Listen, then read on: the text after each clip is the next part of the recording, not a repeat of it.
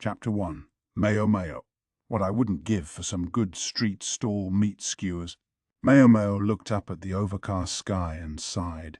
She lived in a world that was at once a place of unparalleled, sparkling beauty and a noxious, foul, suffocating cave. 3 months already. Hope my old man's eating properly. It seemed just the other day she had gone into the woods to gather herbs, and there had met 3 kidnappers. Let us call them villagers 1, 2, and 3. They were after women for the royal palace, and in a word, they offered the world's most forceful and unpleasant marriage proposal. Now, it wasn't that she wouldn't be paid, and with a couple years' work, there was that glimmer of hope that she might even be able to come back to her hometown. There were worse ways to earn a living, if one went to the royal city of one's own accord. But Maomao, who had been making her way just fine as an apothecary, thank you very much, saw it solely as so much trouble. What did the kidnappers do with the nubile young women they captured? Sometimes they sold the girls to the eunuchs, putting the proceeds toward a night of drinking for themselves. Sometimes the young ladies were offered in lieu of someone's own daughter. To Maomao, it was a moot question. For now, she found herself caught up in their schemes, regardless of the reason. Else, she would never in her life have wished to have anything to do with the Hugong, the rear palace, the residence of the imperial women. The place was so thick with the odors of makeup and perfume as to turn the stomach, and even more full of the thin, forced smiles of the court ladies in their beautiful dresses. In her time as an apothecary, Maomao had come to believe there was no toxin so terrifying as a woman's smile. That one rule held true whether in the halls of the most ornate palace or the squalid chambers of the cheapest pleasure house. Maomao hefted the laundry basket at her feet and headed into a nearby building. Unlike the dazzling front fayade, the dreary central courtyard housed flagstone-paved washing areas where the court's servants, people who were neither quite man nor quite woman, did laundry by the armload. Men, in principle, were not allowed in the rear palace. The only men who could enter were either members and blood relations of that most noble family in the country, or former men who had lost a very important part of themselves. Naturally, all the men Maomao was looking at right now were the latter. It was twisted, she thought, but admittedly a logical thing to do. She set down her basket and spotted another one sitting in the next building over. Not dirty clothes, but clean laundry that had dried in the sun. She glanced at the wooden tag dangling from the handle. It bore an illustration of a leaf along with a number.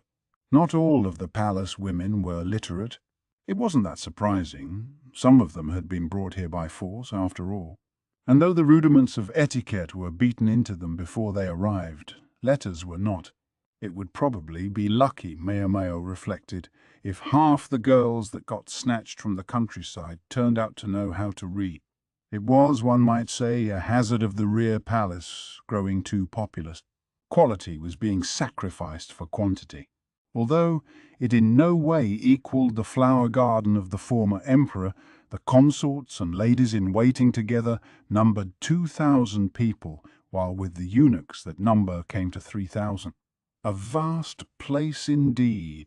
Maomao was a serving girl, a post so lowly she didn't even have an official rank. What more could she expect as a girl who had no one to back her at court, who had arrived by way of kidnappers to fill out the palace staff? If she had perhaps possessed a body as shapely as a peony or skin as pale as the full moon, she might at least have aspired to the status of one of the lower concubines. But Maomao possessed only ruddy freckled skin and limbs, with all the elegance of withered branches. I need to just get this job done. Maomao picked up the basket with its tag depicting a plum flower and the number 17 and trundled off as quickly as she could manage. She wanted to get back to her room before the frowning sky began to weep. The owner of the laundry in the basket was one of the low-ranked consorts. Her room was rather more lavish than those accorded to the other low consorts. In fact, it was downright ostentatious. The occupant, Maomao surmised, must be the daughter of some affluent, noble family. When a woman was assigned a palace rank, she was also permitted her own ladies-in-waiting. A minor consort, however, could have 2 ladies at most, which was why Maomao, a serving girl with no mistress of her own on which to attend, was carting around the woman's laundry like this. A low consort was permitted personal rooms in the rear palace precincts, but they were inevitably on the fringes of the grounds, where the imperial eye was unlikely ever to fall upon her. If she should nonetheless be graced with a night with His Majesty, she would be granted new rooms, while a second such night meant she had truly found a place in the world. As for those who ultimately never excited the Emperor's interest after a certain age, a consort, assuming her family didn't wield particular influence, could expect to see herself demoted or even granted as a wife to some member of the bureaucracy. Whether that was a blessing or a curse depended on whom she was granted to, but the fate the women feared most was being bestowed upon one of the eunuchs. Maomao knocked discreetly on the door. A lady-in-waiting opened it and snapped, "Just leave it there." Within, a consort redolent of the sweetest perfume was sipping some alcohol from a cup.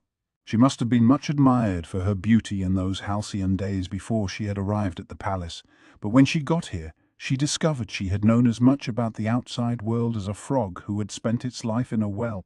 Crowded out by the array of dazzling flowers in this garden, she had lost her will to continue fighting for a place here, and of late had ceased to come out of her room at all. "You know no one is going to come visit you in your own room, right?" Maomao traded the basket in her arms for the one sitting outside the door and went back to the laundry area. There was so much work to do still. She may not have come to the palace of her own volition, but they were at least paying her, and she intended to earn her keep. Maomao, the apothecary, was diligent-minded, if nothing else. If she kept her head down and did her job, she could hope to leave this place someday, if never, she assumed, to gain royal notice. Sadly, Maomao's thinking was, let us say, naive. She didn't know what was going to happen. No one does. That's the nature of life. Maomao was a relatively objective thinker for a girl of 17, but she had a few qualities that continually dogged her. For one, curiosity, and for another, a hunger for knowledge, and then there was her budding sense of justice. A few days hence, Maomao would uncover a mysterious and terrible truth concerning the deaths of several infants in the rear palace. Some said it was a curse laid upon any concubine who dared to produce an heir, but Maomao refused to regard the matter as anything supernatural. Chapter 2. The Two Consorts. So, it's true. It is. She said she saw the doctor go into their rooms with her own eyes. Maomao sipped her soup and listened. Hundreds of serving girls were having their breakfast in the vast dining room. The meal consisted of soup and a porridge of mixed grains. She was listening to 2 women diagonally across from her as they traded gossip. The women took pains to look chagrined about the story, but it was an unseemly curiosity that lit their eye. He visited both Lady Gyokyu and Lady Lihua. Gracious, both of them, but they're only 6 months and 3 months, aren't they? That's right. Maybe it really is a curse. The names were those of the Emperor's 2 favorite consorts. 6 months and 3 months were the ages of the lady's children. Rumors were rife in the palace. Some of them sprang from contempt for His Majesty's companions and the airs they bore him, but others had more the savour of simple ghost stories, the sorts of tales told during the summer doldrums to beat the heat by chilling the blood. It must be. Otherwise, why would 3 separate children have died? All of the offspring in question had been born to consorts. That is to say, they could in principle have been heirs to the throne. One of the poor victims had been born to His Majesty before his accession, while he still lived in the Eastern Palace, and 2 more since he had assumed the throne, but all 3 had passed away in infancy. Mortality was common among infants, of course, but that 3 of the Emperor's own progeny should die so young was strange. Only 2 children, those of the consorts, Gyokyu and Lihua, still survived. Poisonings, perhaps. Maomao mused, sipping her porridge, but she concluded it couldn't be. After all, 2 of the 3 dead children had been girls. And in a land where only men could inherit the throne, what reason was there to murder princesses? The women across from Maomao were so busy talking about curses and hexes that they had stopped eating entirely. But there's no such thing as curses, Maomao thought. It was stupid, that was the only word for it. How could you destroy an entire clan with one curse? Such questions bordered on the heretical, but Maomao's expertise, she felt, constituted proof of this pronouncement.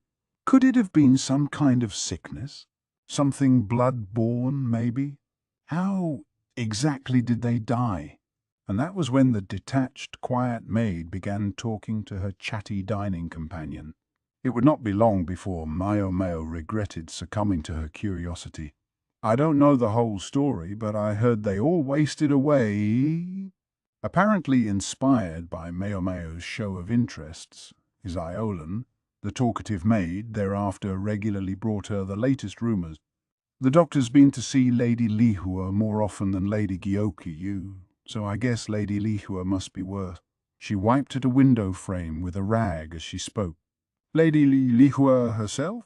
Yes, it's mother and child both.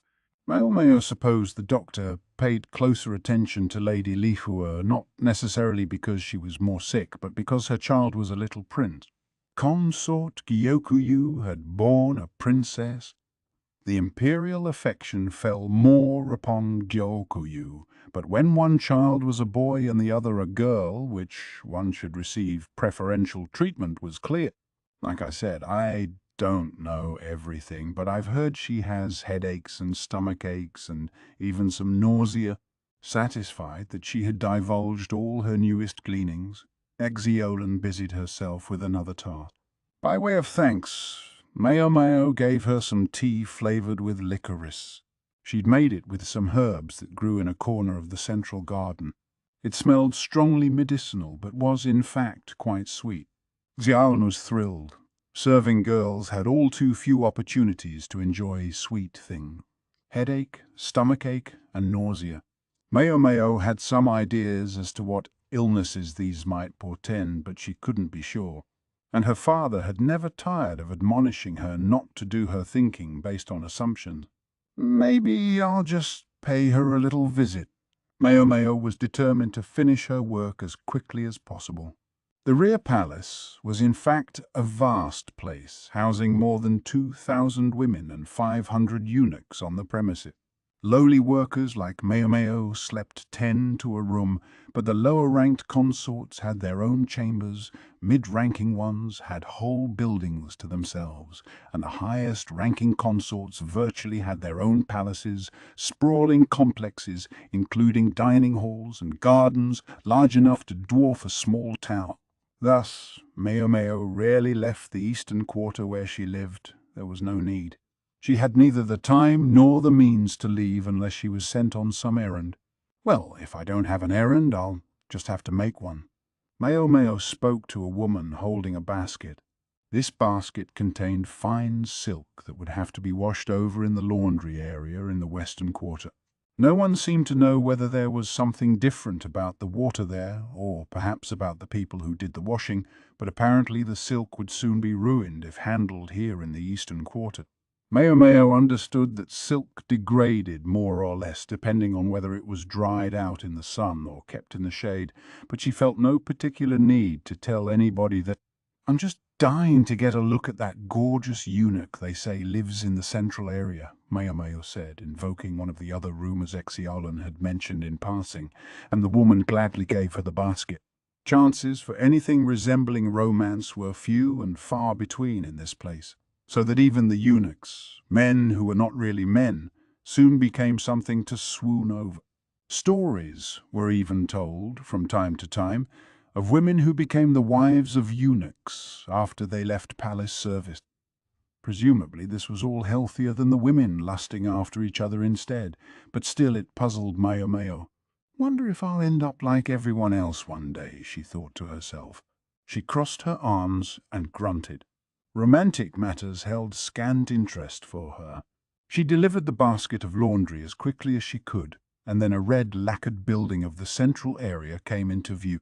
Carvings were everywhere, every pillar like a work of art unto itself. Each detail had been attended to, so that the whole was far more refined than anything on the fringes of the eastern quarter. At present, the largest quarters in the rear palace were occupied by Consort Lihaku, the mother of the prince.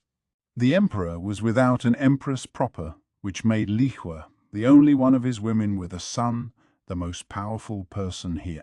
The scene Maomao discovered looked almost as if it could have come from the city itself. One woman fulminated, one hung her head in gloom, while others fussed and fretted, and a man tried to make peace among them all. It's hardly different from a brothel, Maomao thought, a cold observation made possible by her status as a third party, if not a gawker. The upset woman was the most powerful person in the rear palace, the one hanging her head the next most powerful, and the fussy women were attendants. The man, no doubt a man no longer at this point, interceding was the doctor.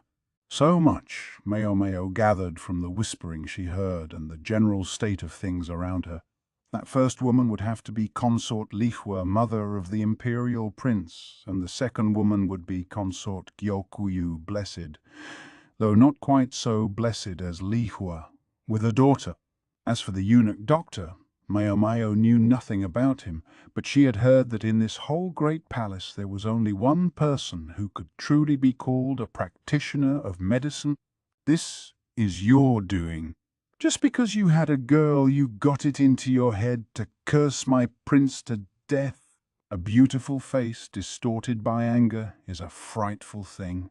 Eyes as furious as a demon's, set in a face as pale as a ghost's, were turned upon the beautiful Gyokuyu, who held a hand to her cheek. There was a red mark under her fingers. She had, Maomao surmised, been slapped with an open hand. That isn't true, and you know it. My exiling is suffering just as much as your son. The second woman had red hair and eyes the color of emeralds, and she answered the charges calmly, referring to the young Princess Lingley by an affectionate nickname. Consort Jokyu's looks suggested no small amount of Western blood in her veins. Now she raised her head and glared at the doctor. And that is why I request that you not neglect to attend to my daughter as well. It seemed the doctor himself was the reason intercession had been needed between the two women. He had been spending all his time looking in here at the young prince, and Gyokyu was appealing in her daughter's behalf. One sympathized with her, but this was the rear palace, and male children were more prized than female ones. The doctor, for his part, looked caught between trying to make an excuse and total speechlessness. What a knave that sawbones, Maomao thought, to fail to notice with the two consorts right in front of him. How could he not have figured it out already anyway? The dead infants, the headaches, the stomach pains, the nausea, to say nothing of Consort Lihaku's ghostly pallor and frail appearance. Muttering to herself, Maomao put the raucous scene behind her. I need something to write on, she thought. She was so busy thinking it, in fact, that she didn't even notice the person passing by. Chapter 3. Jinshi. They're at it again, Jinshi muttered glumly to himself. It was unseemly, the way the blossoms of the palace carried on sometimes. It fell to Jinshi, one among his many responsibilities, to quiet things down.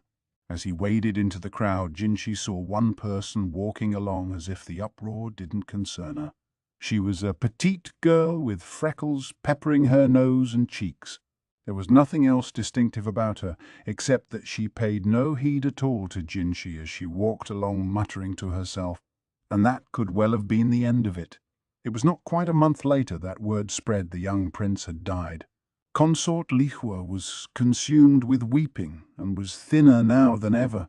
She no longer looked anything like the woman who had once been considered the blooming rose of the court. Perhaps she suffered from the same illness as her son, or perhaps it was an affliction of the spirit that blighted her.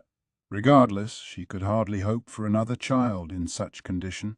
Princess Lingley, the half-sister of the deceased prince, soon recovered from her indisposition, and she and her mother became a great comfort to the bereaved emperor. Indeed, it seemed likely Consort Gyokyu might soon bear another child, given how often His Majesty visited. The prince and princess had both suffered from the same mysterious illness, yet one had recovered while the other had succumbed. Could it be the age gap between them? It had been just 3 months, but such a span could make a significant difference in an infant's resilience. And what of Lihua? If the princess had made a recovery, then there was every reason the consort should be able to as well, unless she was suffering chiefly from the psychological shock of losing her son. Jinshi turned these thoughts over in his head as he reviewed some paperwork and pressed his chop to it. If there was any difference between the two children, perhaps it lay with Consort Gyokyu. "I'm going out for a while," Jinshi said as he stamped the final page with his chop and promptly left the room. The princess, cheeks as full and rosy as steamed buns, smiled at him with all the innocence a child could muster, her tiny hand clasped into a fist around Jinshi's finger. "No, child, let him go," her mother, a red-haired beauty, scolded gently. She wrapped the infant in swaddling clothes and put her down to sleep in her crib. The princess, apparently too warm, kicked the coverings off and lay watching the visitor, gurgling happily. "I presume you wish to ask me something," said the consort, always a perceptive woman. Jinshi got right to the point. "Why did the princess recover her health?" Consort Gyokyu allowed herself the smallest of smiles before pulling a piece of cloth from a pouch. The cloth had been torn off of something and was adorned with ungainly characters. Not only was the handwriting uneven, but the message appeared to have been written using grass stains, so in places it was faded and difficult to read. "Your face powder is poison. Don't let it touch the baby." Perhaps the faltering quality of the handwriting was deliberate. Jinshi cocked his head. "Your face powder?" "Yes," Gyokyu said, entrusting the child in the crib to a wet nurse and opening a drawer. She took out something wrapped in cloth, a ceramic vessel. She opened the lid to a puff of white powder. "This, the very same." Perhaps, Jinshi conjectured, there was something in the powder. He remembered that Gyokyu, already possessing the pale skin that was so prized at court, didn't need to use the powder to try to make herself more beautiful. Consort Lihua, in contrast, looked so sallow that she used more of it every day to conceal her condition. "My little princess is quite a hungry girl," Gyokyu said. "I don't make enough milk for her, so I hired a nurse to help. Sometimes mothers whose children had died shortly after birth found work as wet nurses. This face powder belonged to that woman. She favored it because she felt it was whiter than other powders. And where is this nurse now? She took ill, so I dismissed her. With ample funds for her livelihood, of course. Spoken like a woman who was both intellectual and perhaps too kind for her own good. So say there was some kind of poison in the face powder. If the mother were to use it, it would impact the child. If whatever was in the powder got into the mother's milk, it might even end up in the child's body. Neither Jinshi nor Gyokyu knew what such a poison might be. But if the mysterious message was to be believed, it was how the young prince had met his end. By simple face powder, makeup used by any number of people in the rear palace. "Ignorance is a sin," Gyokyu said. "I should have taken more care with what was going into my child's mouth." "I'm guilty of the same crime," Jinshi said. "It was ultimately he who had allowed the emperor's son to be lost. And there may have been others who had died in the womb. I told Consort Lihua about the face powder, but anything I say only makes her dig in her heels," said Gyokyu. Lihua had dark bags under her eyes even now, and used ample helpings of the white makeup to conceal the poor color of her face, never believing it was poisonous. Jinshi gazed at the simple cotton cloth. He thought it looked strangely familiar. The hesitant quality of the characters appeared to be a ruse, but the hand had an unmistakably feminine quality. "Who gave this to you, and when?" "It came the day I demanded the doctor examine my daughter. I'm afraid I only succeeded in causing you trouble, but this was by the window afterward." It was tied to a rhododendron branch. Jinshi remembered the commotion that day. Had someone in the crowd noticed something, realized something, left a word of warning? But who? No doctor in the palace would resort to such circuitous methods, he said. I agree, and ours never did seem to know how to treat the prince. All that commotion. On reflection, Jinshi did remember a serving girl who had seemed distanced from the other rubbernecks. She had been talking to herself. What was it she had been saying? I need something to write on. Jinshi felt the pieces fall into place. He started to chuckle. Consort Gyokyu, if I were to find the author of this message, what would you do with her? I would thank her profusely. I owe her my daughter's life, the consort said, her eyes sparkling. Ah, so she was keen to discover her benefactor. Very well. Perhaps you would allow me to keep these for a short while. I eagerly await whatever you may discover. Gyokyu looked happily at Jinshi. He returned her smile, then collected the jar of face powder and the cloth with the message on it. He searched his memory for any cloth that felt quite like this. Far be it from me to disappoint His Majesty's favourite lady. Jinshi's smile had all the innocence of a child on a treasure hunt. Chapter 4. The Nymph's Smile. Maomao first learned of the prince's passing when black mourning sashes were distributed at the evening meal. The women would wear them for 7 days to demonstrate their sorrow. But what caused more frowns than anything was the announcement that their serving of meat, already miserly, would be eliminated entirely for the duration. The women servants ate 2 meals a day, chiefly millet and soup, with the occasional vegetable. It was enough for the petite Maomao, but many of the women found the meals something less than filling. There were many kinds of women among this lowest class of servants. Some came from farming families, others were city girls, and although uncommon, a few were the daughters of officials. Children of the bureaucracy could expect a modicum more respect, and even so, the work a woman was given to do depended on her own accomplishment. A girl who couldn't read or write could certainly not expect to become a consort with her own chambers. Being a consort was a job. You even got a salary. I guess maybe it didn't matter in the end. Maomao was aware of what had killed the young prince. It was consort liqueurs and her serving women's liberal use of white powder to cover her face. That powder was so expensive, the average citizen couldn't expect to use it a day in her life. Some of the more established ladies in the brothel had had it, though.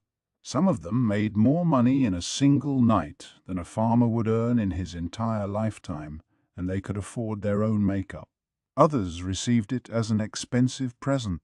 The women would cover themselves in it from their faces down to their necks, and it would eat away at their bodies. Some of them died from it. Maomao's father had warned them to stop using it, but they ignored him.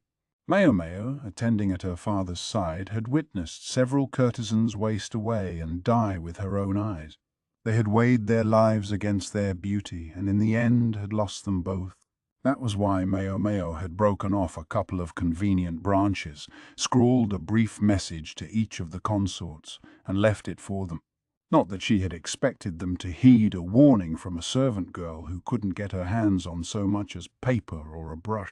After the mourning period was over and the black sashes disappeared, she began to hear rumors about consort Gyokyu. People said that, after the loss of the prince, the emperor, sick at heart, had begun to take comfort with Gyokyu and his surviving daughter. But to consort Lihua, who had lost her child just as he did not go. How convenient for him. Maomao drained her bowl of soup, today furnished with the smallest sliver of a piece of fish, then cleaned up her utensils and headed to work. Summons, sir? Maomao was carrying a laundry basket when she was stopped by a eunuch who told her to report to the office of the matron of the serving women. The office of serving women was one of the 3 major divisions of service in the rear palace, and encompassed responsibility for the lowest ranking of the women servants. The other two divisions were the Office of the Interior, which dealt with the consorts, and the Domestic Service Department, to which the eunuchs were attached. What could she want with me? Maomao wondered. The eunuch was talking to other serving girls nearby as well. Whatever was going on, it involved more than just Maomao. They must need more hands for some chore or other, she reasoned. She set the basket outside its proper room, then went following after the eunuch. The matron of the serving women's building was situated just to one side of the main gate, one of the 4 gates that separated the rear palace from the world outside. When the emperor visited his ladies, this was the entrance through which he passed. Despite being there on an official summons, Maomao didn't feel comfortable in the place. Although it was somewhat lackluster compared to the headquarters of the Office of the Interior located next door, it was still noticeably more ornate than the residences of the mid-level consort. The railing was worked with elaborate carvings, and brightly colored dragons climbed the vermilion pillars. Urged inside, Maomao was somewhat less impressed than she had expected to be. The only furnishing in the room was a single large desk. 10 or so other serving girls besides her were present, and they seemed animated by anxiety, anticipation, and a strange sort of excitement. "All right, thank you. The rest of you may go home," the eunuch said. Maomao felt unnatural being singled out this way. She went alone into the next room as the remaining women left with suspicious glances in her direction. Even for the chamber of an appointed official, it was a large space. Maomao looked around, intrigued, whereupon she noticed that all the serving women in the room were looking in one particular direction. Sitting unobtrusively in the corner was a woman, attended by a eunuch, and not far away was another, somewhat older woman. Maomao remembered the middle-aged woman to be the matron of the serving women, but the haughty-looking lady she didn't recognize. Now she registered that the person's shoulders were rather broad for a woman's, and their dress was so plain. Their hair was mostly held back by a sort of scarf, the rest of it cascading down behind them. "He's a man." He was surveying the female servants with a smile as soft and gentle as that of a heavenly nymph. Even the matron was blushing like a girl. Suddenly, Maomao understood the flush in everyone's cheeks. This had to be the immensely beautiful eunuch of whom she had heard so much. He had hair as fine as silk, an almost liquid presence, almond-shaped eyes, and eyebrows that evoked willow branches. A heavenly nymph on a picture scroll could not have competed with him for loveliness. What a waste, Maomao thought, not remotely blushing herself. The men in the rear palace were all eunuchs deprived of their ability to reproduce. They now lacked the equipment they needed to bear children. Precisely how gorgeous the offspring of this man would have been would remain a matter for the imagination. Just as Maomao was thinking, with no small amount of impertinence, that such almost inhuman beauty might ensnare even the attentions of His Majesty, the eunuch stood up with a flowing motion. He went over to a desk, took up a brush, and began to write with elegant movements of his hand and arm. Then, with a smile as sweet as ambrosia, he displayed his work to the women. Maomao froze. "You there with the freckles," it said. "You stay here." That, at least, was the gist of it. The beautiful man must have noticed Maomao's reaction, because he turned his fullest smile on her. He rolled up the paper again and clapped his hands twice. "We're done here for today. You may all go back to your rooms." The women, with plentiful disappointed glances back over their shoulders, exited the room. They would never know what had been written on the nymph's paper. Maomao watched them leave, and after a moment it occurred to her that they were all petite women with prominent freckles, but they hadn't heeded the sign, which must mean that they couldn't read. The message hadn't been for Maomao alone. She made to leave the room with the others, only to feel a hand placed firmly on her shoulder. With much fear and trembling, she turned around to find herself confronted with the almost blinding smile of the nymph man. Now, mustn't do that," he said. "I want you to stay behind." That smile, so bold, so bright, Wouldn't take no for an answer. Chapter 5. Attendant. Most interesting. I was given to understand that you couldn't read, the beautiful eunuch said slowly, deliberately. Maomao followed uncomfortably behind him as he walked along. No, sir. I am of lowly birth. There must be some mistake. Who the hell would teach me? She thought, but she would hardly have said the words if she'd been under torture. Maomao was set on acting as ignorant as she could.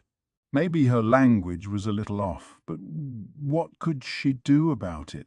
Someone of such mean origins could be expected to do no better. The lower-ranked serving girls were handled differently depending on whether or not they could read. Those who were literate and those who were not each had their uses, but if one could read yet pretend ignorance, now that was the way to walk the fine line in the middle. The beautiful eunuch introduced himself as Jinshi. His gorgeous smile suggested he wouldn't hurt a flea, but Maomao felt something shifty behind it. How else could he needle her so remorselessly? Jinshi had told Maomao to be silent and follow him, and that brought them to this moment.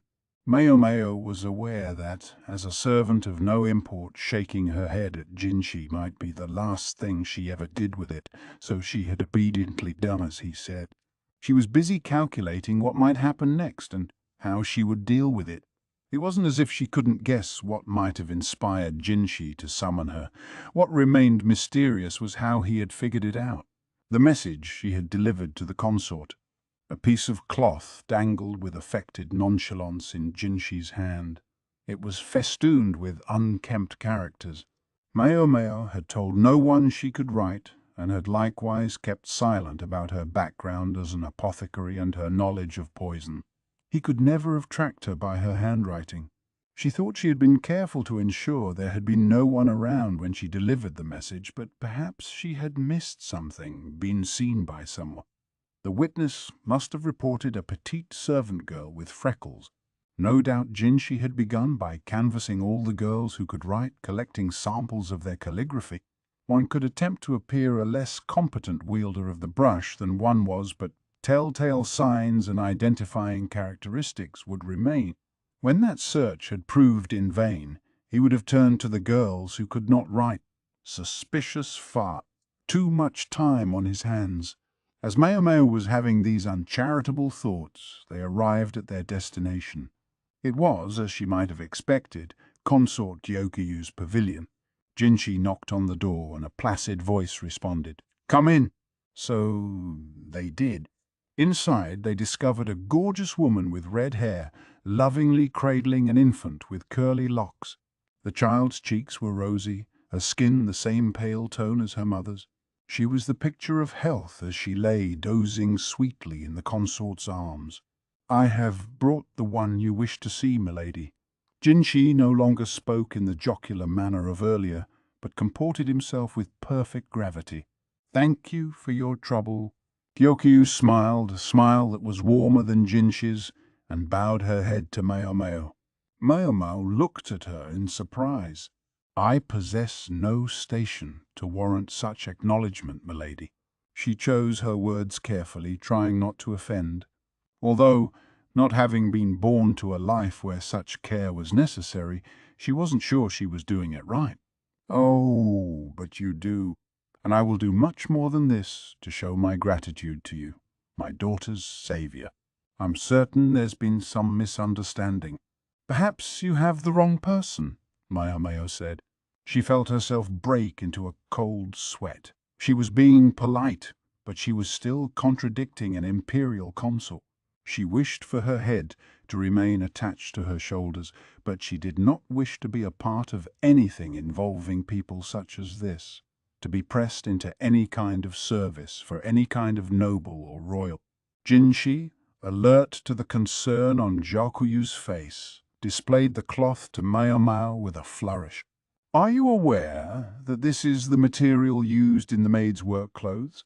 Now that you mention it, sir, I see the resemblance." She would play stupid to the bitter end, even though she knew it was useless. "It's more than a resemblance. This came from the uniform of a girl connected to the Shang of sartorial affairs. The palace serving staff were grouped into 6 Shang, or main offices of employment. The Shang Fu, or wardrobe service, dealt with the dispensation of clothing, and it was this group to which Maomao, who was largely charged with doing laundry, belonged. The unbleached skirt she wore matched the color of the fabric in Jinshi's hand. If anyone were to inspect her skirt, they would find an unusual seam hidden carefully on the inside. In other words, the proof was there before them. Maomao doubted Jinshi would do anything so uncouth as to check for himself right in front of Consort Gyokyu, but she couldn't be sure. She decided she had best own up before she was publicly humiliated. "What exactly is it that you both want from me?" she asked. The two of them looked at each other, apparently taking this for confirmation. Both had the sweetest of smiles on their faces. The only sound in the room was the whispering breath of the sleeping child and almost as soft Maomao sighing. The very next day, Maomao was obliged to pack up her meager belongings. Xiaolan and all the other women who shared a room with her were properly jealous and pestered her endlessly about how this turn of events had come about. Maomao could only give her most strained smile and try to pretend it was no great matter. Maomao was to be a lady-in-waiting to the Emperor's favored consort. She had, in a word, made it. Chapter 6. Poison Tester. Jinshi found this a most congenial turn of events. The unusual girl he had discovered by sheer chance would now help him solve one of his many problems. Lady Gyokyu, the Emperor's favored consort, was presently served by 4 ladies-in-waiting. That might be enough for some concubine of mean account, but for a high-ranking consort like Gyokyu, it seemed rather too few. The ladies-in-waiting, however, insisted that the 4 of them were perfectly sufficient to take care of everything that needed doing, and Gyokyu herself didn't seem inclined to press for more servant. Jinshi understood well why this was the case. Consort Gyokyu was a cheerful and generally tranquil person, but she was also intelligent and careful. In the Garden of Women that was the rear palace, a woman who received the imperial favor and was not suspicious of others was in mortal danger. There had, in fact, been several prior attempts on Gyokyu's life, notably when she had become pregnant with the child who would go on to be Princess Lingli. And so, although she had had 10 ladies-in-waiting at first, she now had less than half that number. Typically, a lady only brought her own servants with her when she first arrived at the rear palace, but Gyokyu had called on special privilege to bring in that nursemaid. She would never accept an anonymous servant girl from some far-flung corner of the rear palace as one of her ladies-in-waiting. But she had her station as a high consort to think of. Surely she could take on at least one more woman. And this was where the freckled girl came in. She had saved Gyokuyu's daughter. Surely the consort wouldn't be averse to her. What was more, the girl knew something about poisons. That could only be useful. There was always the possibility that this freckled girl would put her knowledge to evil ends, but if she tried anything, they would simply have to corner her somewhere she couldn't do anything harmful. It was all so simple. If all else failed, Jinshi thought with a grin, he could always use his charms. Yes, he found it just as repugnant as everyone else that he was so ready to take advantage of his ethereal beauty, but he had no intention of changing his ways. Indeed, his looks were what gave Jinshi his value in life. When one became a servant assigned to a specific mistress, and a lady-in-waiting to the Emperor's favorite consort at that, one found that one's treatment improved. Maomao, who had heretofore been squarely at the bottom of the palace hierarchy, suddenly found herself in the middle rank.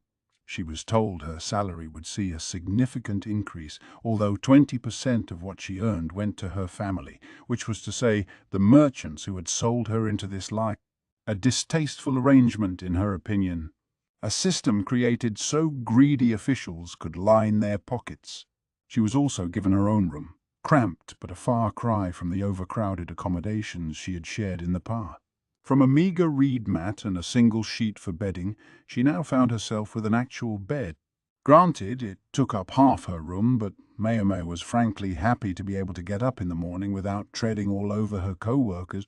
She had one more cause for celebration as well, although she wouldn't know it until later. The Jade Pavilion in which Gyokyu lived was home to 4 other ladies-in-waiting besides Maomao. A nursemaid had lately been dismissed, allegedly because the princess was beginning to be weaned, but Maomao thought she had an inkling of the real reason. It was an awfully small number of women, in view of the fact that Consort Lihaku had more than 10 ladies-in-waiting attending upon her. Gyokyu's ladies were more than a little taken aback to discover that one of the least important people in the palace had suddenly been elevated to their colleague, but they never harassed Maomao in the way she had half expected. If anything, they seemed sympathetic toward her. But why? She thought. She would find out soon enough.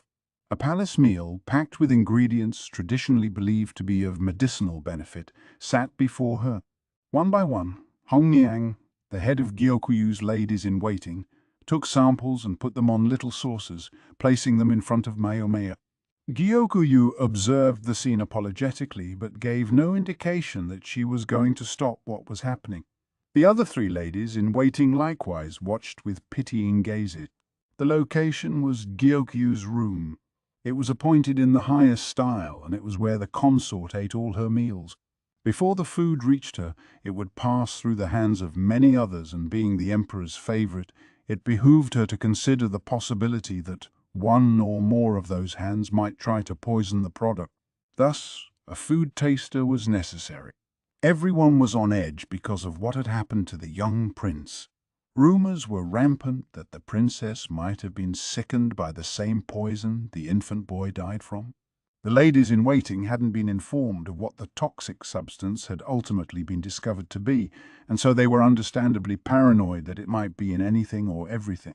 It would not have been strange if they'd viewed the lowly servant girl sent to them at that moment, specifically to be a food taster, as nothing but a disposable pawn.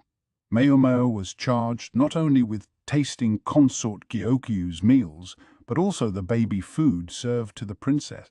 On those occasions when His Majesty was present, she was also responsible for sampling the luxurious edibles offered to him. After it was discovered that Gyokyu was pregnant, Maomao was given to understand there had been 2 separate instances of attempted poisoning. In one, the taster had gotten off without real injury, but another had found themselves subject to a nerve toxin that had left their arms and legs paralyzed. The remaining ladies-in-waiting had, with much fear and trembling, to check the food themselves, so they frankly must have been grateful for Maomao's arrival. Maomao furrowed her brow as she looked at the plate in front of her. It was ceramic. If they're so scared of poison, they should be using silver.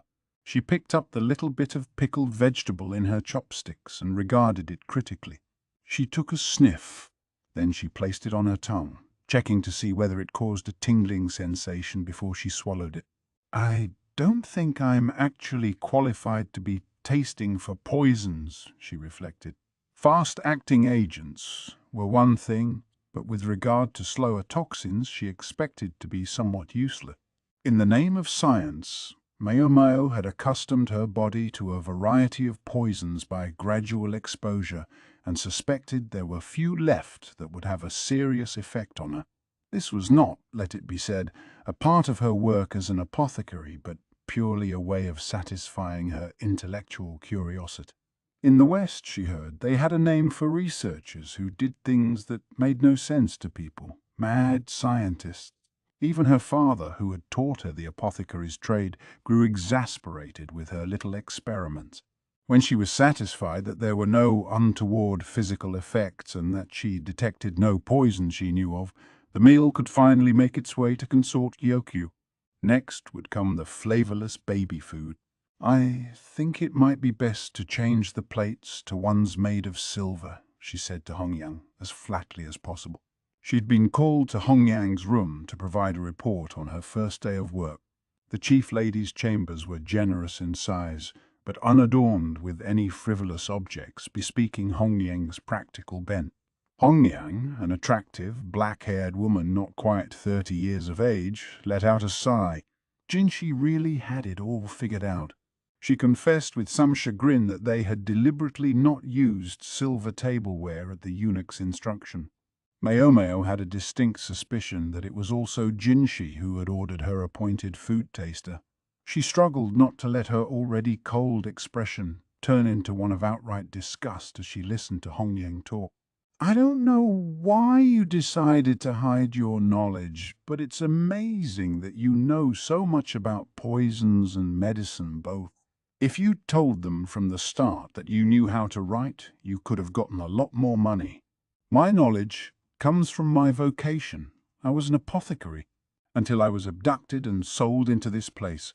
My kidnappers receive a portion of my salary even now. The thought turns my stomach. Maomao's hackles were up now, and her words came in a sharp rush, but the chief lady in waiting didn't rebuke her. You mean you were willing to put up with receiving less than you were worth to make sure they had one less cup of wine when they were carousing? Hongyang, it seemed, was more than perceptive enough to grasp Maomao's motives. Maomao found herself simply relieved that Hongyang hadn't scolded her for what she said. Not to mention that women of no special distinction serve a couple of years and then go on their merry way. Plenty of replacements out there. She didn't have to understand quite that well. Hongyang took a carafe from the table and gave it to Maomao. "What's this?" Maomao asked, but almost as soon as the words were out of her mouth, a pain shot through her wrist. She dropped the carafe on the floor in her shock. A large crack spidered through the ceramic vessel. "Oh my goodness, that's quite an expensive piece of pottery. Certainly not something a simple lady-in-waiting could afford. You won't be able to make remittances to your family anymore with that hanging over your head. In fact, we should probably bill them." Maomao understood immediately what Hongyang was saying, and the slightest ironic smile crept over her otherwise expressionless face. "My profound apologies," she said. "Please deduct it from the amount of my salary that's sent home each month. And if that isn't enough, by all means, take from my own share as well." "Thank you. I'll make sure the matron of the serving women knows to do that. And one more thing." Hongyang put the broken carafe back on the table before taking a wood strip roll out of a drawer and writing on it in quick, short strokes. "This details your additional salary as a food taster. Hazard pay, you might call it." The amount was almost as much again as Maomao was currently receiving, and insofar as nothing would be taken from it to pay her captors, Maomao came out ahead. This woman does know how to use the carrot, she thought as she bowed deeply and left the room. Chapter 7. Branch. The four ladies-in-waiting who had always attended Consort Gyokyu were exceptionally hard workers. Granted, the Jade Pavilion was not the largest place, but they kept it humming along neatly, just the four of them. Serving girls from the Shankin, the housekeeping service, those charged with keeping rooms clean, did come sometimes, but by and large the four ladies-in-waiting handled all the cleaning and tidying themselves. That was not, for the record, something ladies-in-waiting typically did. All of this meant that the new girl, Maomao, had little to possess her other than tasting the food. Besides Hongyang, none of the other ladies-in-waiting ever asked Maomao to do anything. Maybe they felt bad that she was stuck with the most unpleasant job, or maybe they simply didn't want her intruding on their turf. Whatever the reason, even when Maomao offered to help, they would gently rebuff her with an, "Oh, don't worry about it," and urge her to go back to her room. "How am I supposed to settle in here?" Cooped up in her room, she was summoned twice daily to meals, once to afternoon tea, and every few days to try one of the sumptuous banquets offered when the emperor came calling. That was all. Hongyang was kind enough to try to find little tasks for Maomao to do, but they were never anything difficult and didn't occupy her for long. In addition to her tasting duties, she found her own meals became more elaborate. Sweet treats were offered at tea, and when there were extras, they would be sent to Maomao. And because she was no longer working like an ant as she once had been, all those extra nutrients went to flesh. "I feel like some kind of livestock," Her new appointment as food taster had brought with it another thing Maomao didn't like. She had always been rather slim, but this meant that if a poison caused her to waste away, it would be hard to detect. What was more, the dosage of any given toxin that might be deadly was in proportion to one's body size. A little extra weight could improve her chances of survival. In Maomao's mind, there was no way she could miss a poison so powerful as to make her waste away, and meanwhile she was confident she could survive an ordinarily fatal dose of many toxins. But no one around her seemed to share her optimism. They only saw a small, delicate girl being treated like a disposable pawn, and they pitied her for it. And so they plied her with congee even after she was full, and always gave her an extra serving of vegetable. They remind me of the girls from the brothels. Maomao could be cold, reticent, and unsentimental, but for some reason the women had always doted on her. They always had an extra treat or a bit of something for her to eat. Although Maomao didn't realize it, there was a reason people were so inclined to look kindly on her. Running along her left arm was a collection of scars, cuts, stabs, burns, and what seemed to be repeated piercing with a needle. That is to say, to others, Maomao looked like a petite, over-thin girl with wounds on her arm. Her arms were frequently bandaged, her face sometimes pale, and once in a while she was given to fainting. People simply assumed, with a tear in their eye, that her coldness and reticence were the natural result of the treatment she had suffered to this point in her life. She had been abused, they were sure, but they were wrong. Maomao had done all of it to herself. She was most interested in discovering the effects of various medicines, analgesics, and other concoctions firsthand. She would take small doses of poison to inure herself to them, and had been known to let herself be bitten by venomous snakes. And as for the fainting, well, she didn't always get the dosage quite right. This was also why the wounds were concentrated on her left arm. It was preferable to her dominant limb, her right. None of this sprang from any masochistic proclivity for pain, but was fueled entirely by the interests of a girl whose intellectual curiosity inclined rather too much in the direction of medicines and poison. It had been her father's burden to cope with her for her entire life. Yes, it was he who had taught Maomao her letters and first instructed her in the ways of medicine, in the hopes that she would see a way forward in life other than prostitution, even though he had been obliged to raise her in and around the red light district.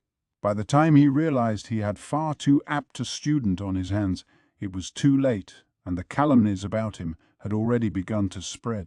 There were a few who understood, just a few, but most turned cold, hard gazes on Maomao's father.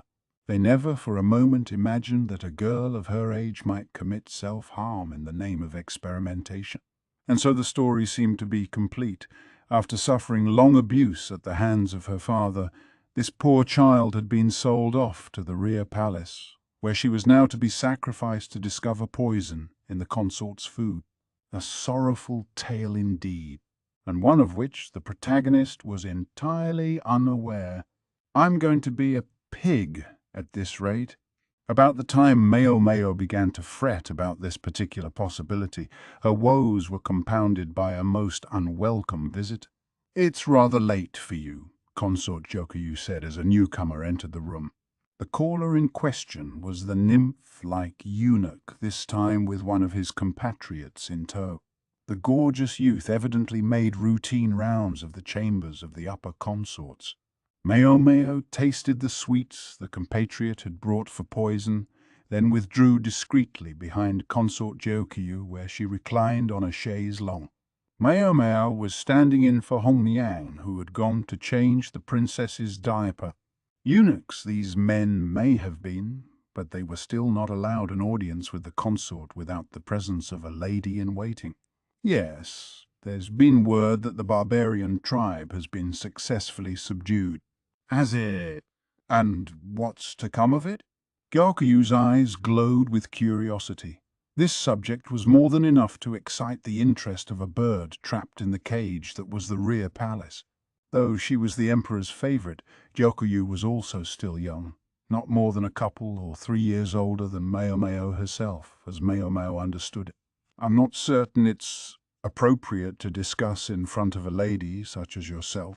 I wouldn't be here if I couldn't endure both the beautiful and the terrible in this world, Jokyu said boldly. Jinshi glanced at Maomao, an appraising look that swiftly vanished. He insisted there was nothing interesting about the subject, but proceeded to speak of the world outside the birdcage. Some days before, a band of warriors had been sent out, on information that a tribe was once again plotting ill. This country was largely a peaceful one, but issues such as this did sometimes mar its tranquility. The warriors successfully drove back the barbarian scouts who had ventured into the territory with hardly a casualty to speak of. The trouble started on the way home. The food in the encampment was compromised, and almost a dozen men came down with food poisoning. Many more were deeply demoralized. They had obtained the provisions at a nearby village just prior to coming into contact with the barbarians. The villages in this area were technically part of Maomao's nation, but historically they were not without their ties to the barbarian tribe. One of the soldiers, armed, arrested the village chieftain. Several villagers who attempted to resist were killed on the spot for conspiring with the barbarians. The rest of the villagers would learn their fate after it was determined what would happen to their chief. When Jinshi had delivered this précis of events, he took a sip of tea. That's outrageous. Maomao wanted to grab her head in her hands. She wished she had never heard the story. There were so many things in the world one would be happier not knowing. The eunuch saw the furrow in her brow and turned his fine countenance on her. Don't look at me. Ah, if only wishes made things so. Jinshi's lips formed a gentle arch as he took in Maomao's expression. He almost seemed to be testing her with his smile. Something on your mind? It was as good as an order to say something, so she had to find something to say. Will it even matter? She asked herself. But one thing was for certain. If she said nothing, then at least one village would disappear off the map of the frontier. I offer you only my personal opinion, Maomao said, and picked a branch out of a nearby vase in which some flowers had been arranged. This branch, which had no blossoms itself, was from a rhododendron, the same kind of branch upon which Maomao had left her message. She plucked off a leaf and put it in her mouth. Is it flavorful? Consort Gyokyu asked, but Maomao shook her head. No, ma'am. Touching it can induce nausea and difficulty breathing. And yet you've just had it in your mouth, Jinshi said with a probing look. You needn't fret, Maomao said to the eunuch, setting the branch on the table. But you see, even here on the grounds of the rear palace, there are poisonous plants. The rhododendron's poison is in the leaves, but others contain their toxins in the branches or roots. Some release poison if you so much as burn them up. These hints, Maomao suspected, would be enough to lead the eunuchs and the clever Gyokyu where she wanted them to go. Despite doubting it was necessary to continue, she did so. When encamped, soldiers make their chopsticks and campfires from local materials, do they not? Ah, Jinshi said. But that, Gyokyu added, it would mean the villagers had been punished unjustly. Maomao watched as Jinshi rubbed his chin thoughtfully. I don't know how important this Jinshi is, but she hoped that he might be able to help in some way, however minor. Hongyun came back with Princess Lingley, and Maomao left the room. Chapter 8. Love Potion. There was the young man with his inhuman beauty and his perpetual divine smile. Even the way he sat on the cloth-draped sofa in the sitting room was elegant. What's he want today? Maomao thought. Her cold detachment was not shared by the 3 ladies in waiting, who blushed and bustled off to make tea for the guest. Maomao could hear them arguing in the next room over who would have the honor of preparing it. Finally, an exasperated Hongyang made the drink herself, sending the other 3 ladies back to their rooms. They went with their shoulders slumped, the very picture of dejection. Maomao, the food taster, picked up the silver teacup and gave it a delicate sniff before taking a mouthful of tea. Jinshi had been watching her this entire time, and it made her fidgety. She squinted so she wouldn't have to meet his eyes. Most young women would have been quite satisfied to have the attention of such a fine man, even if he was a eunuch, but not Maomao. She didn't much share the interests of the common run of people, so even if she acknowledged intellectually that Jinshi was intensely beautiful, she still watched him at a remove. "Someone gave me some treats. Would you be so kind as to taste them too?" Jinshi indicated a basket filled with biozi. Maomao took one of the buns and pulled it open, discovering a filling of minced meat and vegetables. She took a sniff. It had a faintly medicinal odor she recognized. It was the same as the stamina booster from the other day. "An aphrodisiac," she said. "You can tell without tasting it. It's not harmful to speak of. Go ahead and take them home with you. Enjoy them." "I don't think I could, knowing who they came from." "Indeed? I think you might have a visitor this evening." Maomao made sure to sound downright nonchalant. Jinshi, who had clearly not expected this reaction, looked at a loss. He was just lucky she didn't give him a staring at a worm look, giving her a bun to taste when he knew there was an aphrodisiac in it. There remained the question of who had given him the baozi. Consort Gyokyu laughed to overhear their conversation, her voice like the tinkling of a bell. Princess Lingli slept peacefully at her feet. Maomao bowed and made to leave the room. "Just a moment, if you please. Do you need something further, sir?" Jinshi and Gyokyu shared a look, then nodded at each other. It seemed they had already discussed whatever was going on, and it involved Maomao. "Perhaps you could make a love potion." For just an instant, Maomao's eyes lit up with a mixture of surprise and curiosity. What's that supposed to mean? She couldn't imagine what they wanted with such a thing, but the subject was one she would be more than happy to entertain. Forcing herself not to smile, she replied, "I need 3 things: tools, materials, and time." Could she make a love potion? Oh, yeah. Yes, she could. Jinshi wondered what was the matter. His eyebrows furrowed like drooping willow branches, and he crossed his arms. Jinshi was a person of such beauty that some said if he had only been born a woman, he could have had the country under his thumb. Indeed, it was held that had he wished to, he could have convinced the very emperor to affirm that gender meant nothing. But such praise brought him no pleasure. Today, as he went about the rear palace, he had once again found himself the object of something like catcalls by one of the middle-ranked consorts and 2 of the lower-ranked ones, and even by 2 separate male officials in the palace, 1 military and 1 bureaucratic. The military official had even given him dim sum laced with a stamina tonic, so Jinshi decided to forgo his rounds tonight and retire to his rooms in the palace instead. He wasn't slacking off, it was for his own protection. He quickly noted some names on the scroll lying open on his desk, the names of the consorts who had called out to him today. Even if she had scant visits from the emperor, it was awfully audacious of a woman to try to invite another man into her bedchamber. Jinshi's list was not an official report, but he suspected they would be even less likely to receive an imperial visit after this.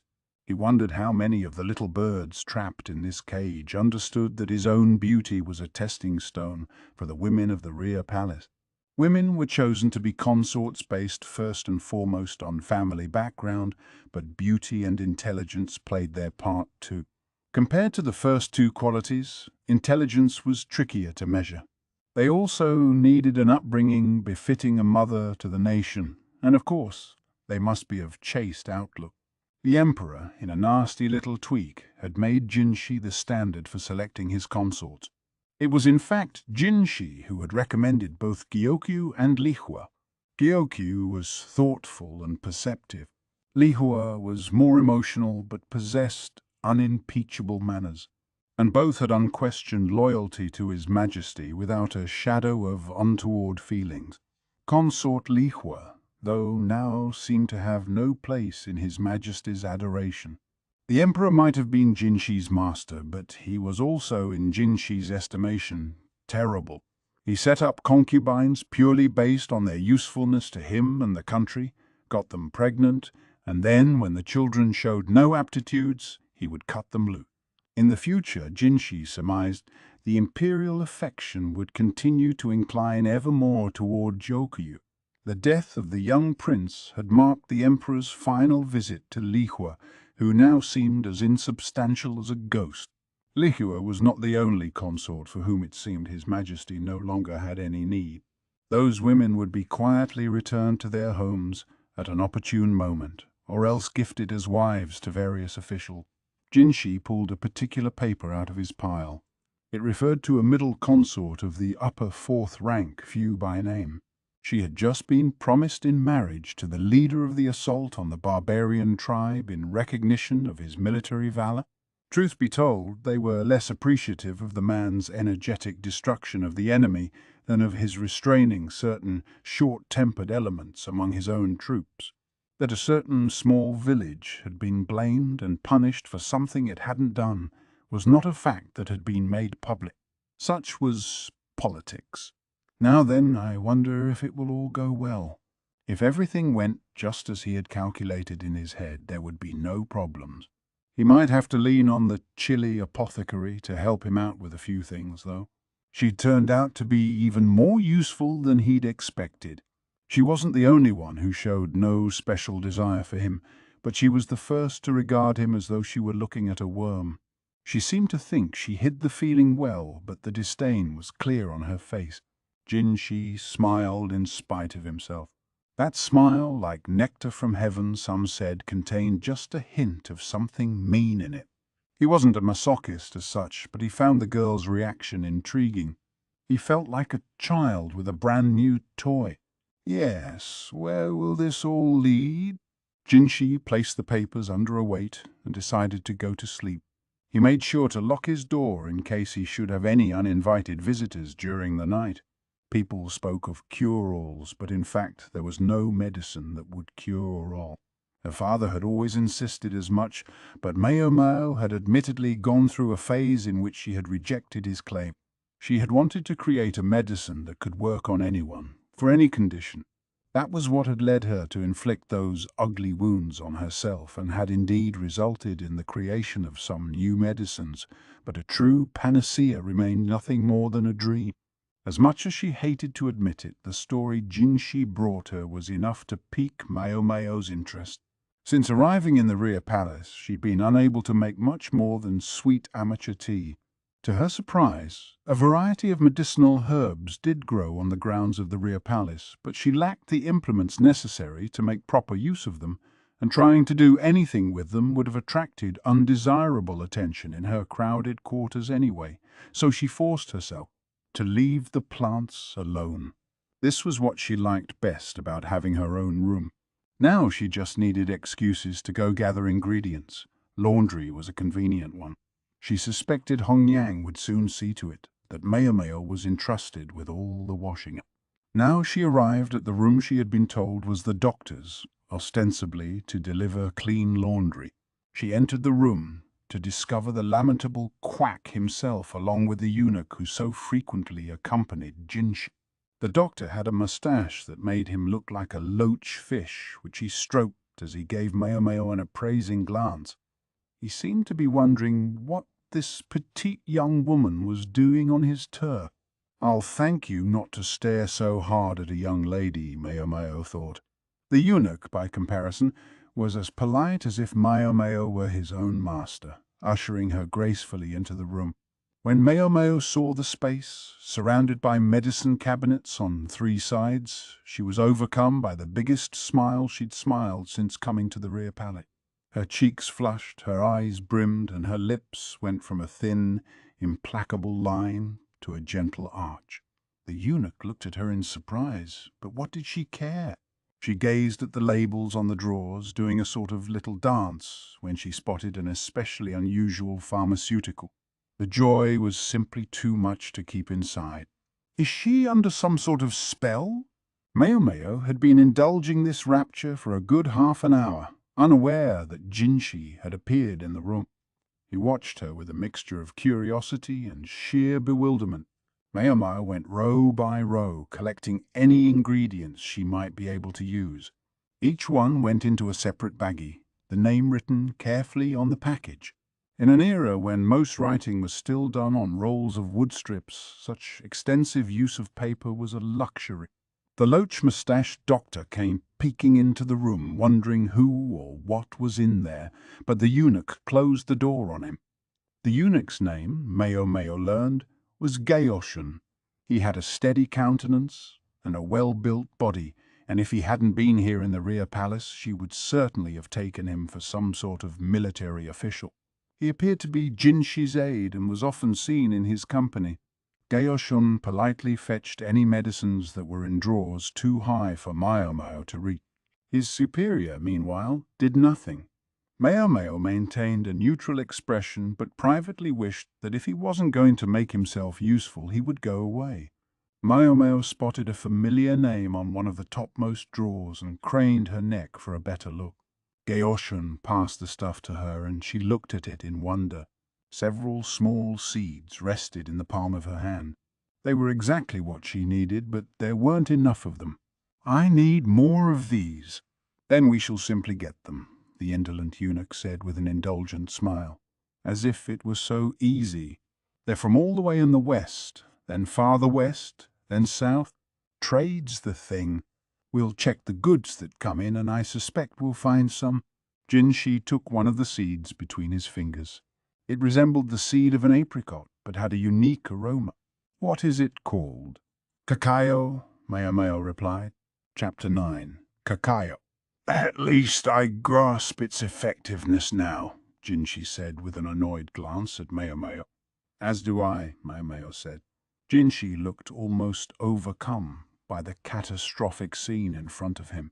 "Ah!" he said, and there was no hint of his usual detached smile. There was only fatigue on his face. How did this happen?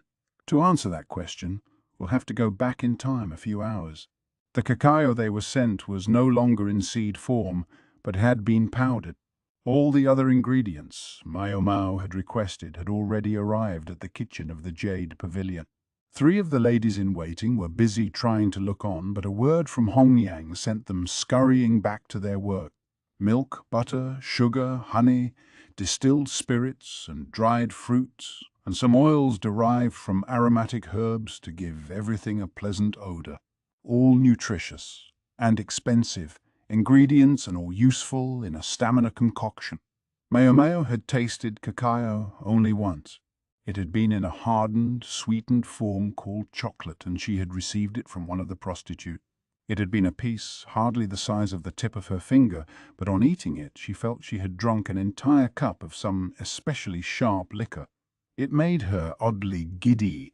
The chocolate was, the woman had explained, a gift from an especially nasty customer who had hoped to buy the affections of a girl who had been sold into prostitution by offering her a rare treat. When the girl noticed Maomao's altered state, however, she was deeply angry, and the madam of the brothel forbade the customer from coming back.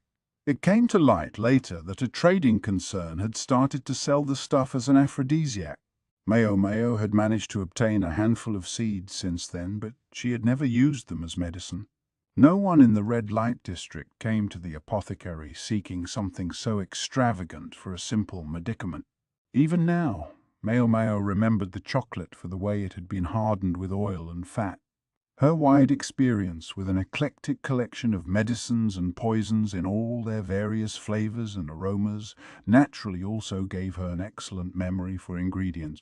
It was still the hot season, and she suspected butter wouldn't set well, so she decided to cover some fruit instead. A bit of ice would be perfect, but that was of course impossible and didn't make the ingredients list. Instead, she asked for a large, unglazed water jug to be prepared. It was filled half full with water. As the water evaporated, the inside of the jug would become cooler than the outside air, cool enough to help harden the fats. Maomao dipped a spoon into the mixture and tasted a bit of it. It was bitter and sweet at the same time, and her knowledgeable tongue likewise detected elements that would improve the mood. She was far more resistant to things like alcohol and toxins now than she had been when she'd had that first taste of chocolate, and it didn't affect her nearly as much. But she could still tell it was powerful stuff. Maybe I should make the portions a bit smaller. She chopped the fruit in half with a simple cleaver, then dipped them in the brownish liquid. She put them on a plate, then placed them in the jug. She put a lid on the jug, then covered it with a straw mat to hide it. The only thing left was to wait for the chocolate to harden. Jinshi would come by to collect it that evening. That should be plenty of time. Guess I've got a little extra. She hadn't used all of the brownish liquid. The ingredients were extremely expensive and it was quite nutritious. Aphrodisiac or not, it had a minimal effect on Maomao, so she decided to eat it herself later. She chopped some bread into cubes and soaked them in the stuff. This way she wouldn't have to worry about any cooling process either. She put a lid on the jar of cacao liquid and set it on the shelf. The rest of the ingredients she put in her own room, then headed for the washing area to clean the utensil. She should have put the dipped bread in her room too, but she was already thinking about other things. Maybe her taste testing had left her a little inebriated. Well, it was too late now. It happened after that while Maomao was out running errands for Hongyang, stopping off along the way to pick some medicinal herbs for herself. The bread and the fact that it should have gone on the shelf were chased clear out of Maomao's mind. She returned with a laundry basket full of herbs, thoroughly pleased with herself, only to be greeted by Hongyang and consort Jokuyu, looking deathly pale and rather disturbed respectively. Gaoshun was there too, which implied Jinshi was somewhere about. Hongyang could only put a hand to her forehead and point to the kitchen, so Maomao pressed her laundry basket into Gaoshun's arms and headed over. She discovered Jinshi looking annoyed.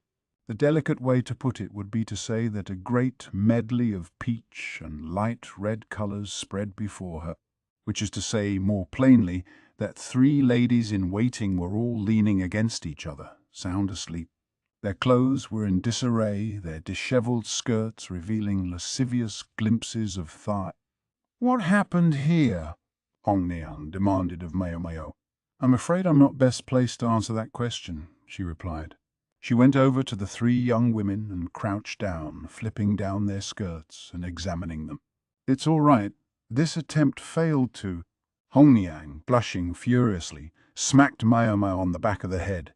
Sitting on the table was the brown-coloured bread. 3 pieces were missing. The girls had mistaken it for an afternoon snack. The fatigue caught up with her after they had put each of the girls to bed in her own room. In the sitting room, Yokuyu and Jinshi were looking at the chocolate bread with some wonder. "Is this your aphrodisiac?" Gyokyu inquired. "No, ma'am. This is—" Maomao gave her the chocolate-covered fruit. Approximately 30 pieces, each the size of a thumbnail. "What is this, then?" Jinshi asked. "It was supposed to be my bedtime snack." Everyone seemed to recoil a little at that. Had she said something wrong? Gaoshun and Hongyang both looked like they could hardly believe their eyes. "I'm very accustomed to spirits and stimulants, so I don't feel them much."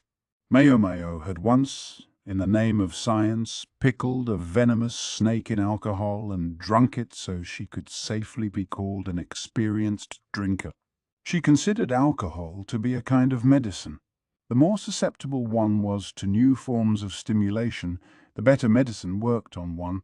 Take this bread, for instance. Here in the Jade Pavilion, it passed for an aphrodisiac, but she had to think that in the land where the ingredients had come from, it would be substantially less effective. Jinshi picked up one of the pieces of bread and looked at it doubtfully. "I wonder if I might safely try a piece, then," he said. "No, sir, don't!"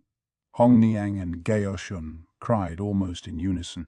Maomao thought this was the first time she had heard Gaoshun speak. Jinshi put the bread back, remarking that he had only been joking.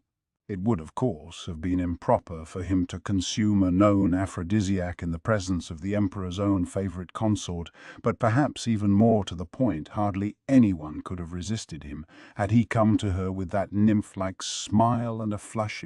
His cheeks, His face, if nothing else, Maomao reflected, did him credit. "Perhaps I should have some made for His Majesty," Gyokyu said with amusement. "It might keep him from his usual ways. It would most likely work about 3 times better than a typical stamina medication," Maomao informed her. At this, Gyokyu's face took on a cast that was hard to read. 3 times. She mumbled something about whether she could endure so long, but those present affected not to have heard her.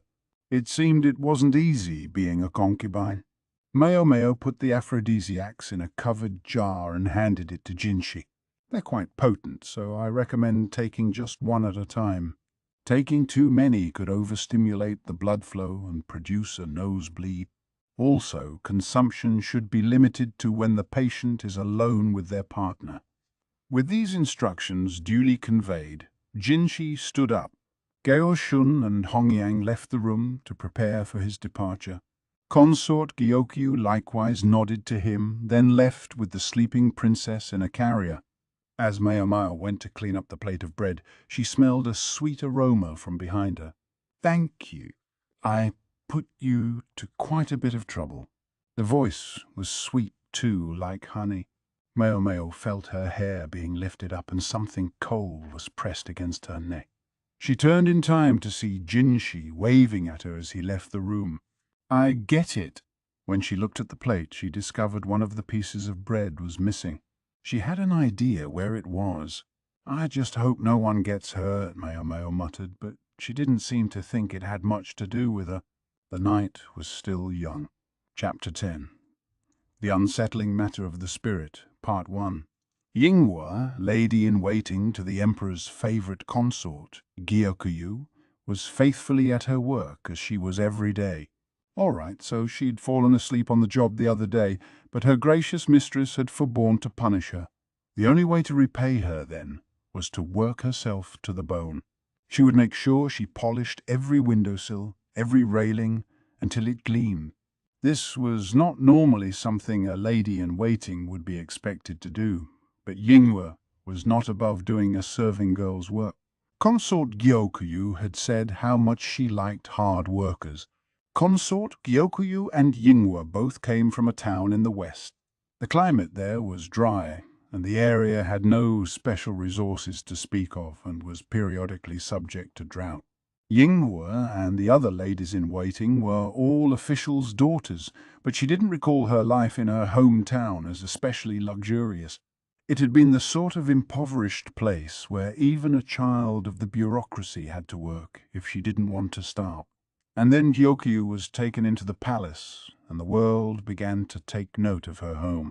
When the consort received the special attentions of the emperor, the central bureaucracy could no longer hide where she had come from. But Gyokyu was an intelligent woman. She wasn't content simply to be a pampered ornament, and Yinghua was bent on following her lady wherever she might go, including into the rear palace. Not all of Gyokyu's ladies showed the same dedication, but those who remained simply resolved to work even harder to make up the difference. When Yinghua went into the kitchen to organize the utensils, she discovered the new girl there, making something. Maomao was her name, Yinghua recalled, but she had proven so taciturn that nobody was sure what kind of person she really was. Consort Gyokyu was an uncommonly strong judge of character, however, so it was unlikely Maomao was a bad egg. Indeed, Yinghua felt sorry for her. The scars on her arm obviously bespoke a history of abuse, after which she had been sold into service and now brought on to taste food for poison. It was enough to bring a tear to a lady-in-waiting's eye. They kept increasing her portions at dinner, hoping to plumpen the spindly girl, and they refused to let her do the cleaning so that she wouldn't have to reveal her injuries to the wider world. Yinghua and her 2 fellow ladies-in-waiting were of one mind in all this, and as a result, Maomao frequently found herself with little to do. Yinghua was happy enough with that. She and the other girls were more than capable of handling the work by themselves. Hongyang, the chief lady-in-waiting, didn't precisely agree, and at least gave Maomao the washing to take care of. It was just carrying the laundry around in a basket, so her scars wouldn't be obvious. She also engaged Maomao for miscellaneous chores when necessary. Carting around laundry baskets also wasn't the work of a lady-in-waiting, but was properly done by the serving girls from the large communal room. But ever since a poison needle had been discovered in Consort Jyokyu's clothing once, Yinghua and the others had taken to handling the wash themselves. It was incidents like this that inspired them to debase themselves as if they were simple serving women. Here in the rear palace, they were surrounded by enemies. "What are you making?" Maomao was boiling something that looked like grass in a stew pot. "It's a cold remedy." She always answered with the absolute minimum of words. It was understandable, poignant in fact, to realize how hard she must find it to get close to people as a result of her abuse. Maomao was profoundly knowledgeable about medicine and occasionally made some like this. She always cleaned up after herself neatly, and the anti-chapping ointment she'd given Yinghua recently was precious stuff, so Yinghua didn't object. Sometimes Maomao even produced the concoctions at Hongyang's request. Yinghua took down some silver dishes and began diligently polishing them with a dry cloth. Maomao rarely said much, but she knew how to be a polite listener in a conversation, so it never hurt to talk to her. And that's what Yinghua did, telling her about some rumors she'd heard recently. Stories of a pale woman who danced through the air. Maomao headed for the medical office with her completed cold remedy and a basket of laundry. It was the doctor's right to give his imprimatur to any medicine, even if it was only for form's sake. Did this spirit suddenly pop up in the last month? Maomao shook her head at the garden variety ghost story. She hadn't heard anything of the sort prior to arriving at the Jade Pavilion, and because she trusted Exiolan to tell her anything worth hearing, she had to think the rumor was a recent one. The rear palace was surrounded by what amounted to castle walls. The gates in each wall were the only ways in or out. A deep moat on the far side of the barrier prevented both intrusion and escape. Some said there were former concubines, would-be escapees from the rear palace, sunk at the bottom of that moat even now. So the ghost is supposed to show up near the gate, huh? There were no buildings in the immediate area, just a spreading pine forest. Started around the end of summer. It was the time for harvesting a certain something. No sooner had she had this naughty little thought than Maomao heard a voice. One she was not pleased by, but which always seemed to be after her specifically. "Hard at work again, I see." Maomao met the man's smile, lovely as a peony blossom, with studious indifference. "Hardly working, sir, I assure you." The medical office was beside the central gate to the south, near the headquarters of the 3 major offices that oversaw the running of the rear palace. Jinshi could be seen there often. As a eunuch, his proper place was in the domestic service department, but this man seemed to have no specific place of employment. Indeed, he almost seemed to oversee the entire palace. It's almost like he's over the head of the matron of the serving women. It was always possible he was the current emperor's guardian, but considering Jinshi looked to be about 20 years old, it was hard to imagine. Maybe he was the son of the emperor or something, but then why become a eunuch? He seemed close with Consort Jyokyuu. Maybe he was her guardian instead, or perhaps the emperor's lover. Relations between the emperor and Gyokyu always seemed perfectly normal when His Majesty came for his visits, but things weren't always what they seemed. Maomao got tired of trying to play out the possibilities, though, and so settled on this last one. That was easiest. "Your face says you're having the world's most impertinent thought," Jinshi said, squinting at her. "Are you sure you're not imagining it?" She bowed to him and ducked into the medical office, where the loach-moustached quack of a doctor was industriously pulverizing something in a mortar. Maomao grasped that in his case, this wasn't a step in making some medical concoction, but simply a way of passing the time. Otherwise, why would he need her to give him any medicine she made? The doctor didn't seem to know but the most rudimentary medicinal recipes or techniques. The medical staff was perpetually short-handed, as one might surmise of the rear palace. Women were not allowed to become doctors, and while many men might wish to be, few wished also to become eunuchs. The old quack here had at first treated Maomao like a distracting little girl, but his attitude softened when he saw the medicines she made. Now he would put out tea and snacks and gladly share with her any ingredients she needed, but while she was grateful for this, she did question what it said about him as a physician. Confidentiality seemed of little concern to him. I wonder if this is remotely all right. Maomao would entertain the thought, but she wouldn't say anything. The current arrangement was far too convenient for her. Would you be so kind as to check this medicine I've made? Ah, hello, young lady. Of course, hold on just a moment. He brought out snacks and some kind of tea. No more sweet buns. There were rice crackers today. That was fine by Maomao, who preferred a hotter flavor. It seemed the doctor had been so gracious as to remember her preferences. She'd had the continual feeling that he was trying to ingratiate himself with her, but it didn't bother her. He might have been a quack, but he was a decent person. Surely there's enough for me too, a honeyed voice said from behind her. She didn't have to turn around. She could practically feel his effulgence in the air. You must know by now who it was. Jinshi in the flesh. The doctor, with a mixture of surprise and excitement, promptly changed the crackers and zaka, old tea with flavorings, for more desirable white tea and mooncake, my rice crackers. The beaming smile seated itself beside Maomao. By dint of social difference, they should never have found themselves sitting side by side, and yet here they were. It might have looked like a gesture of utmost magnanimity, but Maomao felt something very different in it, something pointed and forceful. I'm sorry for the trouble, Doctor, but could you go in the back and fetch these for me? Jinshi handed the quack a slip of paper. Even without getting a clear look at it, Maomao could see an abundant list of medicine. It would keep the doctor occupied for a while. The quack squinted at the list, then retreated ruefully into the back room. So that was the plan all along. What exactly do you want? Maomao asked bluntly, sipping her tea.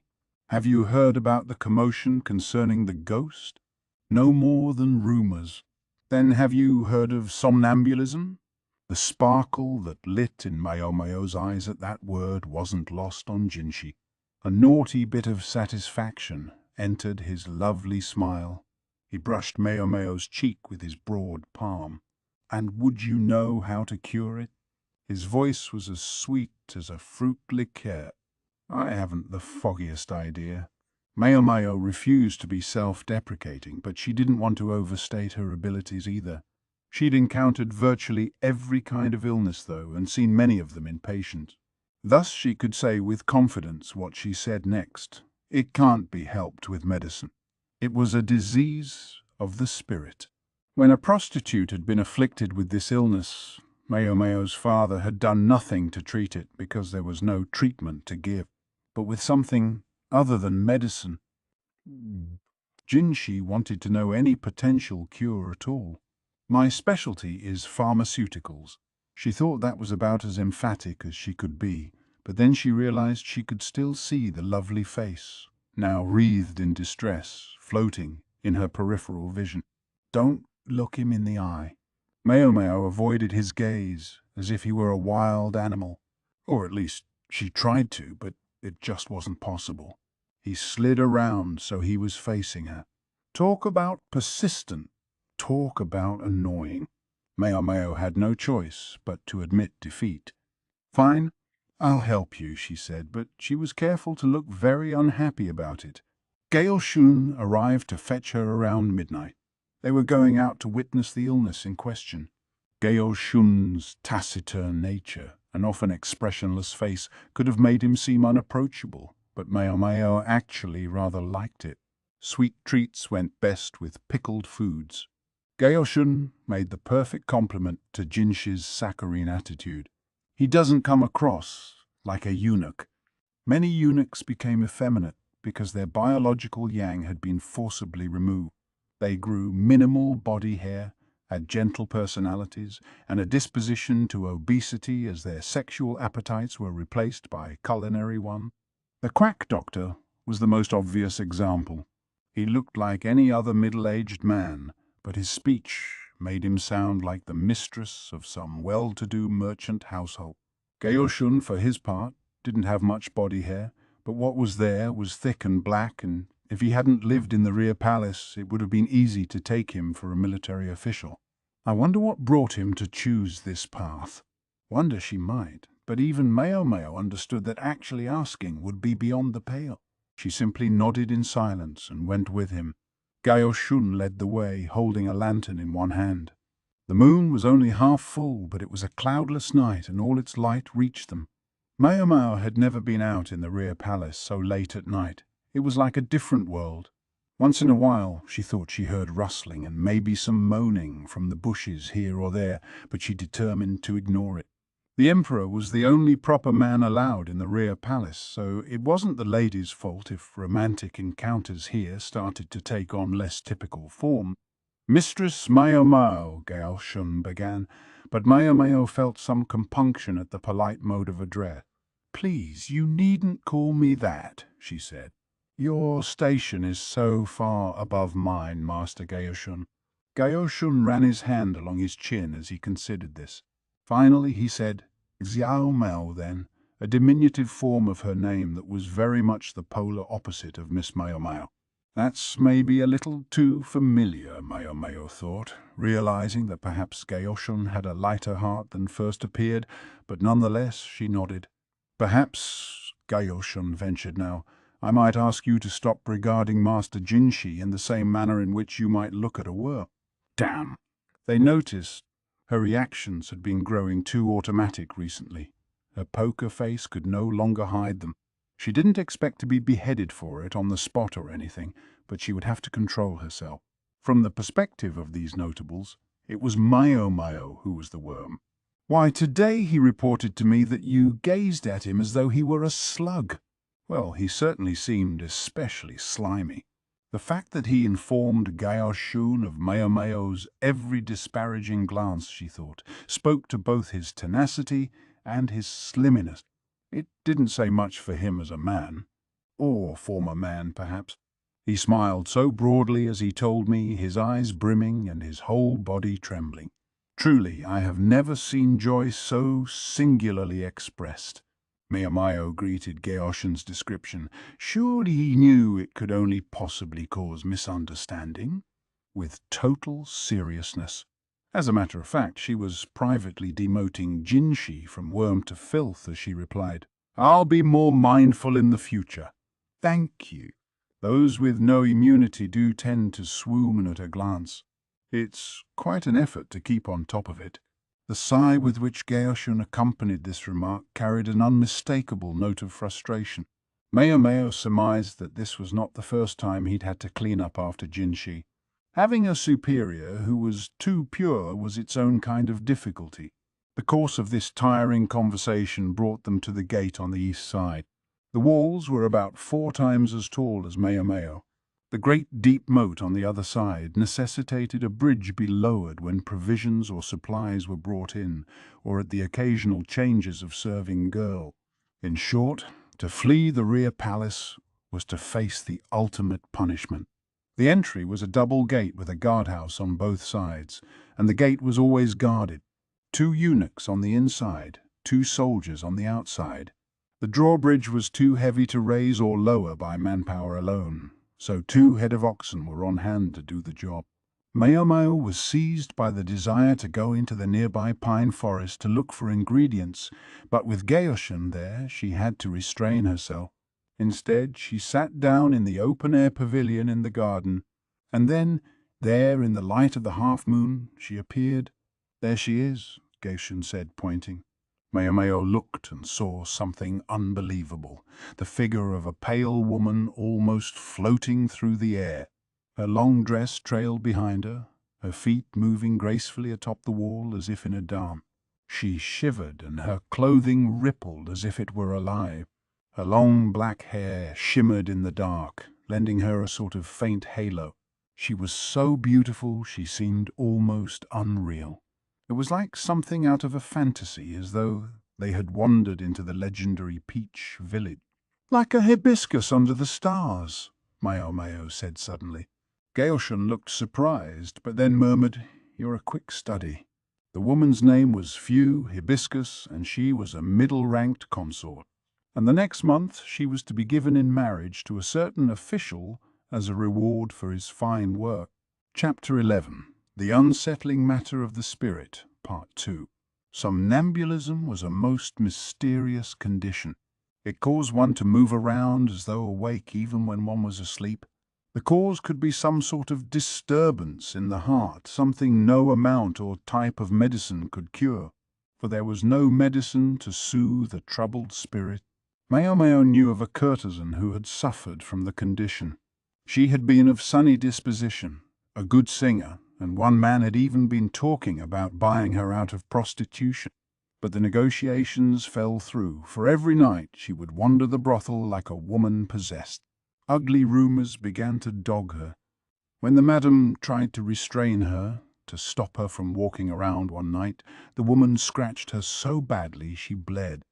The next day, the other women confronted her about her behaviour, but the courtesan said cheerfully, "My goodness, ladies, what are you talking about?" The woman remembered nothing, but her bare feet were covered with mud and scratches. "And what happened to her?" Jinshi asked. He, Maomao, and Gaoshun were in the sitting room together, along with consort Gyokuyu. Hongyang was looking after the little princess.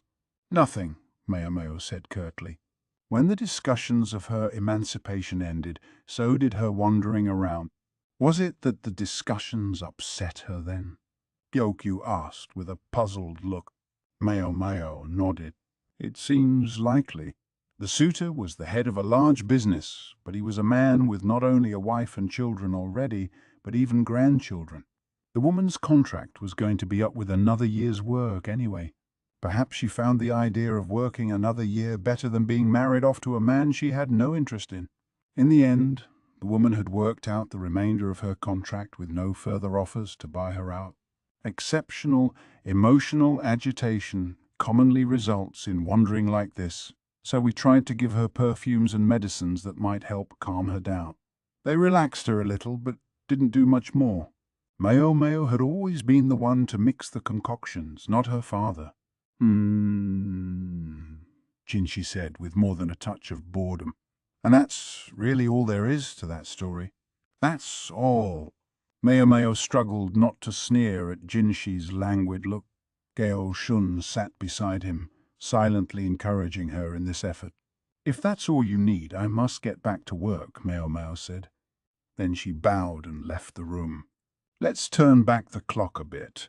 The day after she'd witnessed the spirit, Maomao had gone to see her favourite chatterbox, Xiaolan. Xiaolan was forever trying to pry information about Gyokyu out of Maomao, so this time Maomao fed her some innocuous tidbits in exchange for what she knew about the ghost. The trouble had begun about 2 weeks before. The spirit had first been spotted in the northern quarter. Shortly after that, it had begun to be seen in the eastern quarter and started to appear every night. The guards, frightened by the entire situation, did nothing about it. But as the situation didn't seem to be causing any harm, no one punished them for their inaction. It seemed that the deep moat, the high walls, and the overall impenetrability of the rear palace had left the guards susceptible to such fears, worthless for security. Next, Maomao had headed to see the quack. His loose lips told her something new. About Princess Fuyu, how she had been unwell lately. She was the third princess of a vassal state, so small it could have been flicked away with a finger. Though she was given the title princess, she was really little more than a highly ranked concubine. She had a building in the northern quarter. She liked to dance, but she was nervous and high-strung and had once made a mistake while dancing for His Majesty. The other consorts in attendance had laughed at her, and since then she had refused to come out of her room. A sensitive soul, one might say. Princess Fu had no conspicuous qualities other than her dancing, and it was said that in the 2 years since she had come to the rear palace, His Majesty had not spent the night with her once. Now she was to be given in marriage to a military official, an old friend of hers, and one hoped might be happy. Father always said not to say anything based on assumptions, Maomao thought, and so she resolved not to. The princess, pale and demure, was blushing as she passed through the central gate. She was not uncommonly beautiful, but her palpable happiness excited cries of admiration from the onlookers. A collective, expectant gaze turned on the gate. If one was going to be given in marriage, this was the ideal. This was how it should look. "Surely you can at least tell me," Consort Gyokyu said with a lustrous smile. Though she was already the mother of a little girl, she was in fact not quite 20 years old, and the smile had a hoydenish quality about it. "What should I do?" Maomao thought. Consort Gyokyu had fixed her with her best stare and wasn't letting up, and at length Maomao gave in. "If you understand that what I'm going to say is ultimately just speculation," she said with a sigh, "and if you promise not to get angry—" "Of course I won't get angry. I was the one who asked." It was looking like she had no choice but to talk. Maomao braced herself. "And you won't tell anyone else?" "My lips are sealed." Gyokyu sounded almost flippant, but Maomao decided to trust her. Then she told the consort the story of the sleepwalking courtesan, not the one she had told Jinshi and the rest of them the day before. A different story. Just like the other courtesan, the condition had first manifested when a suitor proposed to buy her out of her contract. The talks fell through. This much was the same as the other story. But this woman didn't stop sleepwalking, and the perfumes and medicines that had given the first courtesan some relief didn't help this one at all. Then someone else offered to buy the woman out of her contract. The madam said she couldn't foist a sick person off that way, but the suitor insisted they were still interested. And so the agreement was sealed at half the price in silver of the first man's offer. We learned later that it had been a con all along. A con. The first man who had come with an offer was a friend of the second. Knowing that the woman would feign illness, he then broke off the negotiation. Then his friend swooped in and got her for half the price. This courtesan still had a substantial amount of time left on her contract, and the silver the man paid for her wasn't enough to cover it. "And you're suggesting these women and Princess Fu have something in common?" The military official, the old friend, might have been from the same vassal state, but he was nonetheless not really of high enough social standing to seek to marry a princess. He had hoped to perform enough valorous deeds that he might one day be able to ask for her hand. Politics intervened, and Fu found herself in the rear palace. Still longing for her official, the princess deliberately botched her otherwise accomplished dancing to ensure she would not draw the emperor's attention. Then she shut herself up in her room until she seemed no more than a shadow in the palace. Just as she had intended, she was still pure at the end of 2 years, the emperor never having visited once. The military official had performed his valorous deeds, and now when he was to receive Princess Fu Yu in marriage, she began to manifest these mysterious wandering. She was trying to ensure that His Majesty would have no cause to have second thoughts about sending her away. No reason to suddenly make her his bedfellow. There are, after all, some unscrupulous men of power who cannot stand to see a woman go to someone else, even a woman they never value. If His Majesty were to take Princess Fu into his bedchamber, she could not be married off until later. And Fu herself, fastidious about her chastity, would be unable to face her childhood friend after she had spent the night with the emperor. Then, too, perhaps, her dancing by the Eastern Gate was in part a prayer for her friend's safety on his expeditions. "Again, I have to stress that this is just speculation," Maomao said calmly. "Well, I can't say you're wrong as far as His Majesty is concerned." The lusty emperor could conceivably find his interest kindled in someone that one of his subordinates obviously valued so much. He visited Gyokuyu once every few days, and some of the nights on which he did not visit could be accounted for by the need to attend to official business. But not all of them. One of His Majesty's duties was to produce as many children as possible.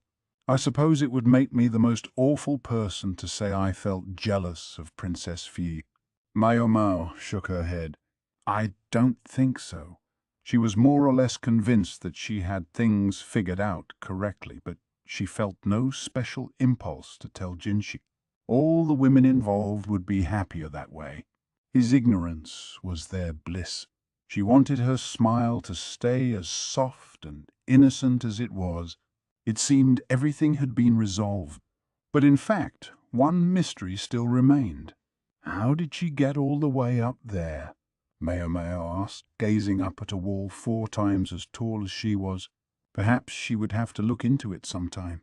As she danced that night, Princess Fu had looked truly beautiful, like the heroine of one of the illustrated story scrolls the women so enjoyed. It was almost hard to believe she was the same woman as the stoic, reticent princess. Maomao went back to the Jade Pavilion, but her thoughts were less elevated than this. If only she could bottle love. What a medicine it would be! That could make a woman so beautiful. Chapter 12. The Threat. There was a crash.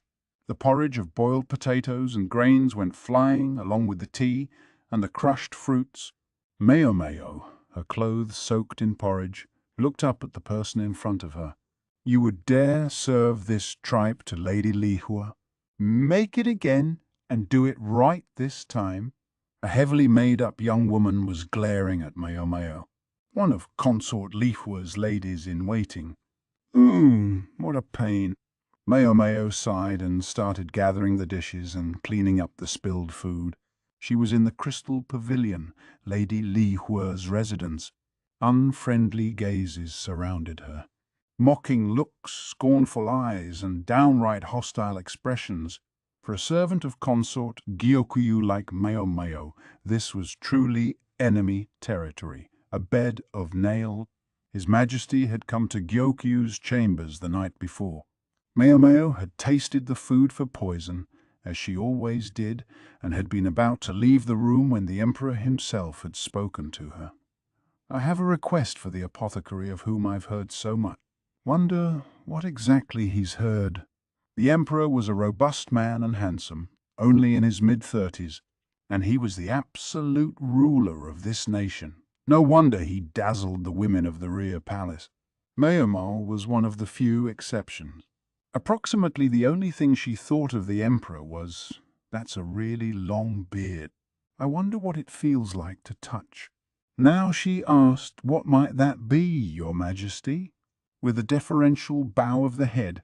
She knew that she was insignificant before the Emperor, that a breath from His Majesty could blow away her life, and she wanted to get out of the room before she accidentally breached etiquette somehow. Consort Lihua is feeling unwell. Perhaps you could look after her for a while. Well, there it was. And as Maomao wanted her head and her shoulders to maintain close relations for a long time to come, the only possible answer was, of course, sire. By look after her, Maomao understood His Majesty to mean make her better. The Emperor no longer favoured Consort Lihua with his visits, but perhaps some vestige of his affection remained, or perhaps he simply knew he couldn't neglect the daughter of a powerful man. It made no difference. If Maomao didn't help her, she couldn't expect to hold onto her head for very long. In a manner of speaking, she and Lihua would share the same fate. The fact that the Emperor had asked this of a young girl like Maomao meant either that he knew perfectly well that the doctor of the rear palace could not be relied upon, or that he didn't care if either or both of them died. In either case, it was a reckless request to make. The more time Maomao spent with these people who ruled in the Imperial Palace, who lived above the clouds, as the traditional expression went, the more she found herself thinking how much trouble their every command and desire caused. Still, did he really have to ask me right in front of his other consort? She almost marveled at a man who could make a request like that of her, then eat a luxurious meal and be intimate with Consort Gyokyu immediately afterward. Maybe that was just an emperor for you. When Maomao began to look after Consort Lihua, the first thing she turned her eye to was improving the woman's diet. The poisonous face powder had been banished from use in the rear palace on Jinshi's command, and thorough punishment appointed for the merchants who had brought it in the first place. It would not be possible to get more of the stuff from here on out, in which case the priority had to be expunging the remaining toxins from Lihua's body. Her current meals were based on bland congee, but it was frequently topped with things like deep-fried fish, broiled pork, red and white bean buns, and other rich foods like shark fin or crab. Nutritious, true enough, but too heavy for the stomach of a convalescent. Forcing herself not to salivate, Maomao told the cook to change the menu. The weight of an imperial assignment gave even an unimportant lady-in-waiting like Maomao a certain amount of authority, and Lihua's meals were made to consist of porridge, rich in fiber, tea, an excellent diuretic, and fruit easily digested. Unfortunately, all of these were now scattered on the ground. Maomao, raised in the red light district as she was appalled by the waste of food. The women of the Crystal Pavilion were less impressed by whatever imperial commission Maomao might have had than they were displeased by the fact that she served their rival consort, Gyokyu. Maomao would have gladly given them all a piece of her mind, but instead she bit her tongue and cleaned up the mess. Lihua's ladies-in-waiting brought the consort sumptuous meals, but over time they came back more and more untouched. Presumably, the ladies got to enjoy the leftovers. Maomao would have liked to perform a proper physical examination of the patient, but Lihua's canopied bed was surrounded by a phalanx of ladies-in-waiting, collectively performing a rather ungracious and ineffective nursing duty. When they provoked a cough by slapping whitening powder on Lihua's face while she was asleep, they would exclaim, "The air is bad in here. It's this noxious worm," and chase Maomao out of the room. She couldn't get at Lihua to do an exam. No question in my mind. At this rate, she'll keep wasting away until she dies. Maybe she had taken in too much of the poison, and it was too late to get it out of her system. Or perhaps she simply wasn't strong enough. If a person didn't eat, they would die. Lihua appeared to be losing the will to live. Maomao was leaning against a wall, counting the number of days her head was likely to remain attached to her body, when she heard a shrill of coquettish voices. She had a very bad feeling about this. She raised her head very slowly and found herself confronted with a gorgeous face, smiling like the sun.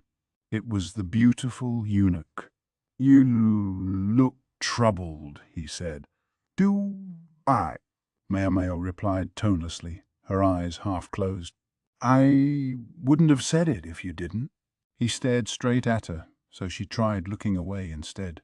He leaned in, his eyelashes noticeably long, to counter her, and when their eyes met again, Maomao very much broke her promise to Gaoshon by adopting the expression of someone looking at a piece of garbage. "What is with that girl?" The words were soft but venomous. Maomao was referring to the woman who had spilled the food. She was insufferable, and she veritably exuded menace. A woman's wrath was a terrible thing, but Jinshi nonetheless said softly into her ear with his honeyed voice, "Shall we go inside?" Maomao found herself pushed into the room before she could object. The chamber's self-appointed guardians looked even more dangerous than before. But when they saw the nymph beside Maomao, they immediately put on nonchalant smiles, even though they were all obviously forced. Truly, women could be terrifying creatures. Surely you agree it's unbecoming for lovely, talented young ladies to make a hash of the Emperor's good offices. The women paused, they bit their lips, and then one by one they backed away from the bed. "There now, go," Jinshi said, giving Maomao a little shove on the back that almost toppled her over. She bowed and approached the bed, then took Lihua's hand. It was pale. The veins stood out prominently. Maomao had some experience of medicine, the practice of healing, if not as much as she had of medicine, the concoctions that did the healing. Lihua's eyes were closed and she didn't fight Maomao. It was hard to tell if she was even awake or asleep. She already seemed to have one foot in the grave. Maomao placed a finger on Lihua's face, hoping to get a better look at her eye. She was greeted by a slick, slippery texture. Lihua's skin was as pale as it had ever been. "It hasn't changed?" Maomao frowned, then went over to the ladies in waiting. She stood in front of one of them, the one who had been making the consort up earlier. In a deliberately soft, restrained voice, Maomao asked, "Are you the one who does the ladies' makeup?" "I certainly am. It's a lady-in-waiting's duty, you know." The woman seemed mildly intimidated by Maomao's searing look. It obviously took everything she had to remain defiant. "We want Consort Lihua to be as beautiful as she can, always." The girl sniffed. She sounded so sure of herself. "Is that right?" A crack echoed through the room. The girl stumbled aside in the direction of the force, hardly knowing what had happened. She felt an unfamiliar heat in her cheek and ear. Maomao's right hand smarted. It burned almost as much as the girl's left cheek. Maomao had smacked her about as hard as she was able. "Whoa, what's wrong with you?" one of the other ladies in waiting demanded. Several of them were openly astounded. "I'm just giving an idiot her due." Maomao grabbed the girl by the hair, pulling her to her feet. "Ow, that hurts, stop." The lady in waiting wailed, but Maomao paid her no heed. She dragged the girl over to the makeup stand and picked up a carved jar with her free hand. She opened the lid and smeared the contents on the face of the lady in waiting. White powder went everywhere, causing coughing fits. Tears brimmed in the young woman's eyes. "There, now you can be as beautiful as your lady." "Lucky you." Maomao gave a tug of the girl's hair, forcing her to meet her eyes, and leered like a beast with its prey in its claw. "You can have poison in your pores, in your mouth, in your nose, in every part of your body. You can wither away just like your beloved Lady Lihua until your eyes are sunken and your skin is bloodless." "No, I don't believe you." The newly powdered lady in waiting simpered. "You don't understand why this stuff was forbidden, do you? It's poison." Maomao was well and truly angry now. Not because of the sneers and glares, not because of the spilled porridge, but because of this fool of a lady in waiting who thought of nothing, but simply assumed she was right about everything. "But it's the prettiest, the most beautiful. I thought Lady Lihua would be happy." Maomao dipped her hand in the powder scattered on the floor, then grabbed the girl's cheek, pulling, distorting her lips. Who would be happy to be continually covered in poison that sucks their life away? It was like listening to a child trying to explain why they'd done something wrong. Maomao gave a click of her tongue and let the woman go. A few long strands of dark hair remained wrapped around her fingers. "All right, go rinse your mouth out. And wash your face." She watched the girl all but flee the room weeping, and then she turned to the other ladies in waiting, who were now thoroughly frightened. "Go on. You want that stuff to get on the patient? Clean it up." She pointed to the powdery floor, deciding to ignore the fact that she was the one who had spilled it. The other ladies in waiting winced, but then went to get the cleaning supply. Maomao crossed her arms and snorted. Some of the powder was on her clothes, but she didn't care. One person had remained calm and collected throughout all this.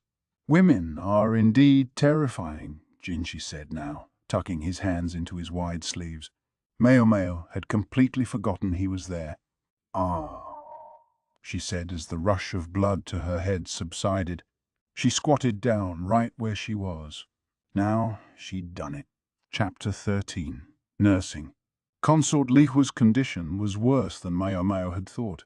She changed the millet porridge for thin gruel, but Lihua could hardly sip it from the spoon. Maomao had to work Lihua's mouth open, pour the gruel in and gently help her to swallow. Not the most decorous routine, but then this wasn't the moment to be worrying about decorum. This was the biggest problem. Lihua wasn't eating. An old proverb held that a healthy diet was as restorative as good medicine, and Maomao knew her patient wouldn't get better if she didn't have some food. And so she persisted obstinately in trying to feed Lihua.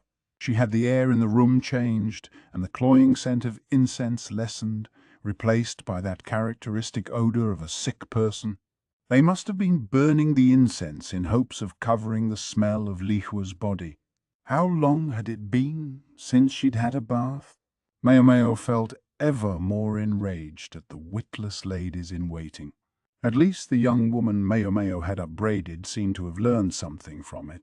The whitening powder she'd been using on Lihua had been from her own secret stash. Sad to say, the eunuch who had failed to find and confiscate the powder was condemned to be beaten. Birth could affect even the punishments one received. Maomao derided the eunuch in charge of all this as a worthless idiot to his face, but it didn't seem to mean much. He turned out to be one of those high-born people with special proclivities. Maomao had a cloth and a bucket of hot water prepared, then summoned the other ladies in waiting to help her wash consort Lihua. The ladies looked uncomfortable, but at a glare from Maomao they meekly went along. Lihua's skin was so dry the water hardly beaded on it, and her lips were painfully cracked. They applied honey rather than red makeup to her lips, and her hair was tied back in a simple knot. Now they just had to get her to take some tea whenever they could. Once in a while she was given watered-down soup instead. It would help her get some salt. This would cause her to use the toilet more, expelling the toxins from her body. Maomao had thought the consort might reject this unusual new caretaker, even think of her as an enemy, but Lihua was as pliant as a doll. Looking at her vacant eyes made one doubt whether she even knew one person from another. But then they were able to increase her portion of gruel from half a bowl to an entire bowl, and then to add some rice and grain. When Lihua was able to chew and swallow without help, meat stock was added, making a savory soup along with mashed fruit. One day, when she had managed to use the toilet on her own, Lihua suddenly spoke. "Why, Maomao stood closer to catch the whispered words. "Why didn't you just let me die?" The voice was vanishingly small. Maomao frowned. "If that's what you want, then just stop eating. The fact that you keep taking your gruel tells me you don't want to die." And then she offered Lihua some warm tea. The woman gave a gentle cough. "I see." She smiled, however faintly.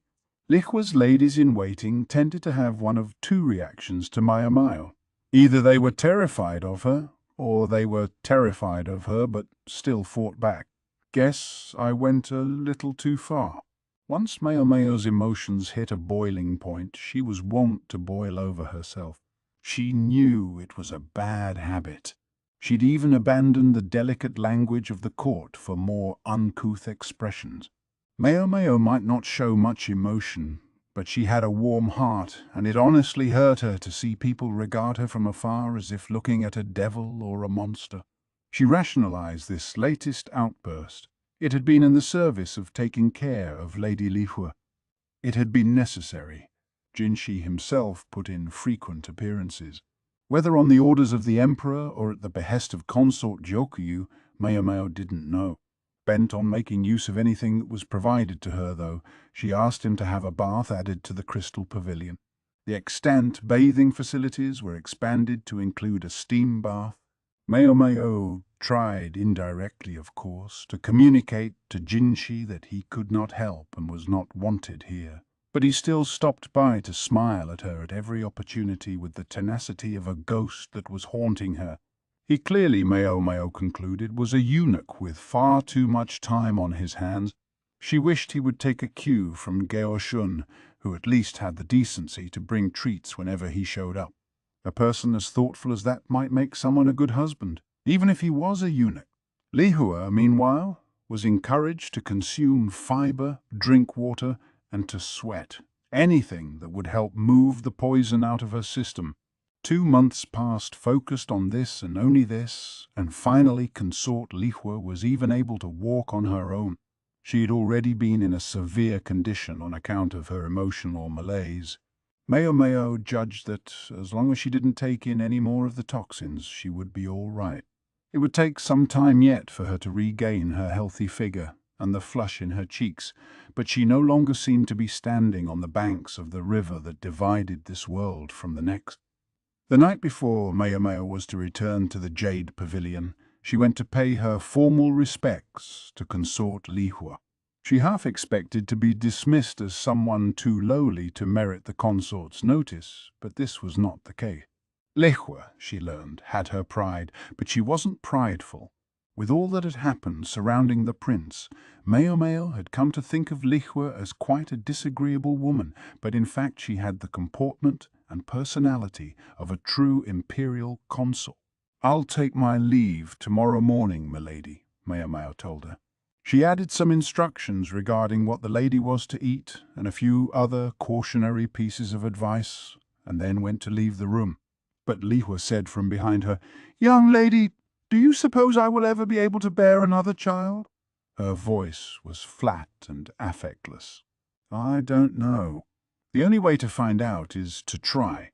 But how, when His Majesty no longer has any interest in me?" Her meaning was clear enough. She had only conceived the prince because the emperor happened to visit her after his time with his favorite consort, Gyokui. The fact that there was 3 months' difference in age between the little princess and the little prince revealed the truth of the matter. It was His Majesty who ordered me to come here in the first place.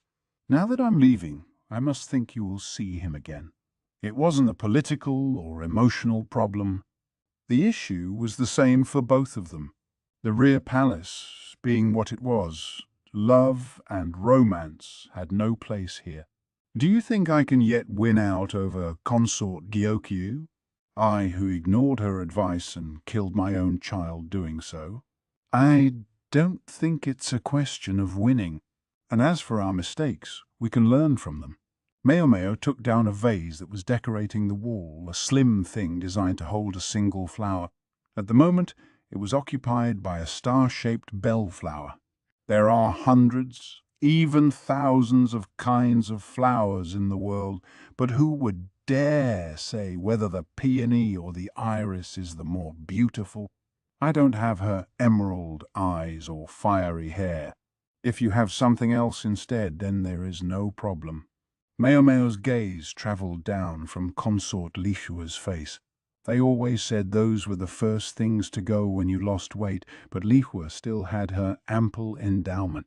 I think size like that is quite a treasure. Maomao had seen a great deal in the brothels, so she should know. She would keep to herself the fact that she'd been struck by a certain amount of amazement every time they bathed the consort. Given that Lihua was the rival of her own mistress, Maomao couldn't help her out too much, but she decided to give the woman a last gift before she left. "May I whisper in milady's ear?" And then, quietly so that no one else would hear her, she gave Consort Lihua some advice. A secret technique one of the older ladies of the night had told her it couldn't hurt to know. Sadly, Maomao lacked equipment of the necessary size, but this particular technique seemed the perfect thing for Consort Lihua. Lihua's face went as red as an apple when she heard it.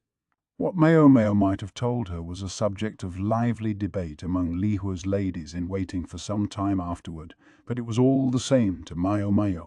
There was a period after this when His Majesty's visits to the Jade Pavilion became noticeably less frequent. With a mixture of irony and real relief, Consort Gyokyu only said, "Phew, finally I can get a little sleep." Maomao gawked in surprise, but that's a story for another time. Chapter 14. The Fire. There, I knew it. Balancing a laundry basket in one arm, Maomao smiled. Those were red pines growing in a grove near the eastern gate. The gardens of the rear palace were deftly manicured. Once each year, the dead leaves and withered branches were cleared out of the pine forest as well. And Maomao knew that a well-tended pine forest encouraged a certain kind of mushroom to grow.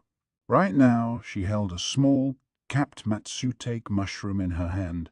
Some people didn't like the way they smelled, but Maomao loved them. Quartered matsutake mushrooms, grilled on a grate with a dash of salt and a squeeze of citrus over them, was her idea of heaven. It was a modest copse, but as she'd found a convenient cluster of the mushrooms, she put 5 of them in her basket. Should I eat them at the old Fogai's place, or in the kitchen? She couldn't do it at the Jade Pavilion. There would be too many questions about where she'd gotten the ingredient. They might not smile upon a serving woman admitting she had gathered the mushrooms herself from the grove. So Maomao went instead to see the doctor, the man who was so good with people and so bad at his job. If he liked matsutake mushrooms too, then all was well, and if not, she figured he would still be kind enough to look the other way. Maomao had by now completely ingratiated herself with the loach-moustached man. She couldn't forget to go by Xiaolan's place on the way. Xiaolan was an important source of information for Maomao, who otherwise had few friends. When Maomao had come back from Lihua's residence, looking thinner than ever from the effort of helping the consort the other ladies in waiting had undertaken to plumpen her up, on the one hand, Maomao was happy about this. It showed she hadn't fallen out of the ladies' good graces despite having been with a rival consort almost 2 months. But on the other, it was nearly as frustrating as it was gratifying. She had a little basket that began to bulge with the extra treats she received every time tea was served. Xiaolan, however, would never turn down something sweet. Her eyes would light up at the sight of whatever Maomao had brought her, and she would be more than happy to take a short break, munching on sweets and chatting Maomao's ear off in equal measure. Now they sat behind the laundry area on a couple of barrels, talking about this and that. Stories of strange happenings made up the bulk of it as usual. But among other things, Xiaolan told Maomao, I heard one of the palace women used a potion to get some hard-hearted soldier type to fall in love with her, and it worked. Maomao broke into a cold sweat at that. Probably nothing to do with me, right? Probably. Looking back on it, she realized she never had thought to ask who that love potion was for. But did it really matter? The palace meant the actual palace, not the rear palace, which meant it had happened safely outside. The palace proper had actual functioning men, so appointment there was a popular prospect for which competition was fierce. Unlike the women who served in the rear palace, these were elites who had passed serious tests to gain their positions. Let it be said that insofar as actual, functioning men were absent, the rear palace could seem a rather more lonely assignment. Not that it mattered to Maomao. When Maomao arrived at the medical office, she found the loach-moustached old man in the company of a pale-faced eunuch whom she didn't recognize. He was continually rubbing his hand. Ah, just the young woman I wanted to see, the doctor said with his most welcoming smile. Yes, what is it? This man has developed a rash on his hand. Do you think you could whip up a salve for him? Not very becoming words for the man who was ostensibly the palace's doctor, Maomao thought. One would expect him to do it himself. But this was nothing new, and Maomao was content to go into the room full of medicine cabinets and get her ingredients. First, though, she set the basket down and produced the matsutake. Do you have any charcoal? She asked. Oh, what fine specimens you found, the quack said jovially. We'll be wanting some soy paste and salt as well. She seemed to have found a winner. That would make things easy. The doctor all but danced out of the room on his way to the dining hall to find suitable seasoning. Perhaps if he put this much passion into his work, sadly for the patient, he was left quite by himself. Maybe I'll give him a consolation mushroom if he likes them, Maomao thought, watching the disconsolate eunuch as she mixed the ingredients. By the time the quack returned with spices, a small charcoal grill and a grate, she had a good thick ointment going. She took the eunuch's right hand, gently spreading the stuff on the angry red rack. The salve wasn't the most pleasant-smelling thing in the world, but he would just have to bear with it. When she had finished, his previously pale face seemed to have regained some of its luster. But she's a very kind young woman. There were some among the serving women who looked down on the eunuchs. They saw them as uncanny things, neither women nor really men, and they didn't hide it in their faces. Isn't she, though? She's forever helping me with little things like this, the doctor said with a hint of pride. There had been times in history when the eunuchs had been treated as villains who lusted after power, but in fact only a few of them had ever been like that. The majority were calm and pleasant, like these two. Maybe not all of them, though. An unwelcome face flashed through Maomao's mind, and she deliberately chased it away. They lit the charcoal, set the grate in place, then tore the mushrooms into pieces by hand and left them to cook. Maomao had helped herself to a small sudashi citrus from the orchard, and now they cut it into slices. When they started to smell that unique fragrance of cooking matsutake mushrooms, the fungus delicately blackened, they put it on dishes and seasoned it with salt and citrus juice. Maomao waited to take her first bite until she was sure the other two had started eating. The moment the older men took bites of the stuff, they became Maomao's accomplices. She munched away while the quack doctor chatted contentedly. This young lady has been all kinds of help to me. She can do just about anything, you know. She mixes up every type of medicine under the sun, not just ointments. Most impressive. The old man sounded like he was bragging about his own daughter. Maomao wasn't sure she thought that was ideal. She suddenly found herself thinking about her father, whom she hadn't seen in more than 6 months now. She wondered if he was eating properly. She hoped the expense of keeping his medicines stocked wasn't snowing him under. It was just when Maomao was feeling this emotional pitch that the quack had to go and say something especially tone-deaf. Why, I do believe she can make any kind of medicine at all. Gah. But before Maomao could tell the old man to keep his hyperbole to himself, the eunuch sitting across from them said, "Any kind?" "Yes, anything you need." The doctor gave a triumphant little snort, which, in Maomao's mind, only confirmed his quackery. The other eunuch looked at Maomao with new interest. He had something on his mind, she was sure.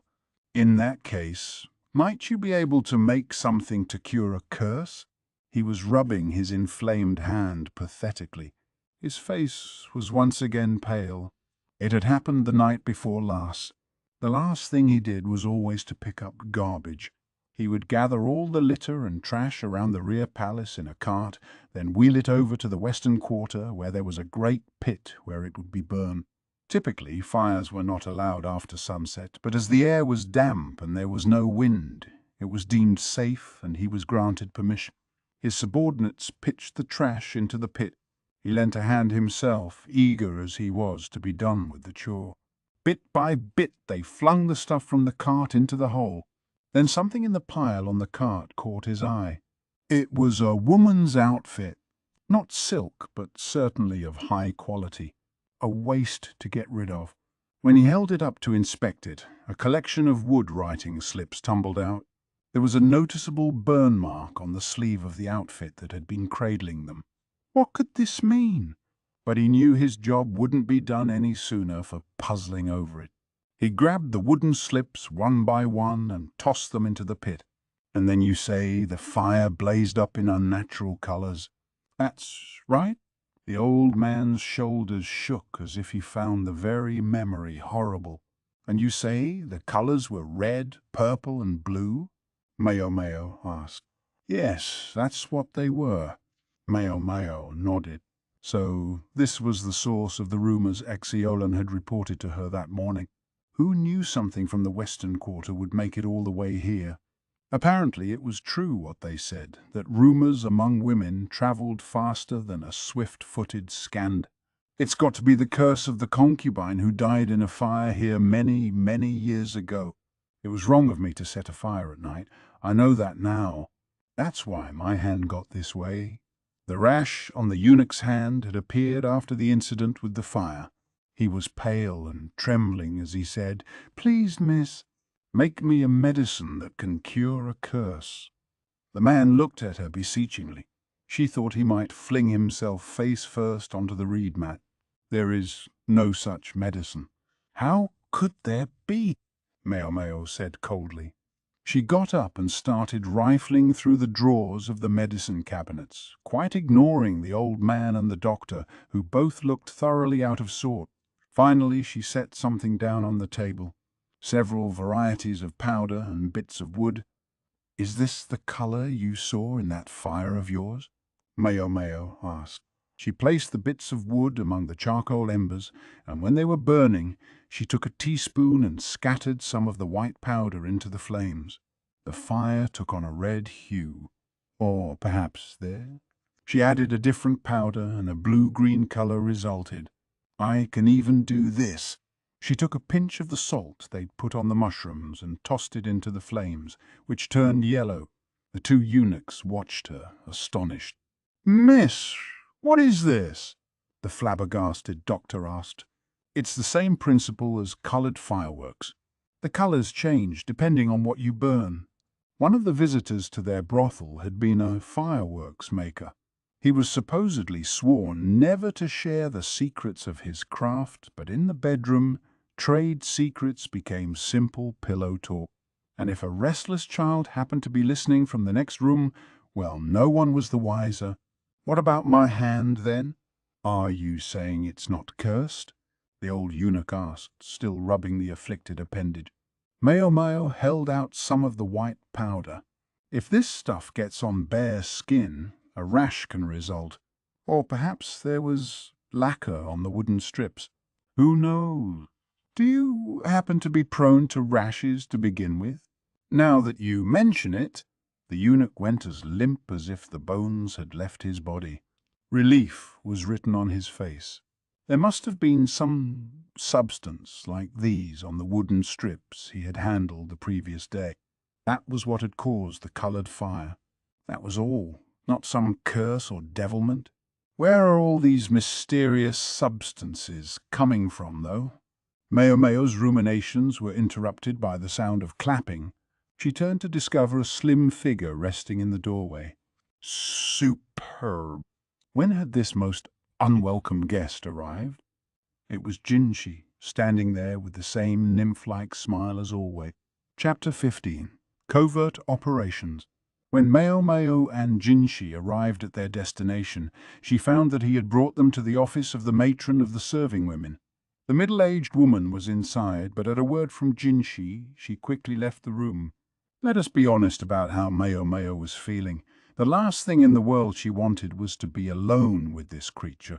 It wasn't that Maomao hated beautiful things, but when something was too beautiful, one started to feel that the remotest blemish was like a crime, unforgivable. It was like how a single scratch on an otherwise perfect, polished pearl could cut the thing's price in half. And though the exterior might be lovely, there was the question of what was within. And so Maomao ended up looking at Jinshi like some kind of bug crawling along the ground. She sincerely couldn't help it. I'd rather just admire him from afar. This was how Maomao, simple commoner that she was, truly felt. It was then, with some relief, that she greeted Gaoshun, who replaced the woman in the room. For all his taciturn disposition, this servant eunuch had become something of a refuge for her of late. "How many colors like this exist?" Jinshi inquired, lining up the powders he had brought from the doctor's chambers. They were just medicines as far as Maomao was concerned, so there might be more that she didn't know about. But she said red, yellow, blue, purple, and green. And if you subdivide them, there are arguably more. I couldn't give you an exact number. And how would a wooden writing strip be made to acquire one of these colors? The powder couldn't simply be rubbed on it. It would just rub off again. It was all very strange. Salt can be dissolved in water to color an object. I suspect a similar method would work here. Maomao pulled the white powder toward her. As for the rest, some might dissolve in something other than water. Again, This is outside my field of expertise, so I can't be sure. There were any number of white powders out there, some that would dissolve in water and some that wouldn't, others that might dissolve in oil, say. If some of the stuff was to be impregnated into a writing strip, a substance that would dissolve in water seemed a reasonable assumption. All right, enough. The young man crossed his arms and lost himself in thought. He was so lovely, he could have been a painting. It almost seemed wrong for heaven to have given a man such unearthly beauty. And to then cause that man to live and work as a eunuch in the rear palace was deeply ironic. Maomao knew that Jinshi had his hand in a great number of proverbial cookie jars in the rear palace. Perhaps something she'd said had caused the pieces of some puzzle to fall into place for him. He seemed to be trying to figure them out. Could it be a code? They had probably each come to the same conclusion, but Maomao knew better, much better, than to say so out loud. The quiet pheasant is not shot, went the proverb. Which country had those words supposedly come from? Again, feeling that she was no longer needed, Maomao made to leave. Hold on, Jinshi said. Yes, sir. What is it? Personally, I like them best steam-boiled in an earthen pot. She didn't have to ask what they were. Found me out, eh? Perhaps it had been a little bit much eating the matsutake mushrooms right there in the doctor's quarters. Maomao's shoulders slumped. I'll try to find some more tomorrow. It seemed her agenda for the next day was set. She would be going back to the grove. When he heard the clack that assured him the door was shut fast, Jinshi gave a honeyed smile. His eyes, however, were hard enough to cut diamond. Find anyone who recently suffered burns on their arms, he ordered his aide. Start with anyone with their own chambers and their serving women. Gaioshun, who had been sitting silently as if waiting just for this, nodded. As you wish, sir.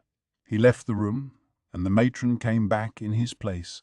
Jinshi did feel bad chasing her out every time he showed up.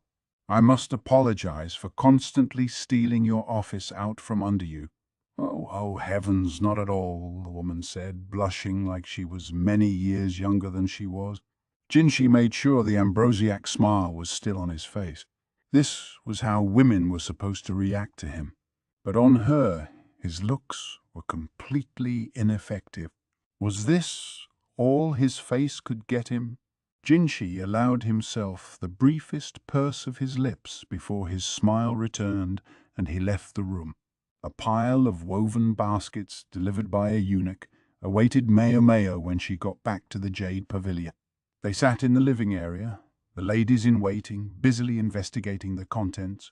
She thought at first they might be a gift from His Majesty or perhaps a care package from home, but they didn't quite look like either of those things. The clothing they contained was too plain to be something consort Gyokuyu might wear, and there were several duplicate outfits. From the way the other girls were holding the dresses up to themselves to check the length, Maomao surmised that they must be new uniforms. Here, try this on, one of the other ladies in waiting, Yinghua said, pushing one of the outfits at Maomao. It consisted of a plain overgarment above a light red skirt, while the sleeves were pale yellow and somewhat wider than usual. It wasn't silk, but it was an exceptionally fine brocade. "What's going on with these?" Maomao asked. The colours were subdued, as befitted a serving woman, but the design seemed eminently impractical. Maomao also frowned instinctively at the excessively open chest, something that had never featured on any of her other clothes. "What do you mean, what?" "These are our outfits for the garden party." "I'm sorry." "The garden party?" Thoroughly insulated by the indulgences of the more experienced ladies in waiting, Maomao's only excursions outside of her regular regimen of food tasting and making medicine were going out to collect ingredients, chatting with Xiao and taking tea with the doctor and so forth. As a result, she didn't hear much about what was going on among those over her head. Frankly, she had started to wonder if it was really acceptable for a person to make her living at a job that seemed this easy. Yinghua, somewhat amazed that she had to spell this out, explained to Maomao what was going on. Twice a year a party was held in the Imperial Gardens. His Majesty, being without a proper queen as he was, would be accompanied by his concubines of the upper first rank, and they would be accompanied by their ladies in waiting.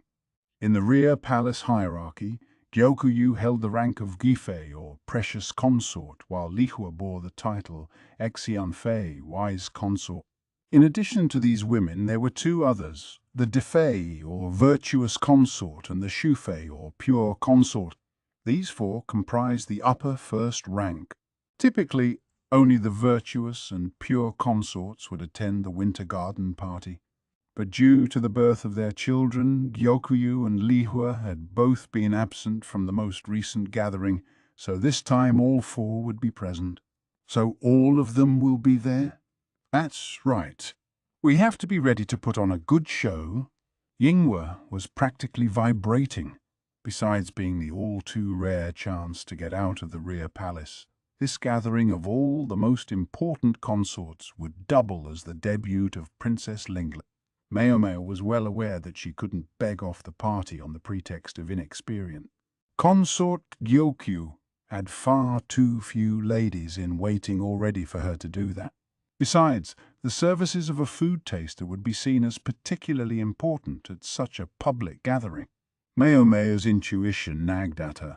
It could be a bloodbath if we aren't careful, and her intuition had an annoying habit of being right.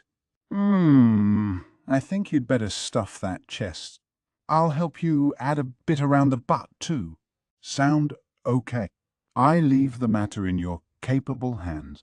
A certain voluptuousness was the standard of beauty here, which, unfortunately, meant Maomao's natural shape was somewhat wanting, a point Yinghua made inescapably clear. She was busy cinching belts and checking fits.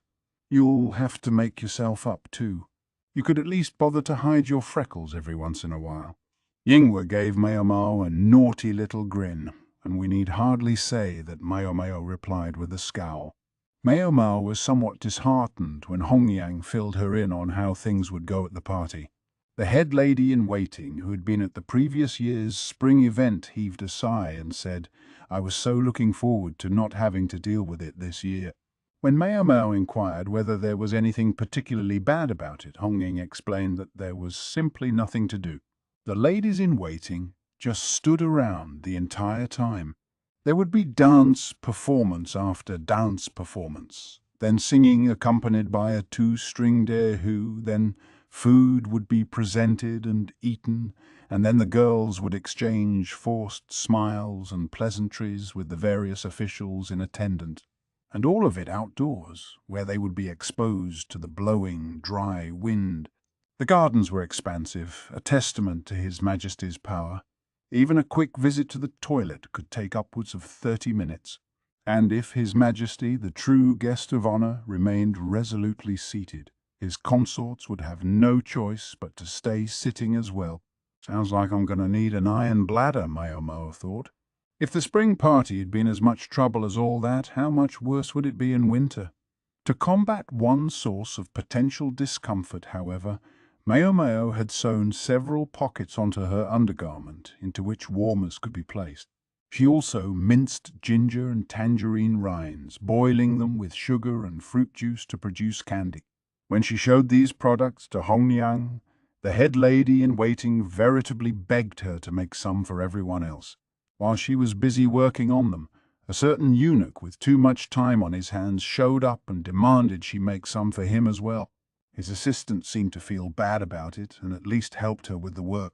What was more, it seemed Consort Gyokuyu let word of Maomao's ideas slip during one of the Emperor's nocturnal visits, and the next day she was approached by His Majesty's personal seamstress and chef. She obligingly taught them her methods. I guess we aren't the only ones who have it tough at these events, she thought. Still, the hubbub over such simple ideas suggested how rotely everyone else was approaching the party. When one let oneself become too attached to custom, one ceased to be capable of discovering even the most minor innovation.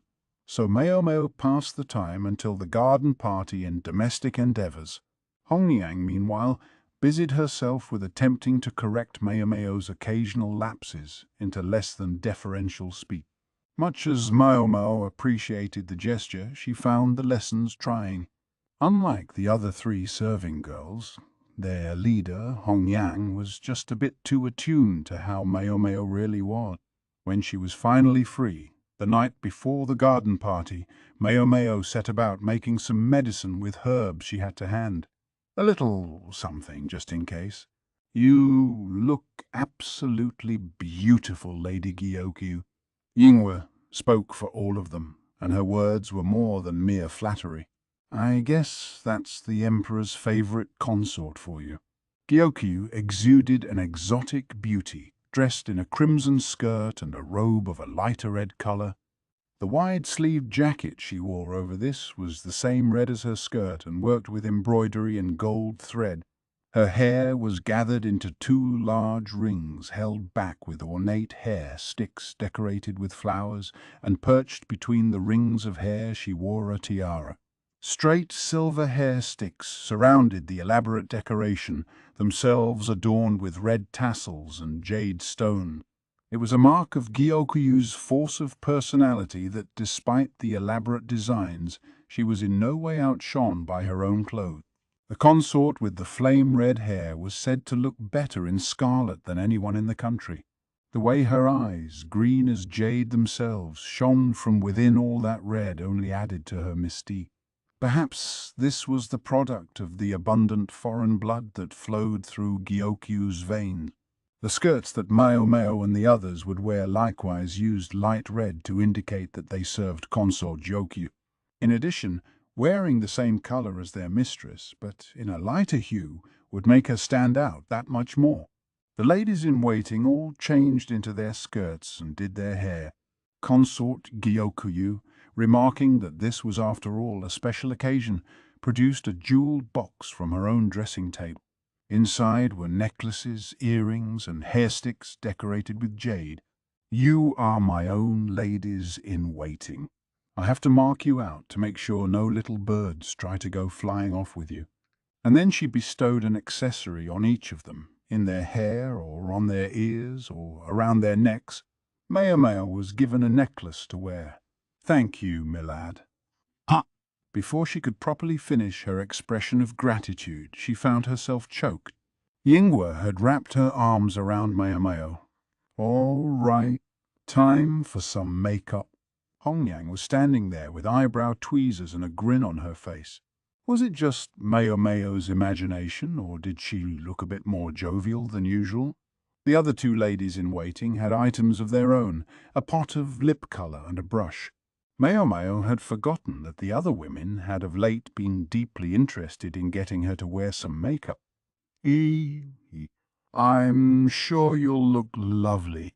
It seemed they had a co-conspirator. Consort Gyoku's laugh was like the ringing of a bell. Maomao couldn't hide her distress, but the four waiting women were merciless. "First, we need to wipe your face and get some scented oil on there." A damp cloth was assiduously applied to Maomao's face. But then Yingwe and the others exclaimed in unison, "Huh?" "Oh." Maomao stared at the ceiling, beaten. The girls were looking from the cloth to her face and back, their mouths hanging open. "Guess the jig is up." Maomao closed her eyes, not best pleased. "We should say something here." The reason Maomao hated to be made up was not because she fundamentally disliked makeup. It didn't disagree with her in any particular way. In fact, so far from having trouble with it, one could say she was quite skilled at its use. Why her aversion, then? It was because her face was already made up. Several light stains could be seen on the damp cloth. The face everyone had taken to be heavily freckled was in fact the product of cosmetics. Chapter 16. The Garden Party, Part 1. With about an hour to go until the party started, Consort Gyokyu and her ladies-in-waiting were passing the time in an open-air pavilion in the gardens. There was a lake hopping with all kinds of carp, and the trees were dropping the last of their fiery red leaves. "You really saved us." The light of the sun was still plentiful, but the wind was cold and dry. Normally the girls would have been standing there shaking, but with the warm stones under their clothes, they found it wasn't so bad after all. Even Princess Lingley, whom they'd worried about, was curled up, cozy in her cradle, which was equipped with a heating stone of its own. Be sure to take out the stone under the princess periodically and change the wrapping. Otherwise she might get burned. And take it easy on the candies. Too many of them will make the inside of your mouth go numb. Maomao had several replacement stones waiting in a basket, along with the princess's diapers and a change of clothes. At a request of the eunuchs, the charcoal grill for heating the stones had already been moved to a discreet position behind the party venue. All right, but still. Gyokyu chuckled teasingly, and the other ladies in waiting also wore wry smiles. You are my lady-in-waiting, remember? Gyokyu pointed to the jade necklace. I am indeed, milady. Maomao decided to take her words at face value. Geoshun watched his master solicitously inquiring after the health of the virtuous consort. With his sublime smile and ambrosial voice, Jinshi was practically more beautiful than the consort herself, who was widely regarded to be exceptionally gorgeous even though still very young. Jinshi's current outfit was different from his usual plain official's garments only by virtue of some embroidery and some silver pins in his hair, yet he threatened to outshine the consort in all her finery. This could well have made him an object of resentment, but the overshadowed consort herself was looking at him, starstruck, so perhaps there was no real problem after all. His master was downright criminal, Gaoshun concluded. After having visited with the other three consorts, finally Jinshi came to Gyokyu. He found her in the open-air pavilion on the far side of the lake. It was ostensibly his duty to divide his time equally among all four of the women, but of late it seemed he had been seeing quite a good deal of Gyokyu. Perhaps it wasn't right to look askance at him for that. She was the emperor's favorite after all. But there were clearly other reasons for his visits as well. It seemed his old habit of playing endlessly with his toys had never been cured. Troublesome, Gaoshun thought with a shake of his head. Jinshi bowed to the consort. He praised the beauty of her scarlet outfit. She certainly did look lovely in it, Gaoshun privately agreed. The foreign mystique and her natural allure combined to be practically palpable. Consort Gyokyu was perhaps the only person in the rear palace who could truly compete with Jinshi for sheer elegant purity. That was hardly to say the other women around were not beautiful, and indeed each tried to emphasize her own charm. One of Jinshi's singular talents was his ability to speak directly to those charmed. Everyone likes to hear their own best qualities praised, and Jinshi was very good at it. He never lied either. Although at times he refrained from telling the entire truth, he affected complete nonchalance, but the left corner of his mouth twitched ever so slightly upward. From long years of service to him, Gaoshun recognized this. It was the look of a child with his toys. Troublesome. On the pretext of fawning over the young princess, Jinshi worked his way closer to a petite lady-in-waiting.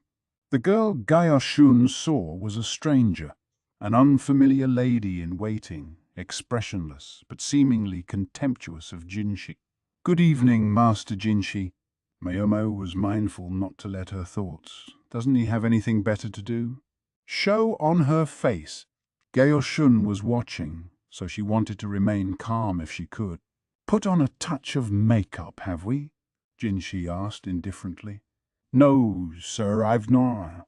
She had put the slightest dab of red on her lips and at the corners of her eyes, hardly enough to consider makeup at all. Otherwise she was entirely natural. A few speckles remained faintly beside her nose, but they were hardly worth noticing. "But your freckles are gone." "Yeah, I got rid of them." The ones that remained were tattoos she had applied herself with a needle long ago. She hadn't pricked too deep. The diluted pigments would fade within a year. Even knowing they wouldn't last forever, her old man had been less than thrilled that she was doing essentially the same thing they did to criminals. You mean with makeup, yes? Jinshi said probingly. He knitted his brow and squinted at Maomao. No, it was removing my makeup that got rid of them. Maybe I should have just nodded along, she thought. But it was too late for Maomao to change answers now, and it would be annoying to have to explain. I don't understand what you're saying. It doesn't make any sense. Quite the contrary, sir. It makes perfect sense. Nobody said makeup could only be used to make things more beautiful. Sometimes married women were known to use the stuff to make themselves less attractive. Maomao had been caking dry clay and pigments around her nose every day. Artfully combined with her tattooed freckles, they came to look like discolorations, or perhaps birthmarks. And no one would have imagined she would do such a thing, so no one noticed.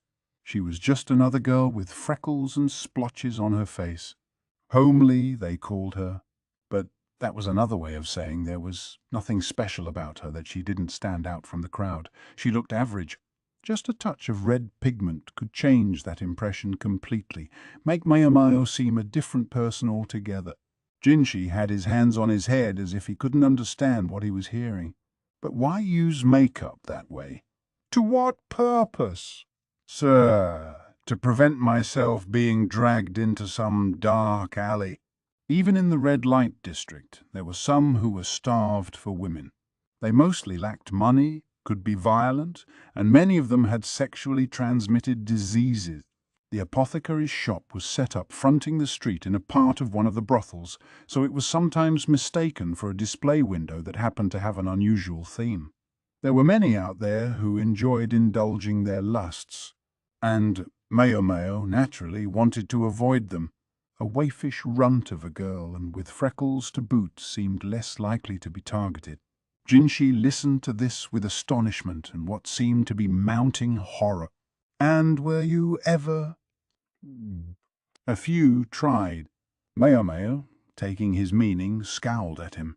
But ultimately it was the kidnappers who got me, she added spitefully. Such people saw good-looking women as the greatest prizes they could send to the rear palace. It just so happened that Maomao had forgotten her makeup that day when she went into the woods to gather herbs. As a matter of fact, she'd been looking for dyes to refresh her fading tattoos. It would seem she'd been just that close to not being sold. Jinshi put his head in his hands. I'm sorry. This is my failure as an overseer. It didn't appear to please him, as the one responsible for so much in the rear palace, to obtain women in this manner. Jinshi suddenly lacked his normal sparkle, a cloud seeming to hang over him. There's scant difference between being sold by kidnappers and being sold off to give a family one less mouth to feed, so I don't care. The former was a crime and the latter was legal. Though if the person who bought her from the kidnappers claimed not to have known how she had been obtained, they would likely go unpunished. Many women came to the rear palace through precisely this loophole. Their captors knew that if they sent enough women, enough different kinds, one might catch His Majesty's Imperial eye, and a portion of the resultant salary increase would go directly to the kidnapper's purse.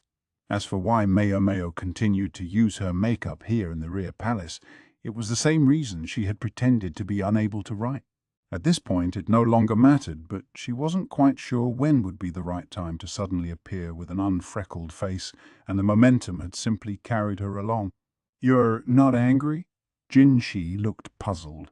"Of course I am. But it isn't your fault, Master Jinshi." Maomao understood that it was foolish to expect perfection from a country's administrators. One could try to protect against floods, so to speak, but some storm would always overwhelm the preparations. "I see. You must pardon me." His voice was flat, almost affectless. How unusually direct of him. Maomao was just about to look up when something jabbed her in the head. "That hurts, sir." This time she didn't hide her displeasure when she looked at Jinshi. She wanted to know what he had done. "Does it? I give this to you." He wasn't wearing his usual saccharine smile, but looked caught between melancholy and embarrassment. Maomao touched her hair, which was supposed to be unadorned, to feel something cold and metallic resting there. "All right. I'll see you at the banquet," Jinshi said, departing the open-air pavilion with a wave over his shoulder. It was a man's silver hair stick that he had put in her hair. One of those he himself had been wearing, she presumed. It looked plain at first glance, but was closely worked with delicate designs. It would probably fetch a tidy sum if she were to sell it. "Wow, lucky you," Yinghua said, looking wistfully at the accessory. Maomao considered giving it to her, but as the other two ladies wore the same expression, she wasn't sure what to do. She was just holding it out to them when Hongyang grinned and pressed her hand away, shaking her head. The message seemed to be, "Don't be too quick to give away a gift received." So much for that promise. "That didn't take long," Consort Gyokuyu said, almost pouting. The consort took the stick from Maomao and put it neatly in the young woman's hair. "I guess you're not just my lady-in-waiting anymore." For better or for worse, Maomao was not well versed in the manners and customs of the palace, especially those of its more august resident. She had no idea what the hair sticks signified. Chapter 17. The Garden Party, Part 2. The party took place at a banquet area set up in the central garden. Red carpets were rolled out through large open-air pavilions, and 2 long tables were placed end to end with the seats of honor at either end. The emperor himself occupied the central seat of honor, with the Empress Dowager and the Imperial younger brother seated to either side of him. On the east side of the table were seated the precious consort and the virtuous consort, while on the west side were the wise consort and the pure consort. To Maomao, the seating arrangement looked deliberately designed to provoke dispute. It could only possibly fan the flames of hostility among His Majesty's 4 ladies. With the young prince deceased, the emperor's younger brother was now first in line for the succession. Although the imperial younger brother was, like the ruler himself, the son of the Empress Dowager, it seemed he rarely saw the light of day. A seat of honor had been provided for the prince, but in fact it was empty. He was frequently ill, rarely leaving his room and performing no official duties. Everyone had a different explanation for this, that the emperor was quite fond of his substantially younger sibling and wanted to keep him calm for the sake of his health, that he wanted to keep the prince isolated and out of sight, or that the empress mother was overprotective and refused to allow the young man outside. At any rate, none of it had anything to do with Maomao. The food wouldn't be served until afternoon. At the moment, the guests were enjoying musical performances and dances. Consort Gyokuyu was attended only by Hongyang. Unless they had some particular business, her other ladies held station behind a curtain and awaited any instruction. The Empress Dowager was currently rocking the princess in her arms. The woman exuded a class and unfading beauty that could not be ignored even with the 4 esteemed consorts around her. She appeared so young that, seated beside the emperor, she could easily have been taken for His Majesty's queen. And the Empress Dowager was, in fact, relatively young. When Yinghua had told Maomao exactly how young, and when Maomao had done a little figuring from the current emperor's age to determine how old his mother must have been when she bore him, it was enough to make her profoundly suspicious toward the previous sovereign. There were those possessed of a special deviancy by which they favored very young girls. But how should one react when one's own ruler had possessed such a proclivity? In any event, the Empress Mother had held strong and given birth to the child, and for that at least Maomao respected her. As Maomao was having these thoughts, a gust of wind sprang up. She felt herself shiver. "They couldn't even bother to set up a tent for us," she thought. The curtain she stood behind was only just enough to keep the attendants out of sight. It did little to block the wind. And if Maomao and the other ladies in waiting with their warm stones were feeling cold, how much worse must it be for the ladies of the other consorts?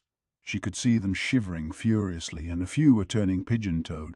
She didn't think there would be any particular problem with going to use the toilet at that moment. But maybe there were certain pretenses that just had to be kept up with the other ladies watching. It was a problem, the way these ladies-in-waiting felt compelled to play out proxy battles on behalf of their mistresses, and the head ladies-in-waiting, who might have been able to whip them into line, were busy attending the consort. There was no one to stop the subordinate women. At the moment, they were almost like two paintings, one of which could be entitled Consort Gyoku's Forces Confront Those of Consort Lihua, and the other of which could be called The Forces of the Pure Consort Confront Those of the Virtuous Consort. And let it be noted that Gyoku's forces consisted of just 4 women, less than half of those they were ranged against. The numbers were against them, but Yinghua was striving to make up the difference. "What's that? What's that?" "Plain." "What are you, Dom?" Ladies-in-waiting exist for one reason, to serve their mistress. What good would it do them, preening and posturing? Apparently there was an argument over their outfits. The ladies across from Maomao and Yinghua served Consort Lihua, and as such their ensembles were based on the color blue. The outfits were frilly and heavily accessorized, making them rather more conspicuous than Gyokuyu's retinue. "You're the one who's dumb. If a lady doesn't look good, it reflects badly on her mistress. But what else would you expect from someone who'd hire such a clumsy oaf?" The girls from the Crystal Pavilion all set up a giggle. "Oop, I think I'm being made fun of." Maomao had the thought almost as if it were about someone else. No doubt she was the oaf in question. She was just as aware as anyone that she was hardly above average in any way by the standards of the rear palace. The proud lady making these pronouncements was one of those who had defied Maomao before. She had force of personality, but without anything to ground her. She was constantly saying, "I'm going to tell my father."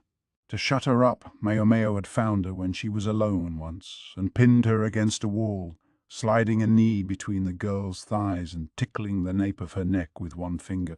"Fine," she had said. "Let's just leave you two embarrassed to tell him anything." After that, the girl had kept her distance. Guess the red light district gave me a unique sense of humor, at least one that didn't work with sheltered children of the nobility. Now the young woman always kept Maomao at arm's length, flinching away as if afraid of what might happen to her next, too inexperienced with the ways of the world to take a joke for what it was. "I can see she's not here. I guess you left her behind." Good choice. It would be humiliating for the consort to have such a hideous creature around. I'm sure she wouldn't even get a single decorative hair stick. The serving woman had evidently completely missed Maomao. That's not very nice. After we worked together for 2 months, too. It was taking the best efforts of 2 other women to keep Yinghua from tackling the nasty attendant, and Maomao thought maybe it was time to put this little argument to rest. She went around behind Yinghua, holding up her hand to hide her nose, and looked at the young women in blue. One of them glanced at her suspiciously, realized who she was looking at, went pale, and started whispering to the other woman. With her hand in front of her nose, they realized it was Maomao, even without her freckle. Word worked its way along the chain of serving women like a whisper game until it reached the haughty lady at the front. The finger she'd been pointing imperiously started to shake, and her mouth hung open. Her eyes met Maomao's. "Finally noticed me, huh?" Maomao smiled her biggest smile, looking to Lihua's ladies-in-waiting like a wolf who had cornered her prey. Ahem. Apparently the woman was so flabbergasted she could hardly think of anything to say. "Yeah." "Warr," Yinghua said, not knowing Maomao was standing behind her grinning. The suddenly meek-looking lady-in-waiting puzzled her. I think you've had enough for today. Jay, just be glad I'm letting you off." With that barely coherent parting shot, the lady bolted for the far end of the curtained area. There were plenty of open spaces, but she pointedly chose the one farthest away from Maomao and Gyoku's other women. Maomao looked at Yinghua and the others, who were staring open-mouthed. "Funny. It still hurts." Yinghua composed herself and then saw Maomao. Ah, I always knew she was a witch. I'm sorry you had to hear that. What a thing to say about someone so sweet. Yingwe sounded downright apologetic. It doesn't bother me, Maomao said. Anyway, don't you want to change your hand warmers? It really didn't bother Maomao, so it was no problem. But Yingwe wouldn't stop frowning and offering her looks of sympathy. No, it's all right. They're still warm. Still, I can't help wondering why that girl broke out shivering so suddenly. The other two ladies in waiting seemed to be asking the same question. The three of them from the Jade Pavilion were all devoted workers, but they shared a certain tendency to daydream, and it left them oblivious to some things. But Maomao somehow liked that about them, even if it could make them a little tricky to work with. Who knows? Maybe she had to go pick some flowers, if you know what I mean, Maomao said rather brazenly. For those keeping track, Maomao's legend was growing. She was now a girl who had been abused by her father, then sold into the rear palace, made food taster like a disposable pawn. And after all that, she'd been compelled to spend 2 months enduring the slings and arrows of the residents of the Crystal Pavilion.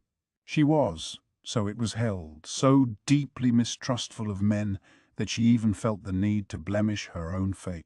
Inconveniently for Maomao, in other words, Yingwe and the others were just as imaginative as any girls their age. Even Jinshi's endless smiles were turned in their minds into looks of pity for the poor young thing. Maomao couldn't understand where they were getting that idea, but as it would have been a great deal of trouble to try to set them straight, she let the story stand. Meanwhile, another proxy battle was still going on. 7 on 7. One group of ladies in waiting in white and the other in black. The first group were the women of Lihaku, the virtuous consort, and the second served H-Duo, the pure consort. They don't exactly get along either, Yingwe said. She was warming her hands over the brazier. She was also quietly roasting and eating some chestnuts Maomao had snuck in, but the women of the Crystal Pavilion were keeping their distance, and there was no one with enough of the moral high ground to chastise the two of them for it. Lady Lihaku is 14 years old and Lady Duo is 35. Both consorts, but far enough apart in age to be mother and daughter. No wonder they don't see eye to eye. Yes, no wonder, said a reserved lady in waiting, Giwan. With the virtuous consort so young and the pure consort so old, it must be a rather tricky relationship to navigate. And the virtuous consort is pretty much the mother-in-law of the pure consort, added the lanky lady in waiting Aelin with a nod. Both she and Gyuan seemed less excitable than Yingwe, but all three of them were perfectly happy to gossip, as girls their age will. Mother-in-law? Maomao asked, surprised. It didn't seem like an expression that was heard much around the rear palace. Oh, yeah. The situation is a bit complicated. Lihaku and our duo, Maomao was informed, had been the consorts of the former emperor and the young prince, respectively. When the former emperor had passed away, the virtuous consort had left the palace for the period of mourning. This was chiefly for show, however, and by abandoning the world, that is, becoming a nun, for a brief time, it was considered to be as if she had never served the previous emperor, and she then married the late ruler's son. It wasn't precisely above board, but it was the sort of thing the powerful could get away with. The last emperor died 5 years ago, Maomao reflected. At that time, the virtuous consort would have been 9 years old. Even if the marriage was purely political, it was an unsettling thought. When she thought about how the Empress Dowager had entered the rear palace even younger, it was beyond unsettling. She felt the bile rise in her throat. It made the current emperor seem downright benign. All right, so he had a weakness for especially plump fruit, but he didn't share his father's deviances. He may be insatiable, but at least he doesn't go for that. She pictured the thoroughly bearded ruler. One heard the most shocking things in passing conversation. That can't be true, can it? A bride at 9? Aelin said disbelievingly. Thank goodness. Chapter 18. The Garden Party, Part 3. The first impression one had of Lishu, the virtuous consort, was that she was not very sensitive to the mood around her. The first part of the banquet had ended and there was a break before the next part began. Maomao and Giwan went to see Princess Lingley. While Giwan was exchanging her hand warmer, which had gone cold, for a fresh one, Maomao took a quick look at the child. "Looks like she's in decent health." Lingley, her face as red as an apple, had a healthy chubbiness that was a far cry from when Maomao had first seen her, and both her father, the Emperor, and her grandmother, the Empress Dowager, doted on her. Not sure she should be outside like this, though. It was especially unconscionable, considering all the heads that would roll if the princess were to catch a cold on account of the elements. Just to be safe, they had engaged a craftsperson to create a crib with a sort of cover, not unlike a bird's nest. Hey, she's cute. I guess that's a good enough reason. Ah, a fearful thing, babies. This one could tug on even Maomao's heartstrings, and she had no special fondness for children. When Lingley began squirming to get out, Maomao packed her assiduously into her carrier, and was just handing her to Hongyang when she heard a pronounced snort from behind her. A young woman in elaborate peach-pink sleeves was looking at her. Several ladies in waiting were lined up behind her. She had a charmingly childish face herself, but at the moment her lips were pursed in obvious displeasure. Perhaps she was upset that Maomao had gone straight to the child without paying her respects to her. Would this be the young bride, then? Maomao wondered.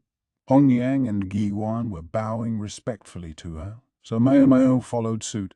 Consort Lishu, still looking thoroughly put out, marched off with her ladies in waiting in her wake. Was that the virtuous consort? That was her, all right. She stands out in a crowd, but it seems she can't read one.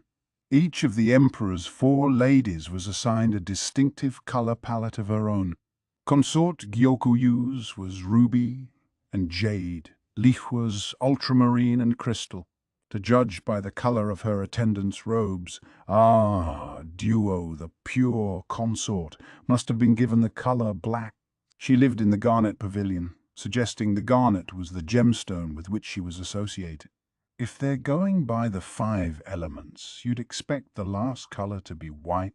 The light pink color worn by Consort Lishu seemed dangerously close to duplicating the red of Consort Gyoku. The 2 ladies were seated beside each other at the banquet, creating the impression that their colors clashed. Actually, she realized the argument among the serving women that she had inadvertently eavesdropped on had been about roughly the same subject. One group had been scolding the other for wearing colors that weren't sufficiently distinguished from those of the mistress they accompanied. It makes you wish she'd grow up, doesn't it? The way Hongyang sighed said it all. Maomao took the cooled hand warmer and put it on the brazier they had waiting for just this purpose. She could see several ladies in waiting watching from a distance, so with Gyoku's blessing, she distributed a number of the warm stones. She was admittedly a little perplexed. These women were accustomed to a life of silk and gemstones, but some gently heated rocks could bring them genuine joy. Sadly, the women of the Crystal Pavilion kept their distance from Maomao as if magnetically repelled. She could see them shivering. They should have just taken the hand warmers. "Aren't you just a bit of a soft touch?" Yinghua asked, exasperated. "Now that you mention it, perhaps." She'd only expressed her feelings, openly. Come to think of it, it had become rather crowded behind the curtain since the break had started. It wasn't just ladies in waiting. Military and civil officials were there too. All of them carried accessories in at least one hand. Some spoke to the serving ladies one-on-one, while others were surrounded by a small crowd of women. Giwan and Ailan were talking to a military man Maomao didn't recognize. "This is how they find the best girls hidden in our little garden of flowers," Yinghua explained to her. She gave a snort as if she were somehow above it all. What had her so worked up? They give them those accessories as a symbol. Oh, of course, it can sometimes mean something else. Hmm. Hmm. Yinghua crossed her arms and pouted at Maomao's uncharacteristically uninterested responses. I said, "It can sometimes mean something else." "Yes, I heard you." She didn't seem even about to ask what that was supposed to mean. "Fine. Give me the hair stick," Yinghua said, pointing to the ornament Maomao had received from Jinshi. "All right, but you have to do rock, paper, scissors for it with the other two girls," Maomao said as she flipped over the stones in the brazier. She didn't want this to turn into a fight. Besides, if Hongyang found out she had just given away the stick to the first person who asked, she'd probably be in for another smack on the back of the head. The chief lady in waiting had a quick hand. For Maomao, who had every intention of getting back to her home after her 2 years of service were up, making it in the world held no attraction. Besides, if he's going to think it gives him the right to push me around, I would rather go back to serving in the Crystal Pavilion, Maomao thought with a look like she was observing a dead cicada. That was when she heard a gentle voice. "Take this, young lady." An ornamental hair stick was presented to her. A small, light pink coral decoration bobbed from it. Maomao looked up to discover a virile-looking man giving her an ingratiating smile. He was still young and had no beard. He looked manly enough as far as it went, but his diligent smile aroused no feelings whatsoever in Maomao, who had an uncommonly strong resistance to such thing. The man, a military officer, saw she wasn't reacting the way he had expected, but he didn't withdraw the proffered gift. He was in a half-crouch, so his ankles were starting to shake. At length, Maomao realized she was leaving this man in something of a dilemma. "Thank you." She took the hair stick, and the man looked as pleased as a puppy who'd satisfied its master. A mongrel puppy, Maomao thought. "Well, Tai then. Nice to meet you. Name's Lihaku, by the way. If I ever thought I was going to see you again, I might try to remember that." There were still a dozen hair sticks tucked in the belt of the big dog, now waving to Maomao. Presumably he was passing them out to everyone so as not to embarrass any ladies in waiting by omission. Rather polite on his part. I guess maybe I was unfair to him, Maomao thought, looking down at the coral ornament. "Did you get one?" Gyuan asked, coming over to her with the other girls. Each was clutching her lute. "Yeah, a participation prize," Maomao replied tonelessly. Maybe he was giving them to the girls who seemed to be standing around with no one to talk to. "What a lonely way of looking at it," said a familiar, refined voice from behind her. Maomao turned and was confronted with that well-endowed consort, Lihua. She's looking a little plumper. Still, though, not as robust as she had been before. The last of the shadows on her face, though, only cast her beauty into higher relief. She wore a dark navy skirt and a sky-blue overgarment with a blue shawl over her shoulders. Might be a bit cold for her. So long as Maomao was a servant of Consort Jokyu, she couldn't directly help Lihua. After she had left the Crystal Pavilion, even updates on the consort's health came to her only via Jinshi's periodic remarks. Even if she had dared to try to visit the Crystal Pavilion herself, Lihua's ladies-in-waiting would have chased her away at the door. Maomao bowed the way Hongyang had taught her. "It has been too long, milady." "Yes, too long," Lihua said, touching Maomao's hair as Maomao looked up at her. She pierced something through it, just as Jinshi had done. It didn't hurt this time. It just felt like there was something stuck in a bundle of hair. "Well, take care," Lihua said, and moved elegantly away, chiding her ladies in waiting for their inability to hide their astonishment. But the women of the Jade Pavilion were equally nettled. Can't guess what Lady Gyoku's going to make of that." Yinghua flicked the protruding hair stick with a look of annoyance. On Maomao's head, a train of 3 quartz ornaments trembled. After noon, Maomao took Hongyang's place behind Consort Jokyu. For now it was time to eat. At Yinghua's insistence, Maomao had tucked the 3 hair sticks she'd received into her belt. The accessory Gyokuyu had given her was a necklace, so it would have been just as well for her to wear at least one of them in her hair, but whichever one she chose, It would have been perceived as a slight toward her other two benefactors. It was this constant need to be aware of how one's actions would impact others that made it so much work to be a lady in waiting. Now that she had the opportunity to observe the banquet from the vantage point of one of the seats of honor, Maomao realized it was really quite an impressive production. Military officers lined the west side, civil officials the east. Only about 2 out of every 10 of them were able to be seated at the long table. The others stood in a neat line. In one respect, they had it worse than the serving women working behind the scenes. They had to stand like that for hours on end. Gao Shun was among those seated with the military officials. Maomao realized he was perhaps a more important man than she had given him credit for, but she was also surprised to see a eunuch take his place among the officialdom with such nonchalance. The big man from earlier was there too. He was seated lower than Gao Shun, but considering his age, perhaps it only meant that he was just now starting to make his way in the world. Jinshi, meanwhile, was nowhere to be seen. One would have thought someone so dazzling would stand out in a crowd. As there was not, however, any real need to look for him, Maomao focused on the job at hand. Some wine came first as an aperitif. It was poured delicately from glass vessels into silver drinking cups.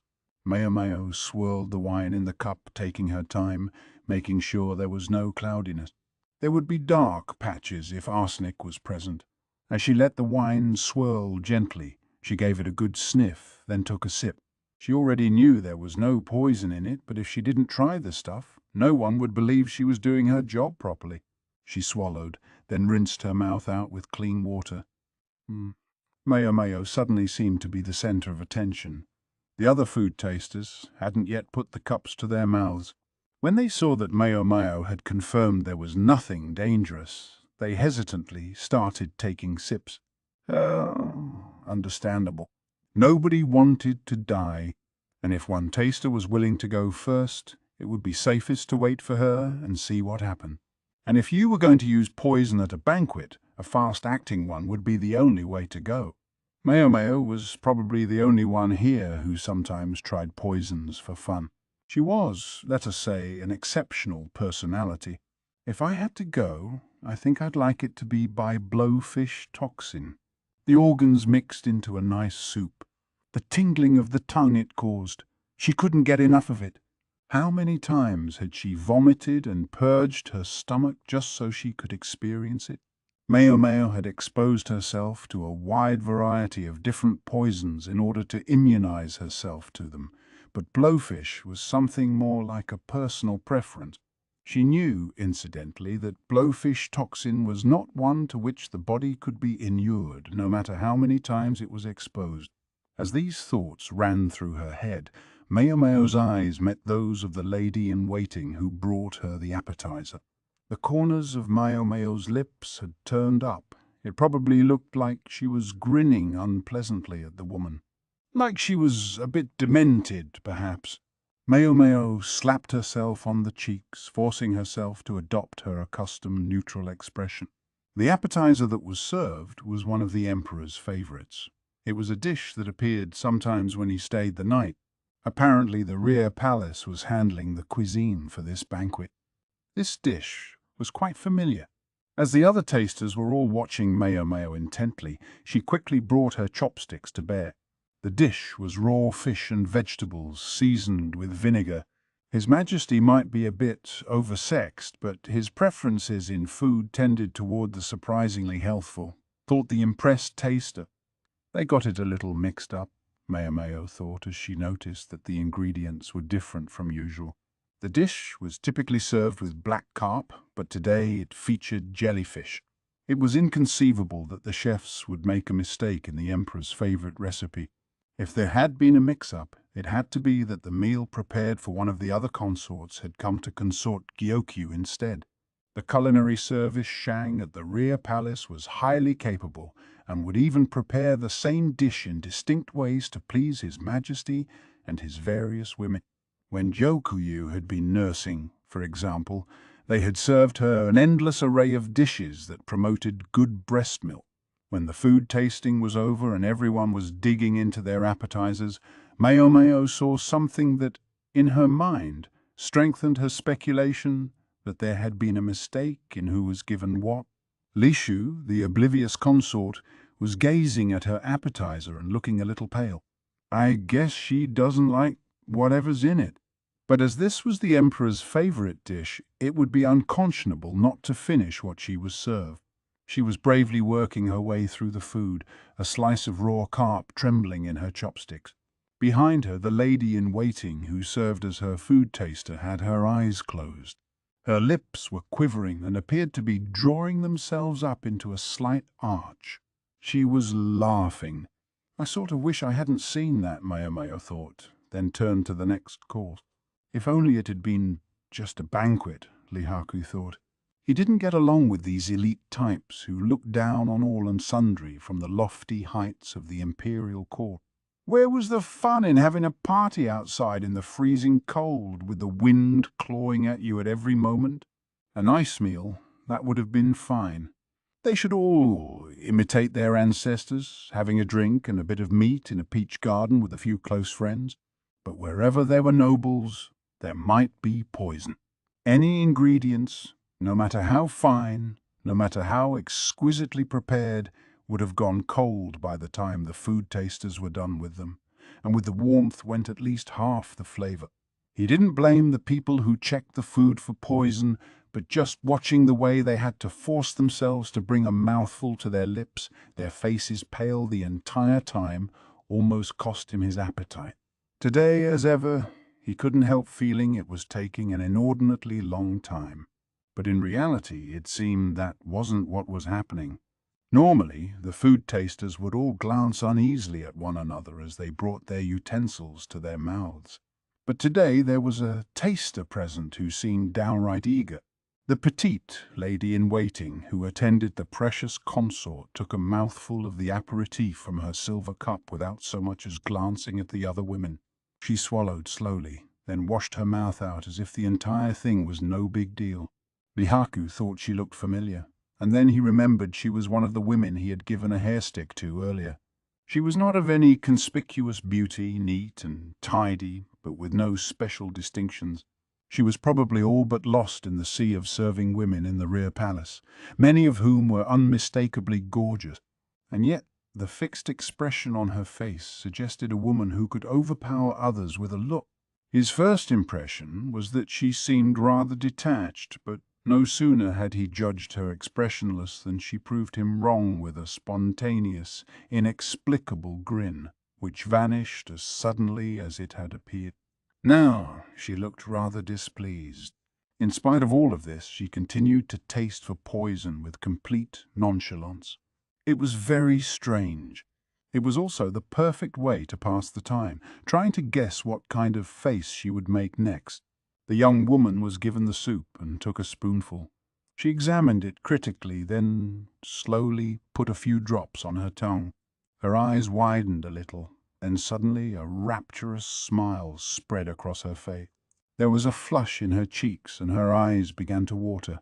Her lips curved upward, revealing white teeth and a plump, almost alluring red tongue.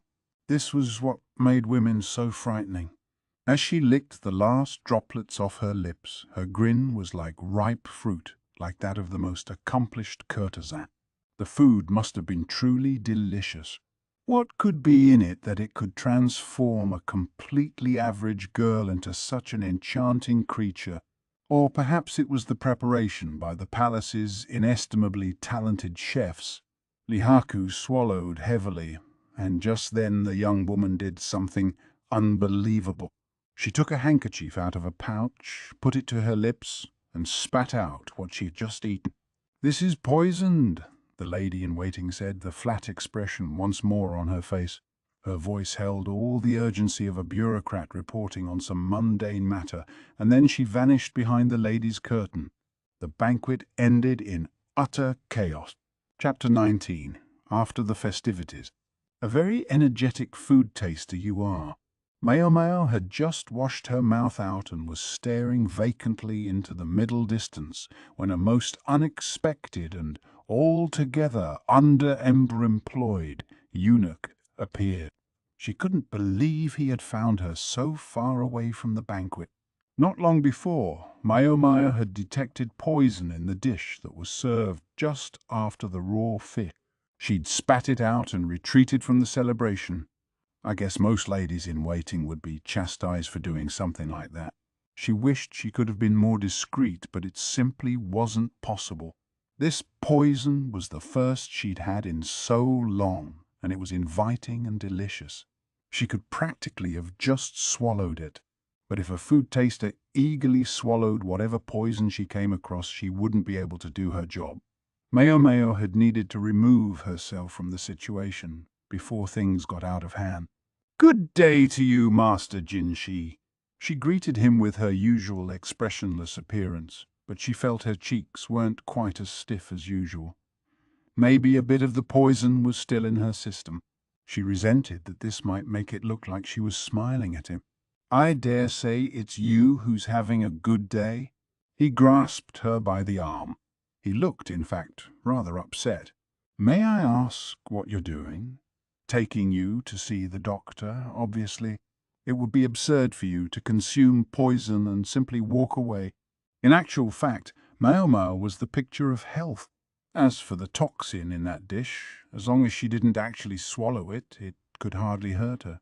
But what would it have done had she swallowed it instead of spitting it out?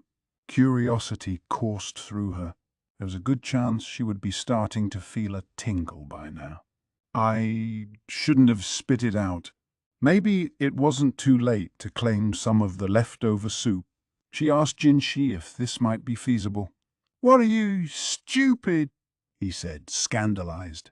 "I would prefer to say I'm always eager to improve myself," although she recognized that not everyone would endorse that sort of self-improvement. In any event, Jinshi now had little of his characteristic glitter, even though he had replaced the stick in his hair, and he was wearing the same elegant clothes as earlier. Wait, was his collar ever so slightly askew? It was. So that was it, the scoundrel.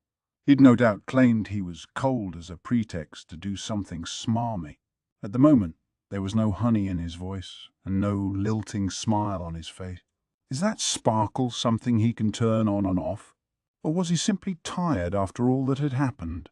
Maybe the reason for his absence from the banquet was because he had spent the entire time accosting, or being accosted by, ladies in waiting and civil officials and military men and eunuchs.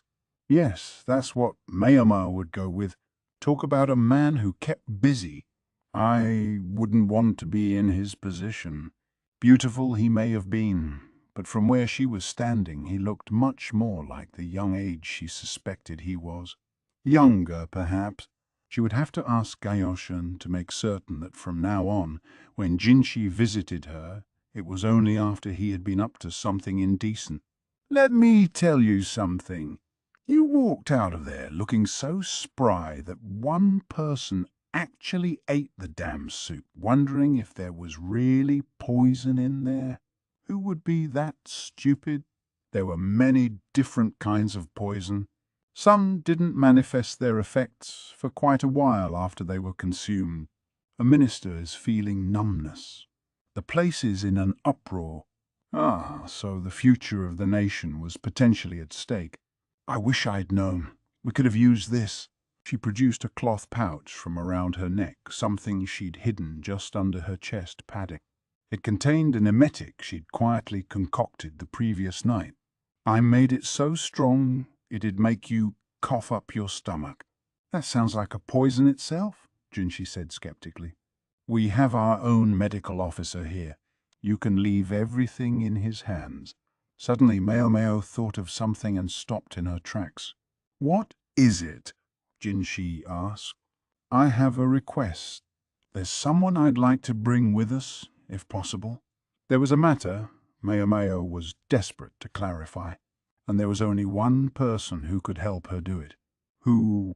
Give me a name," Jinshi frowned. "The virtuous consort, Lady Lishu." "Would you call her?" Maomao replied, calm and confident. When Lishu answered the summons, she gave Jinshi a smile as pleasant as springtime, while on Maomao she bestowed only a look of total contempt. "Who is this?" She seemed to want to know. She restlessly rubbed her left hand with her right. She was quite young, but she was still that creature called a woman. They tried going to the medical office, but because all the puff-brained important types felt they had to be there, there was an impossible crowd, and Jinshi, Maomao, and Lishu were forced to go to an unused administrative office instead. It gave Maomao a chance to appreciate how the architecture differed between the rear palace and the outside. The room was unadorned but vast. Consort Lishu wore something of a pout.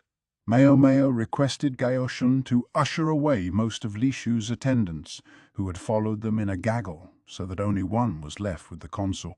Maomao took an antitoxin to help cool her head. She would have been perfectly safe without it, but she felt like being sure. And anyway, she was intrigued to see how someone else had gone about making the drug. In this case, it caused her to vomit powerfully enough to bring up the entire contents of her stomach, a delightful emetic. Unlike the quack in the rear palace, the doctor of the main court was eminently competent. Jinshi watched Maomao grin the entire time she retched, as if he couldn't quite believe what he was seeing. She thought it was rather rude of him, though, to stare at a young lady while she was vomiting. Now, looking quite refreshed, Maomao bowed to Lishu. The consort regarded her with a squint. "Pardon me," Maomao said, approaching Lishu. The consort reacted with astonishment when Maomao took her left hand, rolling back the long sleeve to reveal a pale arm. "I knew it," Maomao said. She saw exactly what she had expected. A red rash stippling the normally smooth, unblemished skin. There was something in the fish course that you shouldn't have been eating. Lishu refused to look at Maomao. "What precisely do you mean by that?" Jinshi said, his arms crossed. The heavenly comportment had quietly returned, but he still wasn't smiling. Some people simply can't eat certain things. Not just fish. Some can't stomach eggs, or wheat or dairy products. I myself have to avoid buckwheat.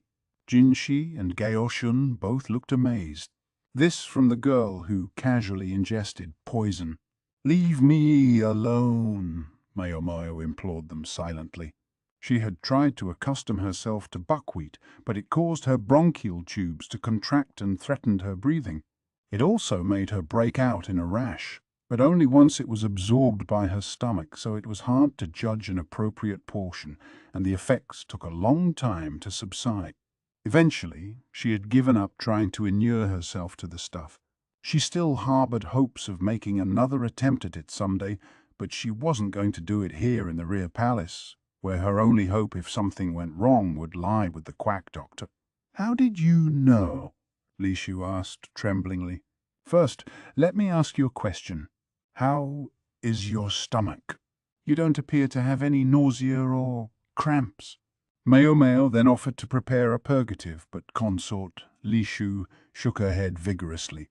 It was too humiliating to contemplate, right here in front of the one aristocrat with whom everyone seemed obsessed. It was Maomao's little way of getting back at Lishu for her contempt. "In that case, please be seated." Gaoshun, more solicitous than he first appeared, pulled out a chair. Lishu sat down. "The problem is that your meal was switched with Lady Gyokyu's. The lady isn't picky about her food, so she largely eats the same things as His Majesty," Maomao said. But in this case, one or two of the ingredients had differed between their meals. "Mackerel and abalone? That's what you can't eat, isn't it?" The consort nodded. The look of astonishment on the face of the lady attending Lishu wasn't lost on Maomao. Those who don't labor under such dietary restrictions don't always understand that this goes beyond preference, Maomao said.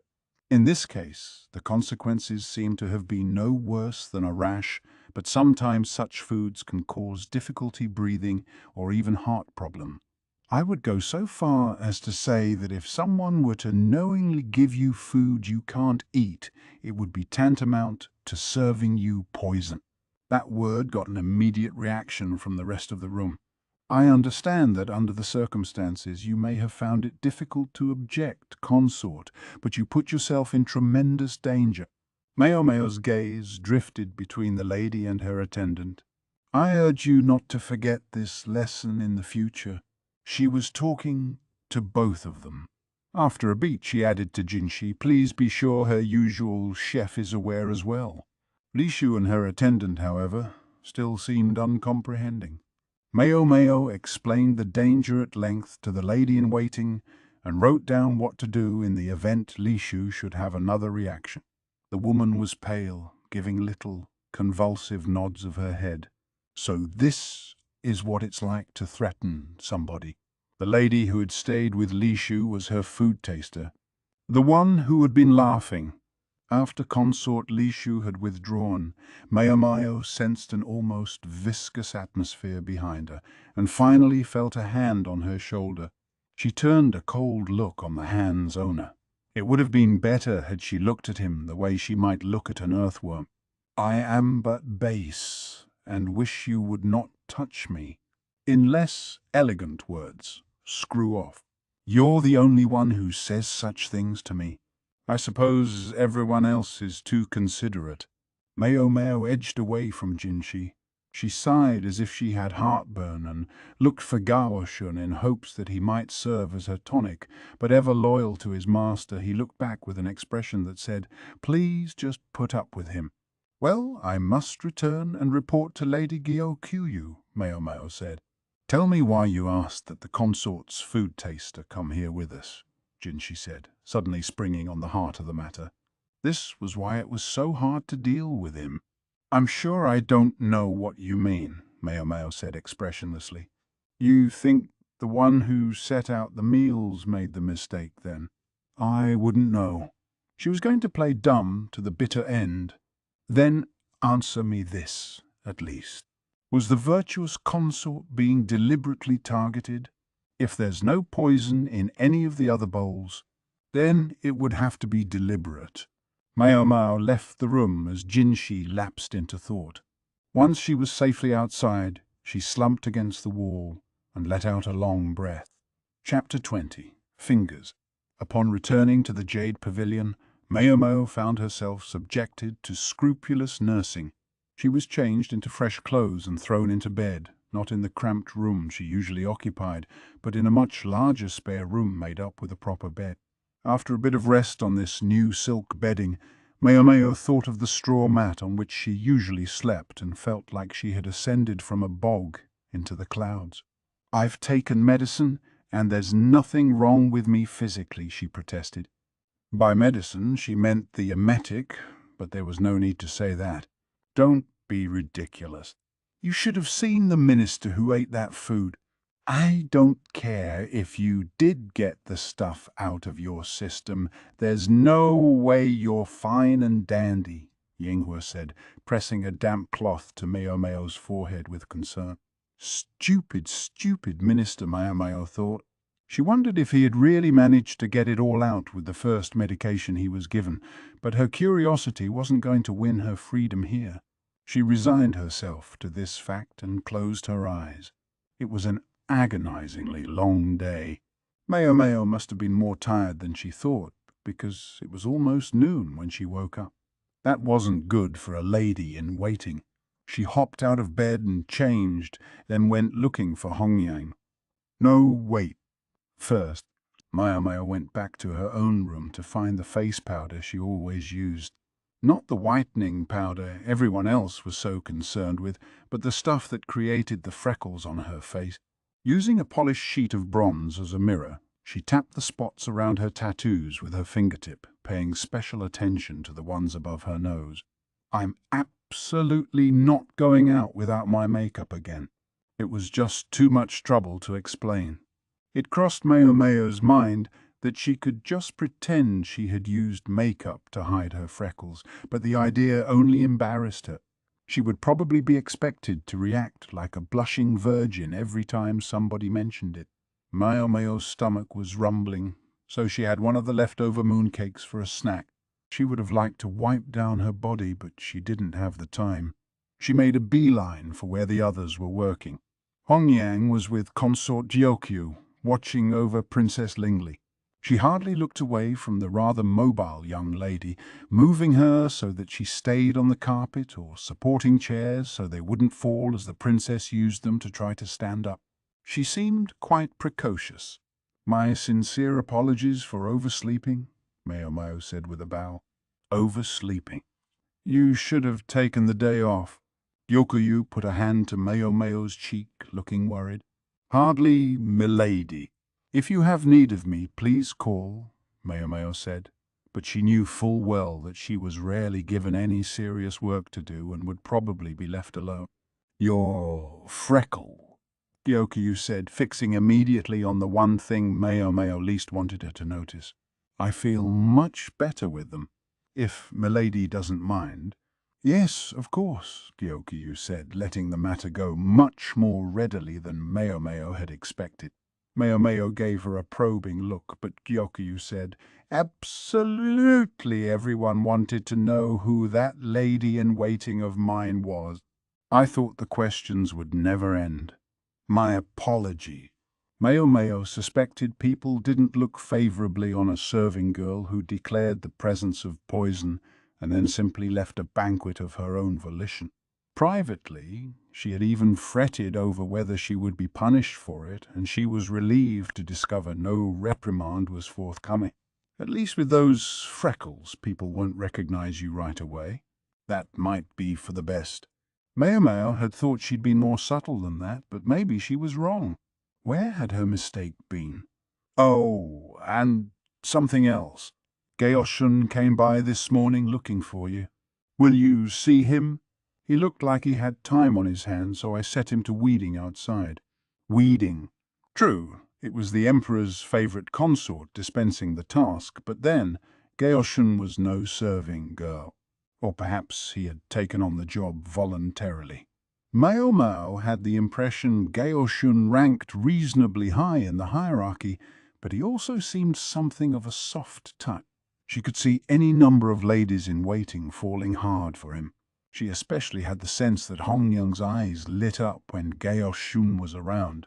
The chief lady in waiting was 30 or so, and despite her good looks, her considerable competence had the side effect of scaring off potential suitors. "Might we borrow the sitting room?" Maomao asked. "You may." "I'll have him summoned immediately," Gyokyu said, taking the princess from Hongyang, who left to go call Gaoshun. Maomao had been just about to follow her, but Gyokyu stopped her with a hand and directed her to the sitting room instead. "Master Jinshi sends this with his regards," Gaoshun said promptly when he entered the room. He placed a cloth-wrapped package on the table. Maomao opened it to discover a silver bowl full of soup. Not the stuff Maomao had sampled, but the dish from which Consort Gyokyu had been about to eat. He had refused her yesterday, but in the end had been kind enough to provide it. He was being polite, but this was also, Maomao surmised, an order to investigate. "Please don't eat it," Gaoshun said with a distinct look of concern. "Perish the thought," Maomao replied, "but only because silver promotes rotting. Oxidized food was never tasty." Gaoshun didn't seem to realize she had her own reason for not drinking the soup. He watched her doubtfully. Maomao stared at the bowl, careful not to touch it directly, and she was staring at the bowl, not at the contents. "Learning anything?" Gaoshun asked her. "Did you touch this with your bare hands?" "No, I only took out some of the contents with a spoon to ascertain whether they were in fact poisonous." Then he had wrapped it in a cloth to bring to Maomao, apparently leery of touching a bowl full of poison. That caused Maomao to lick her lips in anticipation. "All right. Wait here a moment." She left the sitting room and went to the kitchen, rifling through the shelves looking for something. Then she went back to the room in which she'd been sleeping earlier. She ducked her head towards the fancy bed, splitting the cloth at the seams and pulling out some of what was inside before going back to where Gaoshun was waiting. To his eyes, she was simply carrying some white powder in one hand and soft-looking padding in the other. Maomao balled up the padding and dusted the powder. "Flour! On it!" Then she tapped it gently against the silver bowl. Gaioshan peered at her curiously. "What's this?" he asked, observing the marks that appeared on the bowl. Traces of human touch. Human fingers easily left prints on metal, particularly silver. When she was young, Maomao's father had daubed dyes on vessels she wasn't supposed to touch to stop her from getting into mischief. Her little trick with the flower just now was a stroke of inspiration born of that old memory, and even she was surprised how well it had worked. If the flower had been a little finer, the prints might even have been easier to make out. Silver vessels are always wiped down before use. They would be worthless if they were cloudy after all. Several different sets of prints were evident on the bowl. From their position and size, it was possible to guess how the bowl had been held, even if the exact patterns of the prints aren't quite visible. "This bowl has been touched," Maomao said, but then she stopped. Gaioshan was too perceptive to miss the way she came up short. "Yeah, what's wrong?" "Nothing." There was no point clumsily trying to keep secrets from Gaioshan, even if it would render her little charade of the day before meaningless. Maomao let out a small sigh. "This bowl has been touched by 4 people in all, I would guess." She pointed to the differing patterns in the white dust, careful not to touch the surface herself. "One doesn't touch the bowl while polishing it, so we can presume the prints belong to the person who doled out the soup, the one who served it, the virtuous consorts, food taster, and one more unidentified person." Gaoshun turned an intense look upon her. "Why the food taster?" Maomao wanted this to end quietly, but it would all depend on how this taciturn man reacted. "It's simple. Because I suspect the food taster deliberately switched the bowls. She knew perfectly well what her mistress could and could not eat, and had changed the bowls on purpose. With malice aforethought." Maomao set the bowl down, an unpleasant look flashing across her face. "It's a form of bullying." "Bullying?" Gaoshan repeated, as if he couldn't quite believe it. And who could blame him? For a lady-in-waiting to do such a thing to a high-ranking consort was unthinkable. Impossible. "I see you aren't certain," Maomao said. If Gaoshun didn't appear to wish to know, Maomao had no inclination to tell him. She didn't like to speak from assumptions, after all, but she might have to if she was to explain why the fingerprints of the lady-in-waiting were on this bowl. Maomao decided it would be better to give her honest opinion than to make any half-baked attempts to throw Gaoshan off the scent. "Would you let me in on what you're thinking?" Gaoshan asked, his arms crossed as he studied her. "Very well, sir. Please understand that this is ultimately just speculation on my part." "That's fine. To begin with, consider the unusual situation of Consort Lishu. She had become the concubine of the previous emperor while still very young, and soon found herself becoming a nun when he died. Many women, especially the rich ones, were taught that it was their wifely duty to commit themselves totally, body and spirit, to their husband. Though she may have understood the political reasoning, Lishu must have found it appallingly unvirtuous to be married to the son of her former spouse. "Did you see what Consort Lishu was wearing at the garden party?" Maomao asked. The virtuous consort had been attired in a gaudy pink dress that seemed well above her station. Gaoshan said nothing, suggesting her reputation was poor in the circles he ran in. "It was somewhat gauche, shall we say?" Maomao offered, but Consort Lishu's attendants, for their part, had all been wearing clothes that were mostly white. In any normal situation, the ladies-in-waiting would have collectively convinced their mistress to wear something more prudent, or else they would have coordinated their outfits with hers. Instead, what they did made Consort Lishu look like a clown. A lady-in-waiting was there to support her mistress. This was something Hongyang had drilled into Consort Gyokyu's other women. Yinghua had said something similar during the banquet, something about wearing subdued clothing to make their mistress stand out all the more. With that in mind, the argument with Consort Lishu's ladies-in-waiting about clothing took on a new aspect.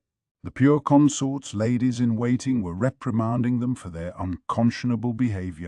The callow Lishu was at the mercy of her serving women, who must have flattered her and insisted the pink dress would look good on her. There was no doubt in Maomao's mind. In the rear palace, all around, were enemies. The only people one could trust were one's ladies-in-waiting, and these had betrayed that trust to humiliate their mistress. And you believe they further switched the food purely in order to make Consort Lishu's life more difficult? Gaoshun said tentatively. Yeah, though funnily enough it saved her. Poison came in many varieties. Some were quite strong but showed no immediate effects. In other words, had the bowls not been switched, Lishu's food taster would still have shown no ill effects, and the consort would probably have drunk the soup presuming all was well. I think that's enough speculation for today. Maomao picked up the bowl again and pointed to the rim. I suspect these are the fingerprints of whoever put the poison in here. Perhaps they pinched the rim of the bowl while they did so. One must never touch the rim of a food vessel, something else Hongyang had taught them. One's fingers must not dirty anything that might be touched by the lips of some noble person. That's my view of what happened, Maomao said. Gaoshun rubbed his chin and gazed at the bowl. May I ask you one thing? Yes, sir. Maomao passed the vessel, still cradled in its cloth, back to Gaoshun. Why did you attempt to cover for that woman? In contrast to Maomao's strained expression, Gaoshun appeared downright curious. Compared to a consort, Maomao said, the life of a lady-in-waiting is all too cheap, particularly that of a food taster.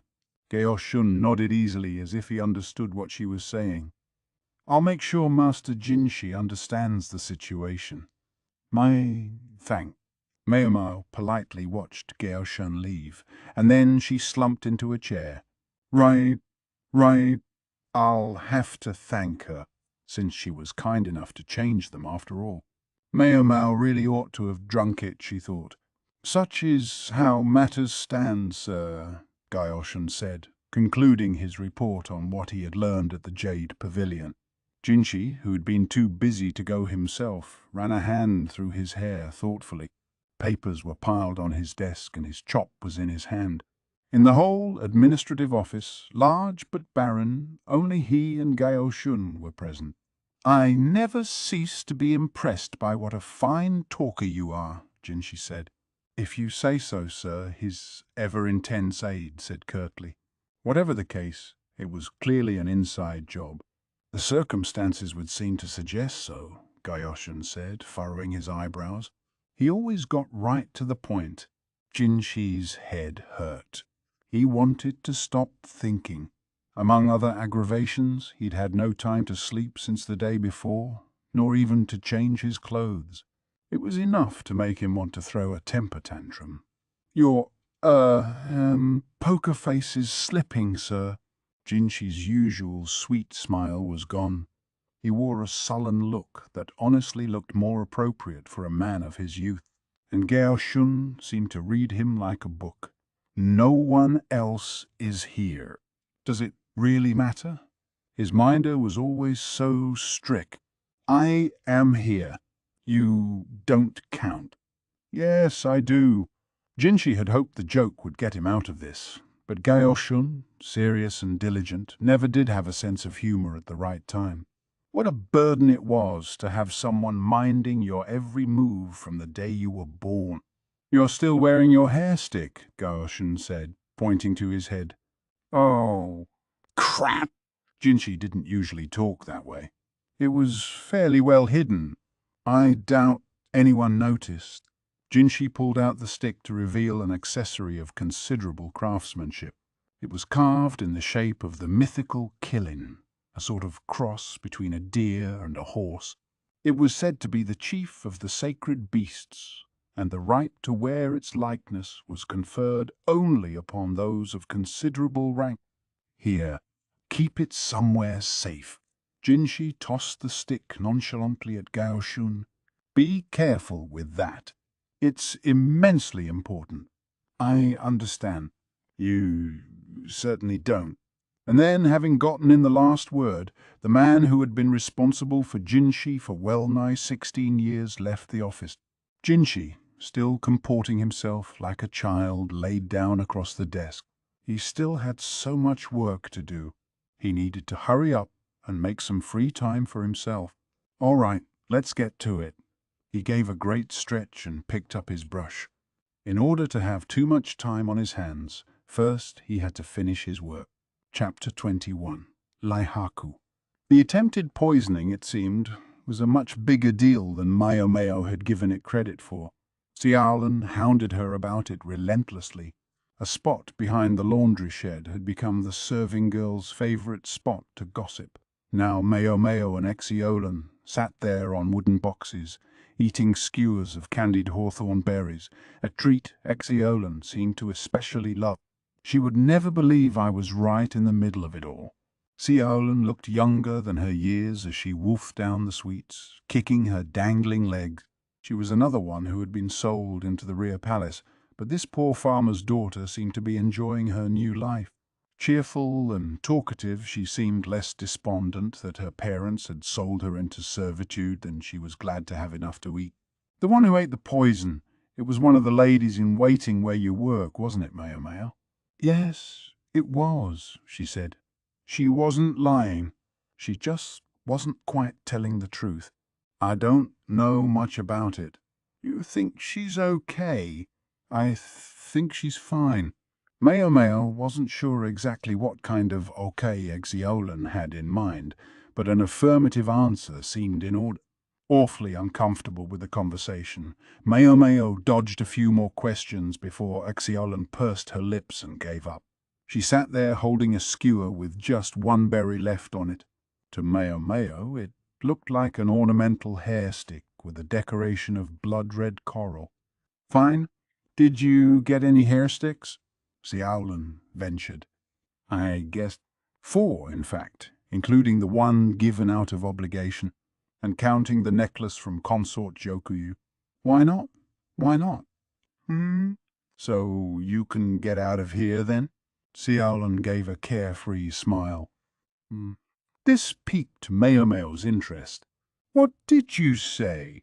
What do you mean? What did I say? You aren't leaving. Yingwa had been emphatic about the same thing. Maomao had all but ignored her.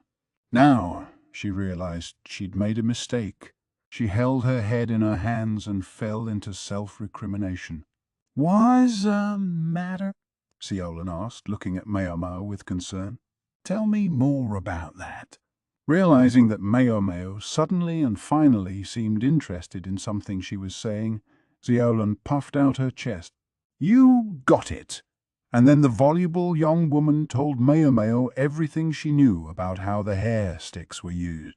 The summons came for Lihaku just as he finished training. Mopping away sweat, he tossed his sword, the blade cracked, to a nearby subordinate. The practice ground smelled of sweat and carried the warmth of exertion in the air.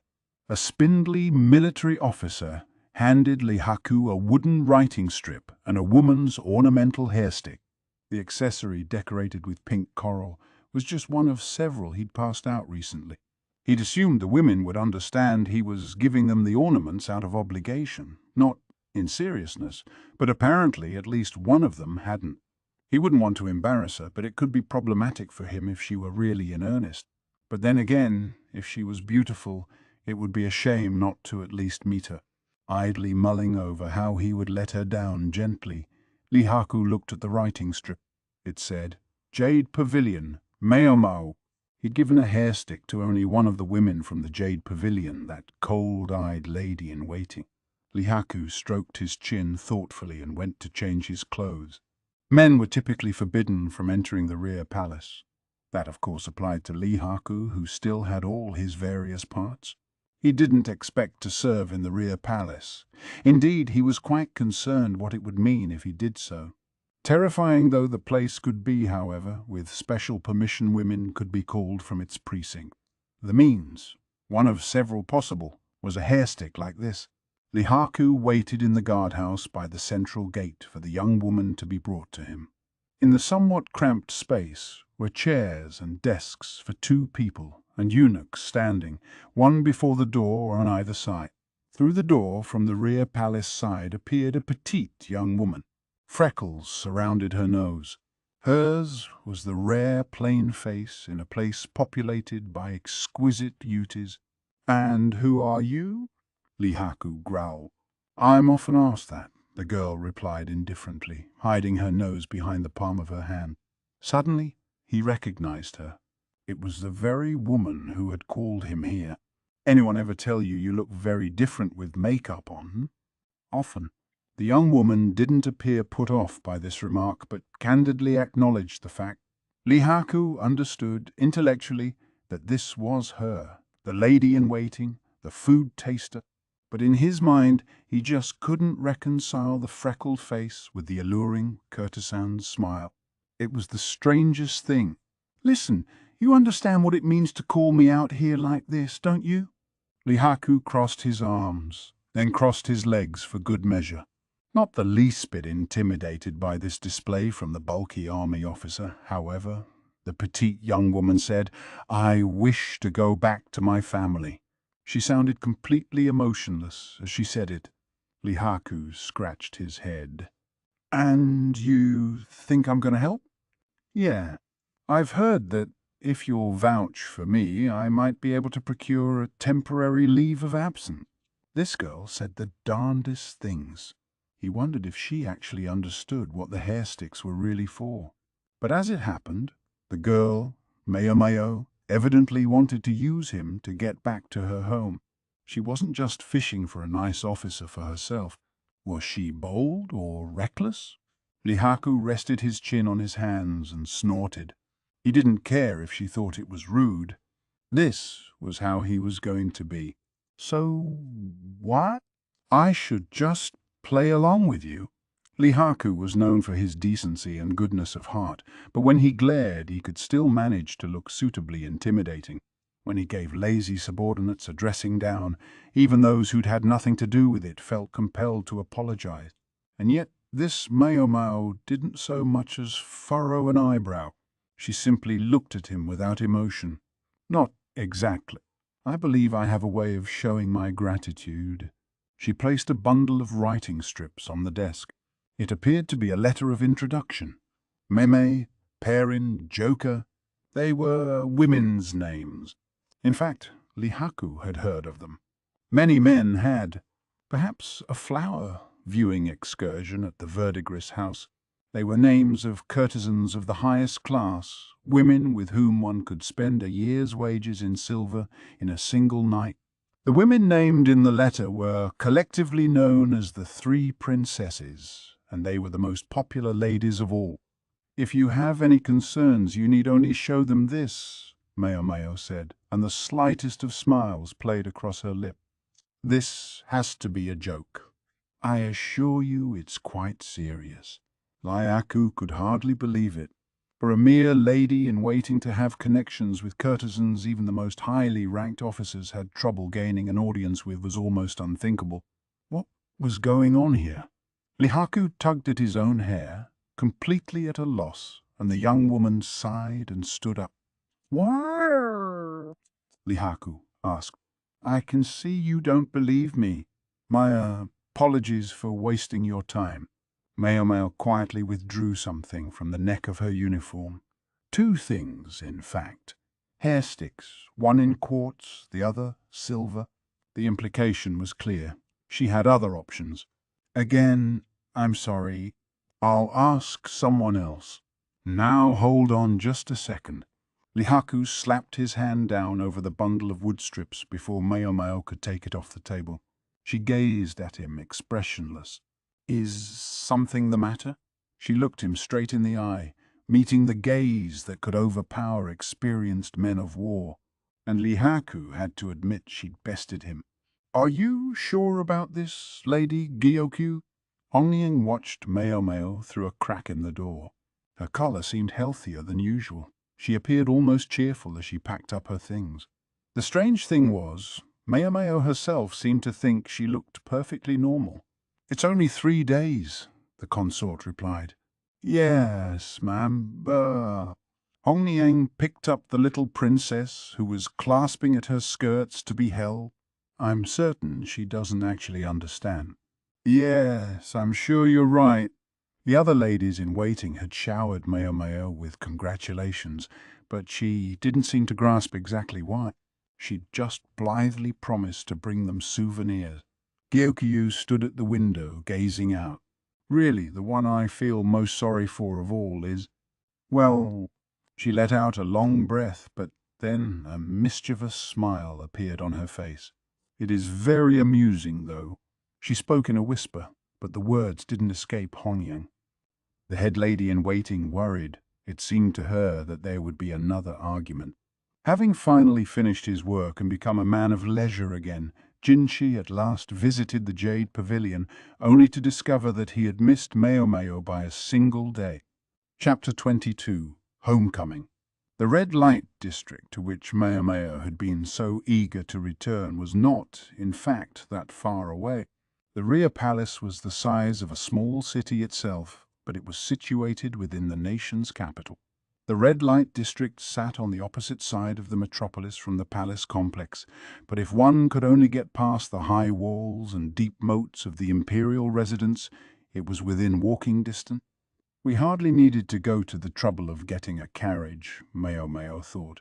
Beside her, the hulking man called Lihaku sat whistling a tune, holding the horse's reins in his hands.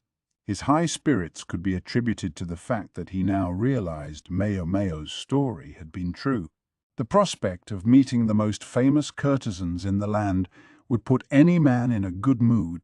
Courtesans, it should be said, were not to be simply lumped together with the run of common prostitutes.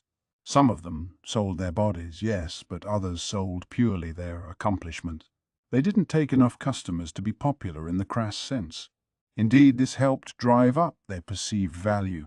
To share even a cup of tea with one of them could take a substantial amount of silver, let alone a night. These revered women became idols of a sort, objects of the common people's admiration. Some city girls, taken by the idea of becoming one of these enchantresses themselves, came knocking on the gate of the red light district, though only a scant handful would ever actually achieve that exalted status. The Verdigris house was among the most venerable of the establishments in the capital's pleasure quarter.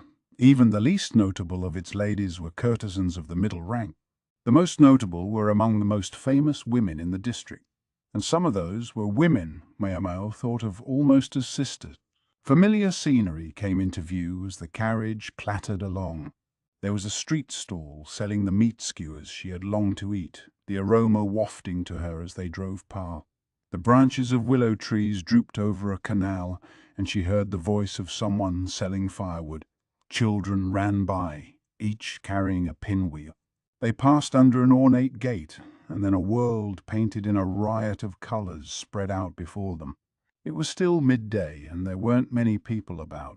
A few idle ladies of the night waved from the second floors of their establishment. Finally, the carriage stopped in front of a building whose entry was noticeably larger than that of many others. Maomao hopped out and jogged over to a slim old woman who stood smoking a pipe by the entrance.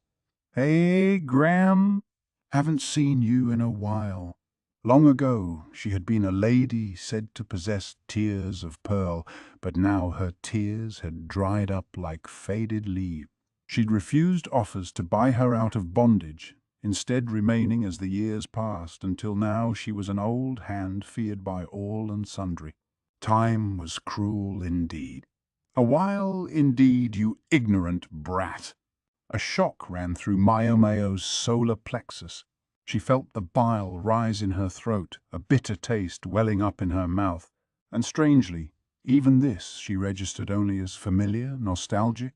How many times in the past had she been induced in this way to vomit out poisons of which she had ingested too much? Lihaku was at a loss what exactly was going on, but, being a fundamentally decent person, he rubbed Maomao gently on the back. "Who the hell is this woman?" His expression seemed to ask. Maomao scuffed some dust over the sodden ground with her foot. Lihaku looked at her with concern. "So this is your so-called customer, eh?" The madam gave Lihaku an appraising look. The carriage, meanwhile, was entrusted to the establishment's men servants. Good, strong body, manly features, an up-and-comer, from what I hear. Grams, I don't think you usually say that right in front of the person you're talking about. The madam pretended not to hear, but called for the apprentice, a prostitute in training, sweeping in front of the gate. Go call Perrin. I think she's lazing about somewhere today. Perrin. Lihaku swallowed heavily. Perrin was one of those famed courtesans. It was said her specialty was exquisite dancing. For the sake of Lihaku's reputation, we should add that what he felt was not simple lust for a female companion, but sincere appreciation for a woman of genuine talent. To meet this idol who seemed to live above the clouds even simply to take tea with her was a great honor. Perrin. Yeah, maybe. Perrin could do extremely fine work for those who were to her liking. Master Lihaku, Maomao said, giving the big but currently vacant-eyed man beside her a jab. How confident are you in your biceps? Not quite sure what you mean, but I like to think I've honed my body as well as any man. Is that so? Best of luck, then. Lihaku gave her a final, puzzled tilt of the head as the young apprentice led him away. As for Maomao, she was thankful to Lihaku for bringing her here, and wanted to provide him with something that would adequately express her gratitude. And a night's dream could provide a lifetime's memory. Now, Maomao, the owner of the hoarse voice, wore a terrible smile. Not a word for 10 freaking months! What was I supposed to do? I was serving in the rear palace. At least she'd sent a wood strip explaining the general situation. You owe me big. You know I never take first-time customers. Believe me, I know. Maomao pulled a pouch out of her bag. It contained half her earnings from the rear palace to date. She'd specially asked for an advance on her salary. The woman sniffed, peering into the pouch. Not nearly enough. I admit I didn't expect you to actually produce Perrin. She'd thought the money would cover a night's dalliance with a highly ranked courtesan. Besides, the likes of Lihaku would probably have been satisfied even to get a glimpse of the 3 princesses. At least pretend it'll cover a cup of tea together. Please, for me. Dumbass. A muscle-brained bozo like that. Perrin'll bite, and you know it. Yeah, I might have guessed. The most esteemed courtesans didn't sell their bodies, but that didn't mean they couldn't fall in love. Such was the way of things. Let's just say it's out of my hands. Never. It's going on your tab. There's no way I can pay that much. Don't think even the rest of my salary would make up the difference. No way. Maomao was deep in thought. The woman was clearly messing with her. Not that that was anything new. Worst comes to worst, you can pay off your debt with your body. I know His Majesty's your only customer in that big fancy palace of yours, but it's the same idea. And don't worry about all those scars. We get certain types who like that sort of thing. For lo, these many years, the madam had persisted in trying to get Maomao to become a courtesan. Having spent her entire life in the red light district, the woman didn't think of a courtesan's lot as an unhappy one. I still have a year left on my contract, then spend it scaring me up more customers. Not old farts either. Young bucks like your friend today that we can squeeze something out of. Aha. So she does think there's profit to be had. The only thing the old woman never thought about was where the money was. Maomao had no intention of ever selling herself, so she would have to begin supplying a steady stream of sacrifices to the madam. Anyone who seemed feasible. Wonder if I could get away with sending eunuchs. Jinshi's face drifted through her mind, but Maomao dismissed the idea. The courtesans might get so serious about him that they'd bring the whole establishment to its knee. Wouldn't want that. But then again, she would feel bad sending Gaoshan or the quack doctor. She didn't want to be the reason they ended up wrung out by the old lady. Now Maomao was really regretting that there were so few good ways to meet men in the rear palace. "Maomao, your old man ought to be at home. Scamper along and see him." "Yeah, thanks." Think as she might, she couldn't resolve the issue here and now. Maomao ducked down a side path beside the verdigris house. Just a single street further along, the red light district became a much more lonely place. Tumble-down shacks that passed for shops or houses, beggars waiting for someone to throw some small change into the broken teacups they held, and night walkers with visible scars from syphilis. One of these ragged buildings was Maomao's home. It was a cramped house with a dirt floor. Within, a figure knelt on a rush mat, bent over a mortar and pestle, working the device industriously. It was a man with deep wrinkles on his face and a gentle appearance. There was an almost grandmotherly aspect to him. "Hey, Pops. I'm back. "Ah, took you a while," her father said, greeting her the same way he always had, as if nothing had happened. Then he went to prepare tea with an unsteady gait. He poured it into a battered teacup, which Maomao received gratefully. Even though it was made from tired leaves, the tea was warm and relaxed her. Maomao started to talk about all that had happened to her, one thing after another, and her father listened with only the occasional hum or ha. For dinner, they had congee thickened with herbs and potatoes, and then Maomao went straight to bed. A bath could wait until the next day, she decided, when she could borrow some nice hot water from the verdigris house. She curled up on her simple bedding, a mat laid out on the dirt floor. Her father pulled a kimono over her, then stoked the fire in the oven to ensure it wouldn't go out. The rear palace. "That's calmer, I suppose," her father whispered, but the words didn't reach Maomao. She was already asleep. Chapter 23. Wheat Stalks. Oh, yeah. The crowing of the rooster woke Maomao up, and she shuffled outside her dilapidated house. There was a small chicken coop in the back and a shed for farm implements, along with a wooden crate. From the fact that the hoe was missing, she gathered her father was in the field. He kept one in a grove just outside the red light district. He knows that's not good for his legs. Her father was getting on in years, and she wished he would stop with the difficult physical labor, but he showed no sign of doing so. He liked to make his medicines from herbs he had grown himself. Hence a motley collection of strange plants sprouted around their house. Maomao plucked a leaf here and there, checking how the plants were doing. She glanced at the discreet wooden crate. It bore a sign with characters in brushwork reading, "Hands off." Maomao swallowed at that. She nudged the lid back and peeked in, although it did her heart rate no favor. If she remembered correctly, the crate contained various ingredients left to stew in wine. She seemed to recall the ingredients being very lively and difficult to catch. After a moment, Maomao put the lid back just the way it had been. It seemed people were heeding the sign. Ever the careful thinker, her father had wisely put just one thing inside the box. That was a wise choice. Several together might eat each other and become toxic. All right, anyway. Her thoughts were interrupted by a noisy pounding at the door. Scratching her head lazily, Maomao went around the front of the house. "You're gonna break it," she said to the panicked-looking girl who'd been slamming her fist against the unsteady door. She wasn't from the verdigris house. She was a servant apprentice at another of the nearby brothels who occasionally came to Maomao's pharmacy. "What's up? What's up?" "If you're looking for my dad, he's out."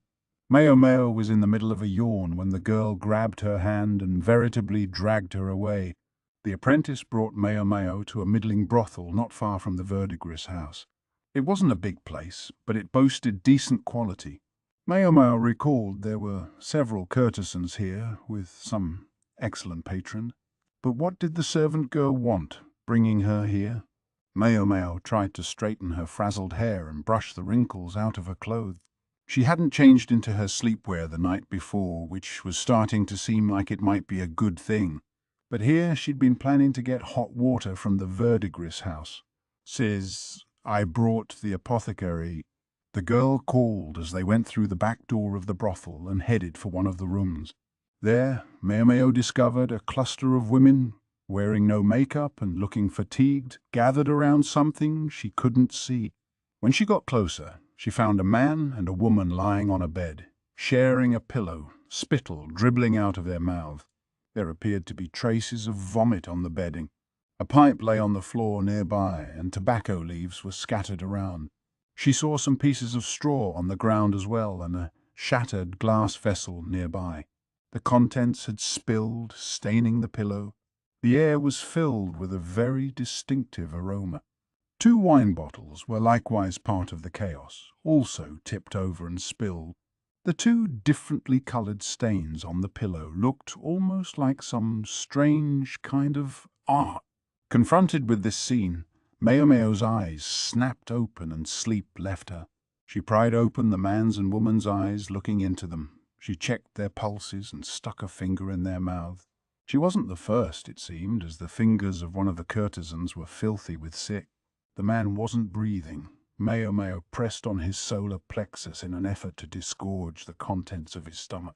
There was a hark, and spit came pouring out of his mouth. She grabbed at the sheets to wipe the inside of his mouth. Finally, she slid him around and breathed into his mouth. Seeing this, one of the courtesans tried to imitate what Maomao had done for the woman. Unlike the man, she was still breathing, so she was easily induced to vomit. The courtesan made to offer her some water, but Maomao shouted, "Don't let her drink that!" "Charcoal! We need charcoal!" The startled courtesan spilled the water in her surprise, but then rushed off down the hallway. Maomao repeated the process with the man several more times, pressing on his chest to induce vomiting, then breathing for him. When only stomach acid began to come up, he finally started to breathe on his own. Maomao, exhausted by this point, took the water that was offered to her and rinsed out her mouth before spitting it out the nearby window. First damn thing in the morning. She hadn't even eaten breakfast, and now she felt like she wanted to go back to bed. But she shook her head to stave off the sensation and called the servant girl. "Bring my father here. He's probably in the field by the south wall. Give this to him. He'll know what it means." She had a wooden writing slip brought and scrawled a few characters on it, then gave it to the girl. The child looked conflicted, but she took it and left. Maomao took another mouthful of water, drinking it down this time, and then she began powdering the charcoal that had been brought. Stupid, annoying, troublesome thing to do, she thought, scowling at the tobacco leaves and then heaving a sigh. About half an hour later, an elderly man with bad legs arrived, led by the servant girl. Took her long enough, Maomao thought, but she showed her father the carefully pulverized charcoal. He added dried leaves from a few different varieties of herbs, then gave the concoction to the man and woman to drink. "I guess you did a passable job dealing with this," he said, then picked up one of the pieces of straw from the floor and studied one end of it intently. Just passable. Maomao watched her father. Old, but by no means soft, He picked up a shard of the glass on the floor and some of the tobacco leaves. Finally, he examined some of the vomit, the first stuff that had come out before Maomao had arrived. She studied him as he went. If she had a habit of observing her surroundings closely, she had surely gotten it from him. This man, her adoptive father, a master apothecary, could discern 2 or 3 new things from just one new fact. "What poison did you take this to be?" her father said. His tone implied he was giving her some sort of lesson.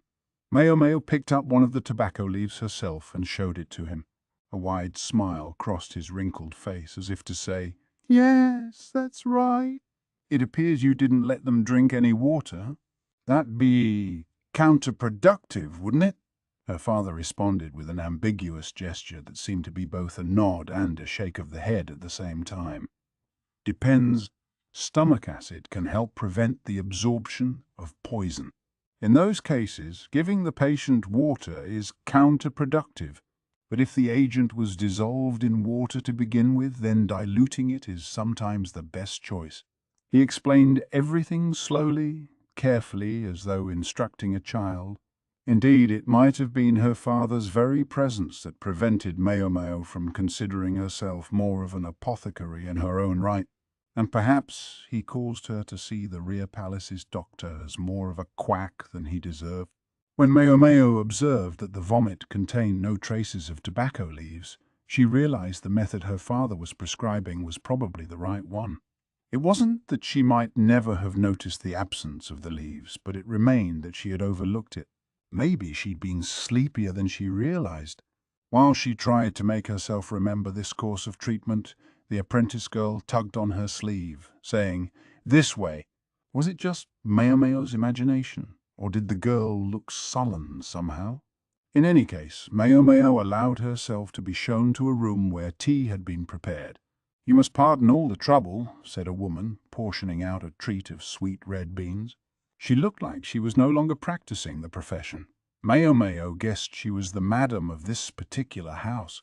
Clearly, she didn't share quite the same miserly streak as the madam of the Verdigris house. She would never have given tea and sweets to a mere apothecary. Customers only— "We only did our job, Mum." Maomao would be happy enough if they could just get paid. Her father, sitting beside her in a jovial mood, was apt to forget about that part, so Maomao had to make sure she got the money. The woman squinted, looking into the next room. The courtesan who had been sick was asleep now, and the male customer was sleeping in another room. The woman's face darkened noticeably. An attempted lover's suicide, maybe? It wasn't that unusual in the red light district.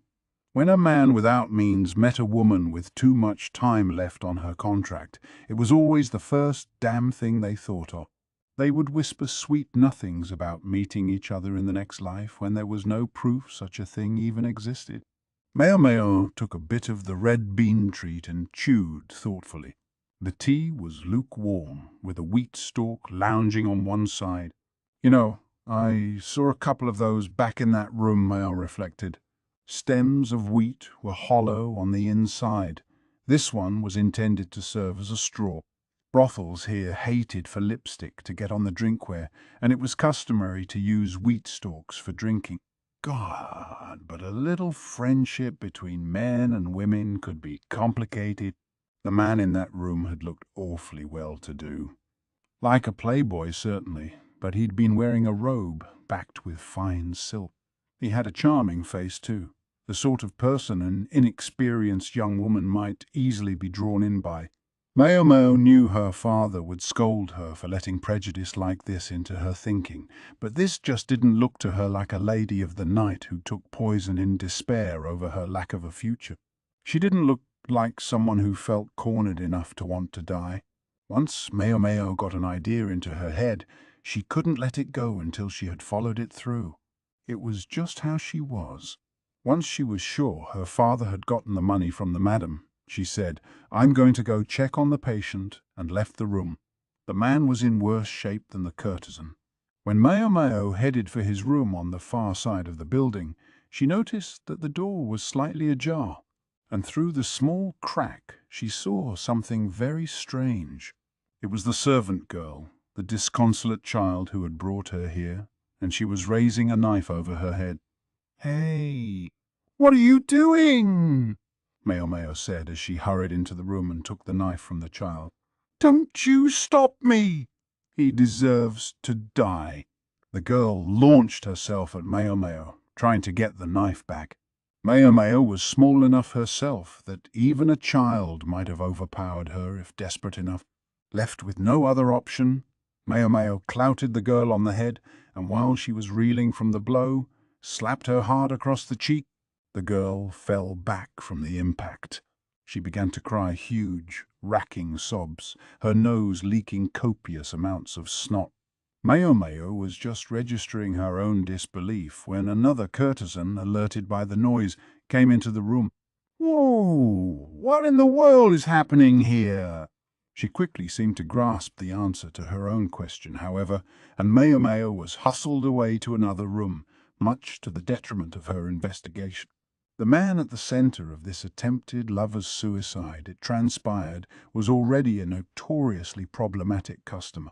He was the third son of a wealthy merchant family, and he had a history of using his handsome looks and silver tongue to get into a courtesan's good graces, stringing her along with vague promises of buying out her contract before casting her aside when he tired of her.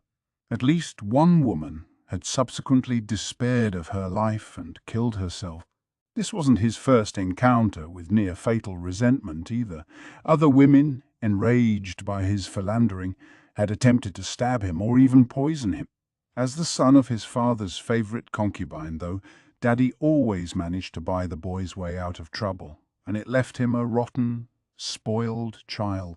Recently, he had even prevailed upon his father to have bodyguards see him safely to the brothels. This girl's older sister worked at another shop, explained a courtesan as she stroked the child who continued to cry. The servant girl's sister had been one of those the man had loved and left. The last word the girl had gotten from her sister was a letter joyfully communicating that she was to be bought out of her contract, and the next thing the child heard of her was that she had killed herself. How must she have felt? She became close to one of the girls here. The one you saved from poisoning today? The woman looked at Maomao apologetically. Look the other way. Is that what she's asking me to do? The woman's hope, it seemed, was to share this sorry tale in order to earn Maomao's sympathy and keep her mouth shut. Thankfully, the commotion hadn't reached the room where her father and the madam were. If Maomao chose not to say anything, the child would most likely go unpunished. What a pain! Personally, she felt that if a customer was known to be that much trouble, they should have just banned him, but apparently it was the unfortunate courtesan herself who had invited him in. If it got out that there had been an attempted double suicide, this establishment would have quite a headache to deal with.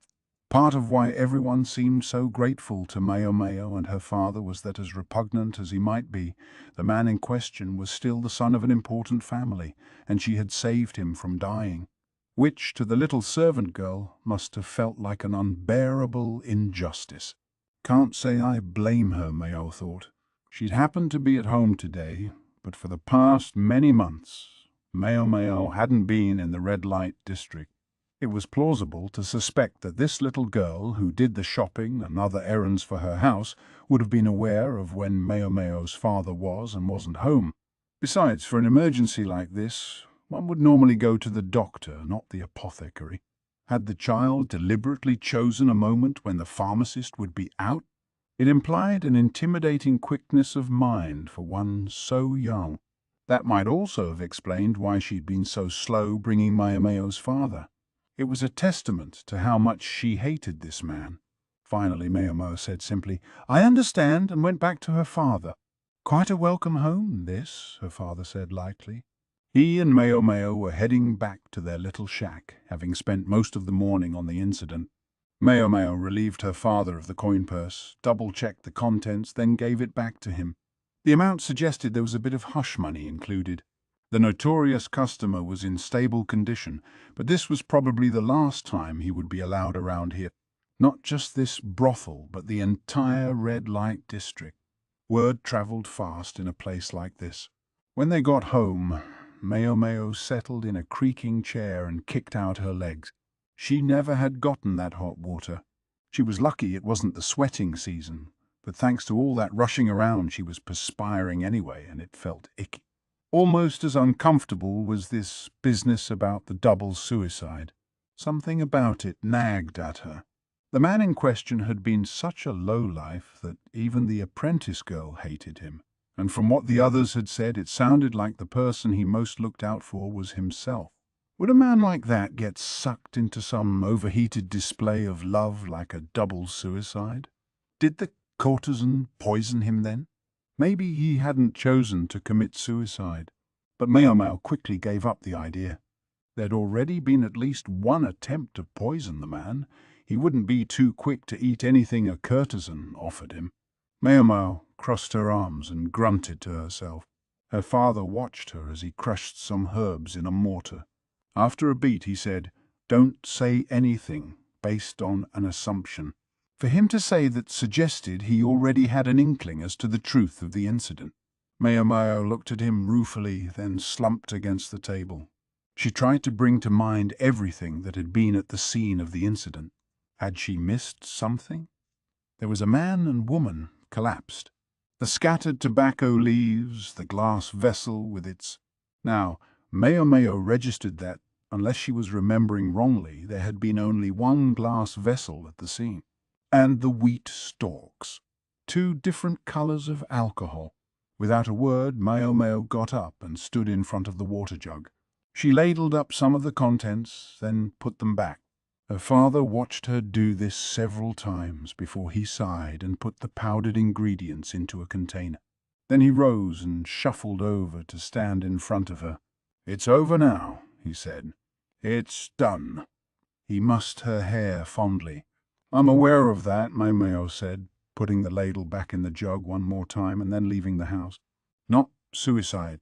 Murder, Maomao thought. And it was the courtesan, she believed, who had tried to kill the man. The playboy son, the smooth talker, the lover and leaver of so many women. The very courtesan whom the man had been courting, the most recent subject of his amorous advances, might be the one who had attempted to kill him. Maomao felt she could safely suppose that the philanderer had, as usual, plied this woman with promises to buy her out of her contract. Unlike Maomao, many people seemed to believe that love could change a person, and when enough people repeated an idea enough times, somewhere along the line it became the truth. Very well. How, then, had the courtesan managed to poison the vigilant man? It was simple. Just show him that there was no poison present. The courtesan would have taken a drink of the wine first, just the sort of thing Maomao did in her job. When the man saw that the woman was perfectly fine, he would drink the same stuff. That was why there had been only one container. That, however, raised the possibility that the woman would succumb to the poison first and the man wouldn't drink the tainted wine. Some poisons, like the one Maomao had discovered at the banquet, were slow-acting, and there was probably one of those present, too. In this case, the agent was most likely the tobacco. It had a stimulant effect when chewed and was spat out quickly. If the courtesan was a talented actress and could consume the poison without being discovered, well and good, but Maomao suspected she'd had help. She'd drunk the wine through a straw made from a wheat stalk. It was a perfectly normal thing to do, and wouldn't have aroused the man's suspicion. How had this enabled her to avoid the poison? Maomao thought it had something to do with the wine. There had been 2 different types, 2 colors of wine in a single, transparent glass vessel. Though they might not be as immiscible as oil and water, 2 types of wine would have slightly different densities. If you poured a lighter wine on top of a heavier one, carefully enough, 2 layers would form. And how pretty that would be, a dual-colored wine in a glass container. A lovely little trick to delight a favored guest. And meanwhile, the courtesan would use her straw to drink only from the lower layer, while the man, without a straw, drank from the top. Once the woman was sure the man had collapsed, she would drink a bit of the poisoned wine herself. Not enough to die, just enough to present a convincing illusion. The tobacco leaves scattered around would help hide the smell and make people think that was what they had used to do the deed. If the courtesan died herself, it would all have been for naught. She had worked very hard to make sure the man succumbed and she survived, which presumably also explained why she had chosen to do this first thing in the morning. There was even someone to conveniently discover the situation for her. Maomao arrived at the brothel from that morning. She went around back to the room where the poisoned courtesan had been put to get some rest. She found the exhausted-looking woman leaning against a railing and gazing up at the sky. Apparently she was up and about. She was humming a children's song, and an ephemeral smile floated across her face. Ephemeral and yet, Maomao thought, somehow dauntless. "Sis, what are you doing?" A servant girl, not the child from that morning, called when she saw the courtesan leaning on the railing. She dragged the woman back into her room and closed the window. The behavior of the first servant girl, the one who had tried to stab the man, struck Maomao as odd for someone whose beloved sister was at risk of dying of poison. She'd deliberately gone to the apothecary and not the doctor in hopes of being too late to save the man. And she'd taken her time summoning Maomao's father, too. Wasn't she worried about the courtesan at all? Or did she not believe a second person so close to her could die as well? Was Maomao overthinking things? Or did it almost seem the girl had known all along that the courtesan would make it through? Then there was the other courtesan, who had so emotionally described the woman's plight to Maomao, and the uncommonly generous madam. The more she thought about it, the stranger everything seemed. No assumptions, huh? Maomao looked slowly from the newly closed window up to the sky. She was finally back in the red light district for which she had pined all those months in the rear palace, but deep down they were the same place. Both were gardens and cages. Everyone in them was trapped, being poisoned by the atmosphere. The courtesans absorbed the toxins around them until they became a sweet poison themselves. With the playboy son alive, it was hard to say what would happen to his would-be killer. He might suspect an attempted poisoning, but then again, it might go the other way around. The brothel might accuse him of having ruined an important product of theirs and squeeze something out of him that way. I guess it doesn't matter which, Maomao thought. It had nothing to do with her. If you felt personally involved in everything that happened in this place, you would never survive. Maomao gave the back of her head a tired scratch and decided to go over to the verdigris house. She was going to get that hot water. She set off at a slow trot. Chapter 24. A Misunderstanding. Maomao's 3 days at home went by in a flash. It hurt to have to leave after becoming reacquainted with so many familiar faces, but she couldn't just abandon her work at the rear palace, not least because of the trouble it would cause for Lihaku, who had vouched for her. The final push came from the madam of the verdigris house, who was even now trying to pick the perfect sadist to make Maomao's first customer. I'll just pretend I had a very pleasant dream. When she saw the slick pairing and Lihaku, who resembled a pile of melting honey, Maomao reflected that maybe she had paid too rich a reward. The next place Lihaku would visit for pleasure was set in stone. Having tasted the nectar of heaven, he could never again be satisfied with the tepid offerings of earth. Maomao felt a little bit bad for him. She was sure the madam would take him for all he was worth, but that wasn't Maomao's problem. And so she returned to the Jade Pavilion, bearing gifts, only to discover a nymph-like young man who seemed quite on edge. She could detect something toxic just the far side of his delicate smile. Why did he seem to be glaring at her? His personality aside, he certainly was beautiful.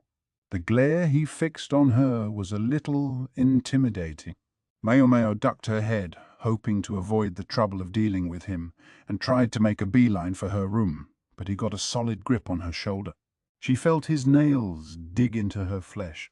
"I'll be waiting in the sitting area," he said, his voice like honey in her ear. Wolfsbane honey, that was. Poisonous. Behind him, Gaoshun was urging Maomao with his eyes not to fight it. She saw Gyokuyu too, whose eyes were sparkling even though she seemed a bit troubled. Finally, there was Hongyang, looking at Maomao with what she took to be reproach, and the other 3 ladies in waiting, looking on more with curiosity than concern. She expected to be well and truly interrogated after this was over. Whatever this is, Maomao set down her baggage, changed into her uniform, and went to the sitting area. "You asked for me, sir?" Jinshi was alone in the room. He was dressed in a simple official's uniform, but he wore it well. He was seated in a chair with his legs crossed, resting his elbows on the table in front of him. And to Maomao's eyes, he appeared to be in a worse mood than usual. Maybe it was just her imagination. She hoped it was just her imagination. Yes, that's what she would go with. It was her imagination. Jinshi's customary sedative, Gaoshun, was nowhere to be seen. Neither was consort Gyokuyu, and that made the situation unbearable for Maomao. I see you had a little visit home, Jinshi began. Yes, sir. And how was it? Everyone seemed in good health and good spirits. That's what matters. Oh, indeed. Yes, sir. Jinshi said nothing further, so neither did Maomao. It was clear they weren't going to have much of a conversation at this rate. Finally, Jinshi prodded, "This Lihaku, what kind of a man is he?" "Sir, he vouched for me to leave the palace." "How does Jinshi know his name?" Maomao wondered. Lihaku would yet become a regular customer, a major source of revenue, a very important person indeed. "Do you know what it means? Do you understand?" Jinshi said, the irritation plain in his voice. There was none of his usual sweetness. Of course, one must be a high official of impeccable background in order to vouch for another. Jinshi looked absolutely taxed by this response, as if enervated by the statement of the obvious. "Did he give you a hair stick?" "Me and quite a few others. He was passing them out to every girl in sight. Apparently he felt obliged to do so. For all his intimidating look, Lihaku could actually be quite generous. The design of his accessory was clean and simple, but the workmanship was solid and it was overall a quite lovely piece. If Maomao ever lacked money, she could probably sell it for a decent price. "You're telling me I lost out to that? That I was bested by a bauble some hack felt obliged to give you? Wow, I've never heard him talk like that," Maomao thought, puzzled by Jinshi's unfamiliar tone. Clearly, something was wrong. "I gave you a hair stick too, as I recall," Jinshi went on, "but I didn't see hide or damned hair of you when you needed someone to vouch for you." He looked positively sullen. His alluring smile had been replaced by the pout of a petulant boy, and suddenly he looked hardly older than Maomao, perhaps younger even.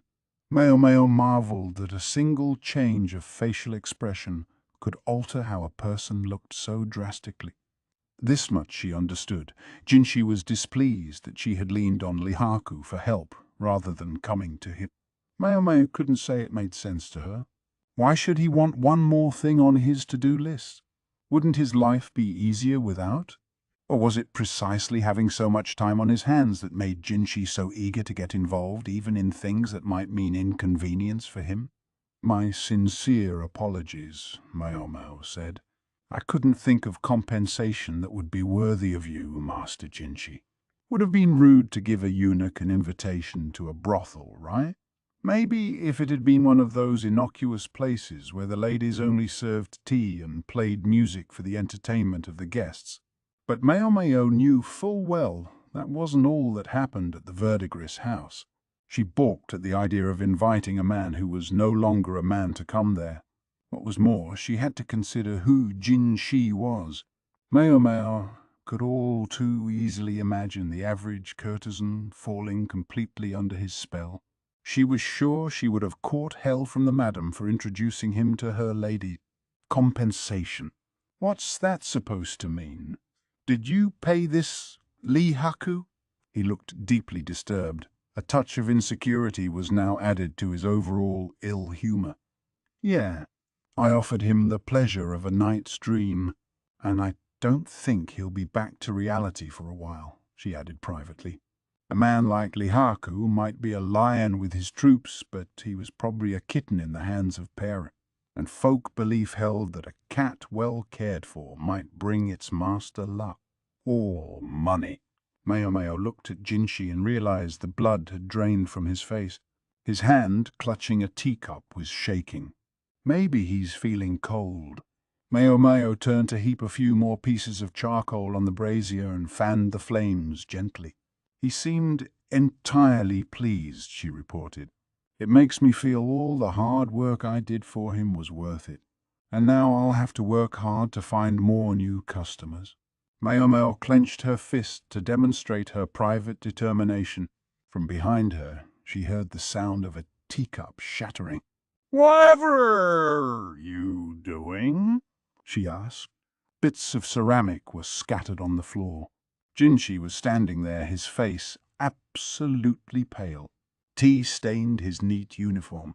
"Oh, I'll grab something to wipe up with," Maomao said, but when she opened the door, she discovered Consort Gyokyu clutching her stomach with laughter. Gaoshan was there too, seeming exhausted. Finally there was Hongnian, who looked at Maomao with an expression of pure exasperation. She didn't need to say anything more. Maomao looked at them, baffled. Without a word, Hongnian walked over to her and smacked her on the back of the head. The chief lady in waiting was quick on the draw. Maomao rubbed her head, still not understanding quite what was going on, but she headed for the kitchen to get a rag just the same. "And how long can we expect you to sulk?" Gaoshun asked, thinking what a great deal of trouble this was going to be. Even after they got back to his office, Jinshi refused to do anything but lie slumped across his desk. Gaoshun heaved a sigh. "Must I remind you that you are supposed to be at work?" The desk, so recently and with such effort cleared off, was already piled with new papers to attend to. "I know that. I hate work." This person, Jinshi, would never have actually given voice to such a childish response. He wouldn't become too attached to his toys. After Jinshi's conversation with Maomao, Gaoshun had painstakingly extracted a clarification from Consort Gyokyu. The payment for Maomao's guarantor had consisted of a meeting with a star courtesan, she said. It had never occurred to Gaoshun that a girl like Maomao might have such connections. So what, exactly, had his master been imagining? Ah, the terrors of youth, the withered 30-something mused. Jinshi had calmed down considerably since then, but his bad mood remained. He had powered through his work and rushed off to find Maomao, only to discover she'd gone back to her home with a man he didn't know. It must have hit him like a bolt from the blue. That was too bad, Gaoshun thought, but he couldn't spend all his time soothing the tantrums of an overgrown child. At length, Jinshi started putting his chop to the accumulated papers. If, at a glance, he judged a paper was one he couldn't approve, he set it to one side on his desk. No sooner had he gone through the pile than an under-official arrived with a new armload. Jinshi could stand to ponder some of the papers just a little longer, Gaoshun thought, watching his master work. Many of them were proposals from officials whose ideas would benefit no one but themselves.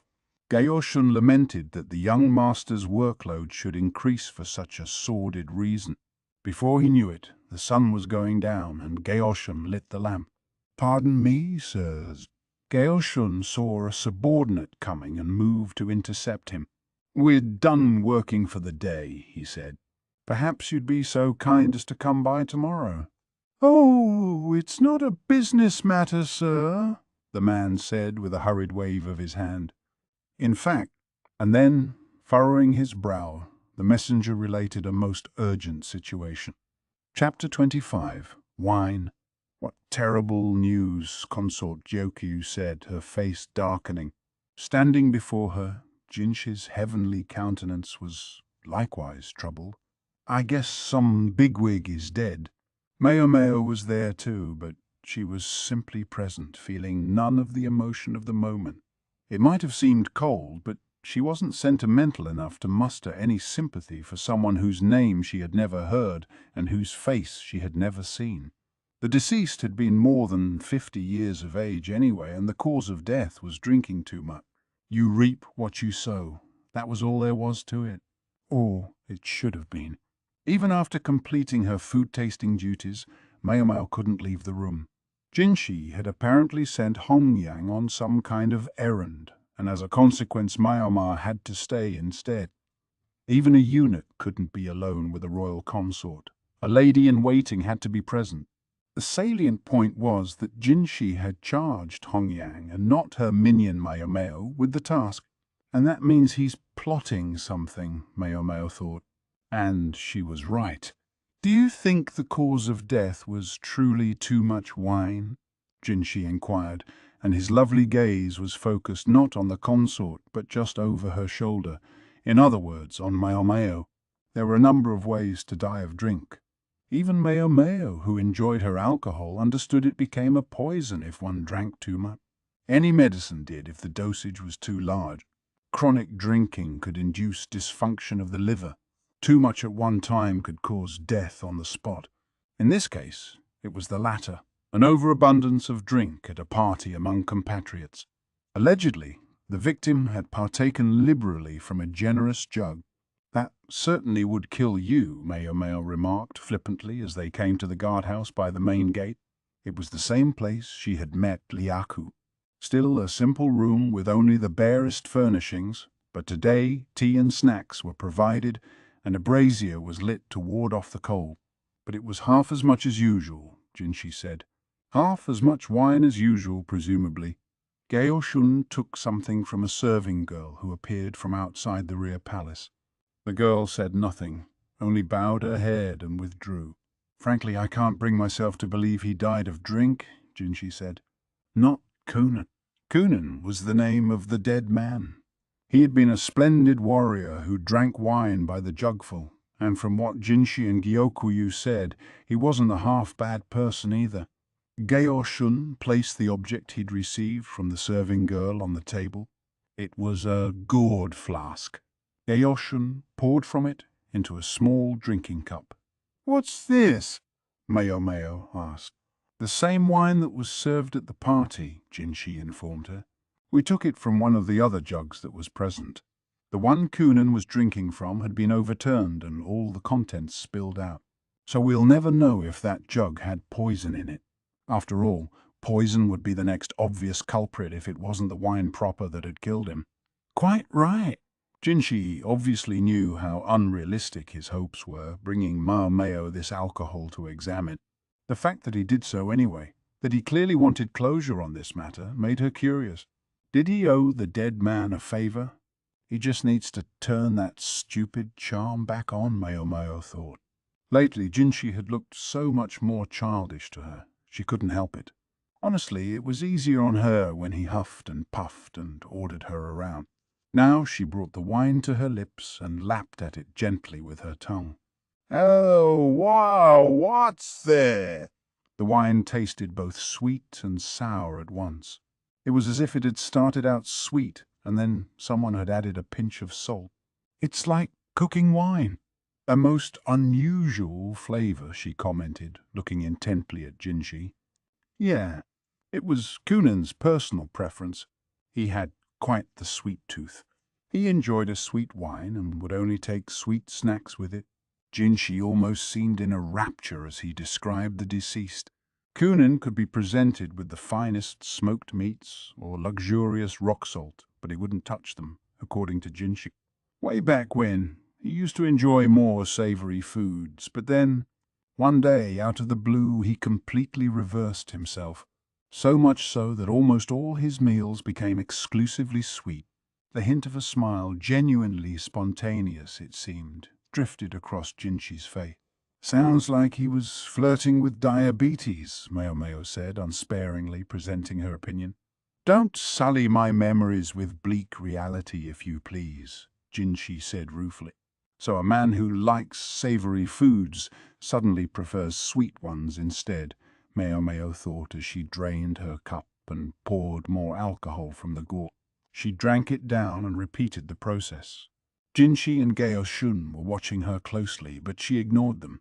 When the gourd was about half empty, she finally spoke. "The snacks served with the alcohol at this party. Was there salt involved?" "Yeah. Rock salt, mooncakes, and cured meat were served. Shall we prepare some of the same for you?" "No, thank you. I'll be done drinking this stuff by the time it's ready. If they were going to offer me snacks, I wish they'd done it sooner. A good salty meat would have complemented the wine perfectly." "That's not exactly what I was thinking," Jinshi said, annoyed. Maomao poured herself more wine. She paid no heed to Jinshi's transparent disbelief that she was going to resume drinking. The chance for a tipple was such a rare one.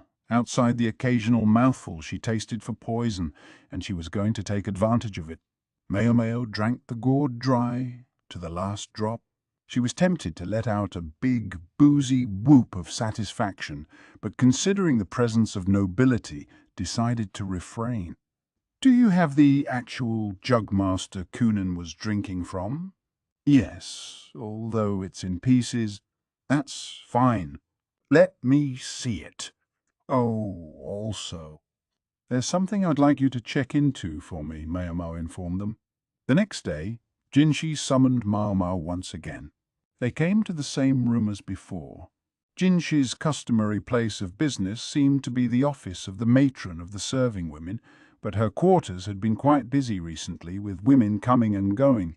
The offices of the other two service divisions were much the same. Maybe it had something to do with the approaching end of the year. "I knew it," Maomao thought as she reviewed the paper summarizing the results of the investigation she'd requested. She looked at the shard of pottery that had likewise been brought to her, where it sat on the wrapping cloth that had been used to transport it. There were whitish grains stuck to it. She picked up the shard and licked it. "Are you sure it's safe to be doing that?"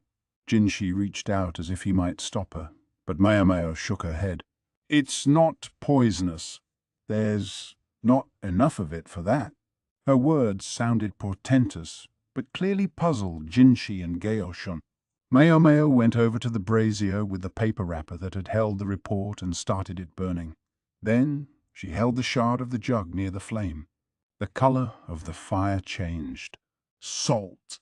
Jinshi asked, peering at the flames. He had evidently learned his lesson from the last time she'd shown him this trick. "That's right. Apparently there was so much of it in this jug that even after the liquid evaporated, grains of it remained. There had been salt in the wine Maomao had tasted as well. Not something added during the production process, but more like the sort of stuff that might be served as a snack. It had simply been thrown into the wine. If the attendees at the party generally preferred more savory flavors, then wine that was too sweet wouldn't be to their liking. Everyone knew how you could dust salt around the rim of a cup, but to have put the stuff directly into the wine, someone must have been either very drunk or a complete culinary ignoramus. A pinch of salt was one thing and would have been fine, but the jug Coonan had drunk from had contained copious amount. "Salt is essential to human survival, but too much of it is toxic," Maomao said. In that respect, it was like wine. Too much at once could be fatal. When she considered the amount of wine Coonan had drunk and the quantity of salt dissolved in it, it seemed a possible cause of death. "But that doesn't make any sense," Jinshi said. No one could fail to notice they were drinking something that salty. "I believe at least one person could." Maomao turned the report toward them. It contained details of Coonan's personal habits. "You told me, Master Jinshi, that one day Master Coonan spontaneously went from preferring salty foods to preferring sweet ones, yes?" "Yes, that's right," Jinshi said. "Wait, you can't mean—" "Yeah, I think perhaps he stopped tasting saltiness. This man Coonan had been a capable bureaucrat, diligent and dedicated to his work. His self-control, bordering on stoicism, was evident even from the somewhat superficial report. After the deaths of his wife and child in a plague some years ago, it said he had lived for his work. Wine and sweet treats were his only pleasures. There are some illnesses that can rob a person of the sense of taste. They're said to be caused by imbalances in diet or sometimes stress. The more straight-laced a person was, the more repressed their spirit could become. And the burden created by that condition could lead to illness. All right. Who put the salt in the wine, then? Maomao cocked her head. It's not my job to figure that out. Armed with the facts that the other jugs had been salted as well, and that Coonan was a very serious person, she suspected Jinshi could work out the rest. Not everyone liked a diligent worker. They might decide to play a little prank on him while he was drunk, and when they saw he hadn't even noticed their joke, they might decide to lean into it until he did. Sometimes the alcohol takes over, so to speak, but would the perpetrators ever have expected this result? Cowards, running away like they did. Maomao had pulled up short of spelling it all out, though she could have. She was no more eager than anyone else to be the proximate cause of somebody's brutal punishment. Even though, with all the clues she'd given Jinshi, it was as good as if she'd told him herself. Jinshi said something to Gaoshun, who subsequently left the room. Jinshi gazed after him for a moment. Careful observation revealed a small tasseled ornament mounted with an obsidian on his belt. "Is that a mourning emblem? And was it deliberate that he had made it so inconspicuous?" "My apology." "I appreciate your help," Jinshi said, turning that transcendent smile on her. "Not at all." Maomao was keenly curious what the connection had been between Jinshi and Kunin, but she held herself back from prying. If it turned out to be something indecent, I might be sorry I asked. After all, one could never be certain who was related to whom and in what way. Instead, she tried a less loaded question. "Was he really such an outstanding person?" "Indeed. He was quite good to me once when I was small." Jinshi didn't elaborate but closed his eyes. He seemed to be thinking back into the distant past, and it made him look just like an ordinary young man. It was an effect Maomao rarely saw from his preternaturally beautiful face. I guess he's human after all." It was too easy with Jinshi's unearthly beauty to forget that he was born of woman just like anyone else. It might have been easier to believe sometimes that he was the 1,000-year-old spirit of a peak. Of late, Maomao had increasingly found herself oddly unsure how to feel about this man, Jinshi. After he had stood silently for some moments, Jinshi seemed to recall something. He reached under the table and produced an object. "A gourd?" Maomao asked. He had come up with a gourd of substantial size. She could hear a splishing sound from whatever was inside it. "Not the stuff from yesterday, though," he said. Then he handed the gourd to Maomao. "It's yours, with my thanks."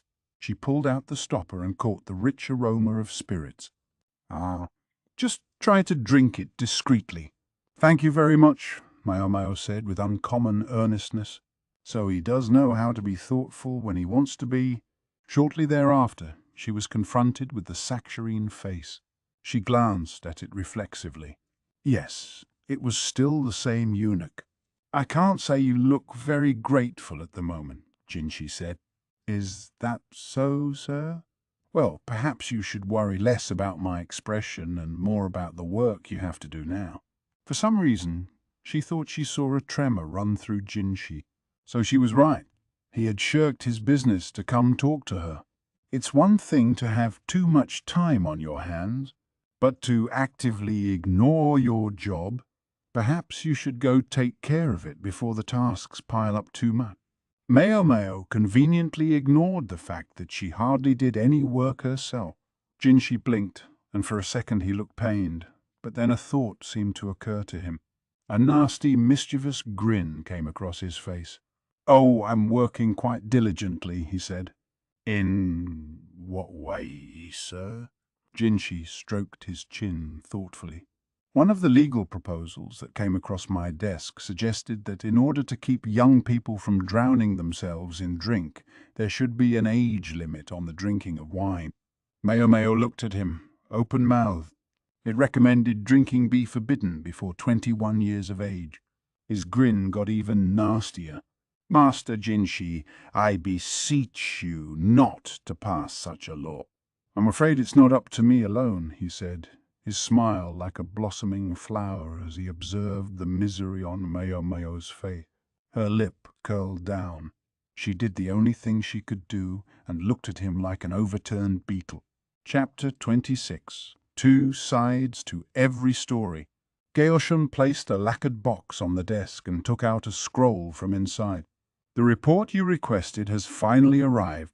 Nearly 2 months had passed since Jinshi's instruction to find any serving woman who'd sustained a burn." "That took too long," Jinshi said, looking up sharply. "My apology." Gaoshun made no effort to add any excuse. It was a matter of principle with him not to do so. "So who is she?" "Sir, surprisingly highly placed." He unrolled the scroll on Jinshi's desk. "Fengming of the Garnet Pavilion, chief lady in waiting to the Pure Consort." Jinshi let his chin rest on his hands, his eyes cold as he scanned the paper. "Oh, young miss, come with me, won't you, please?" When Maomao arrived to help with medical matters, this was the first thing out of the mouth of the layabout. Ahem, the doctor. A eunuch was nearby, apparently with a message. He had evidently come to summon the physician. "What on earth has you so upset?"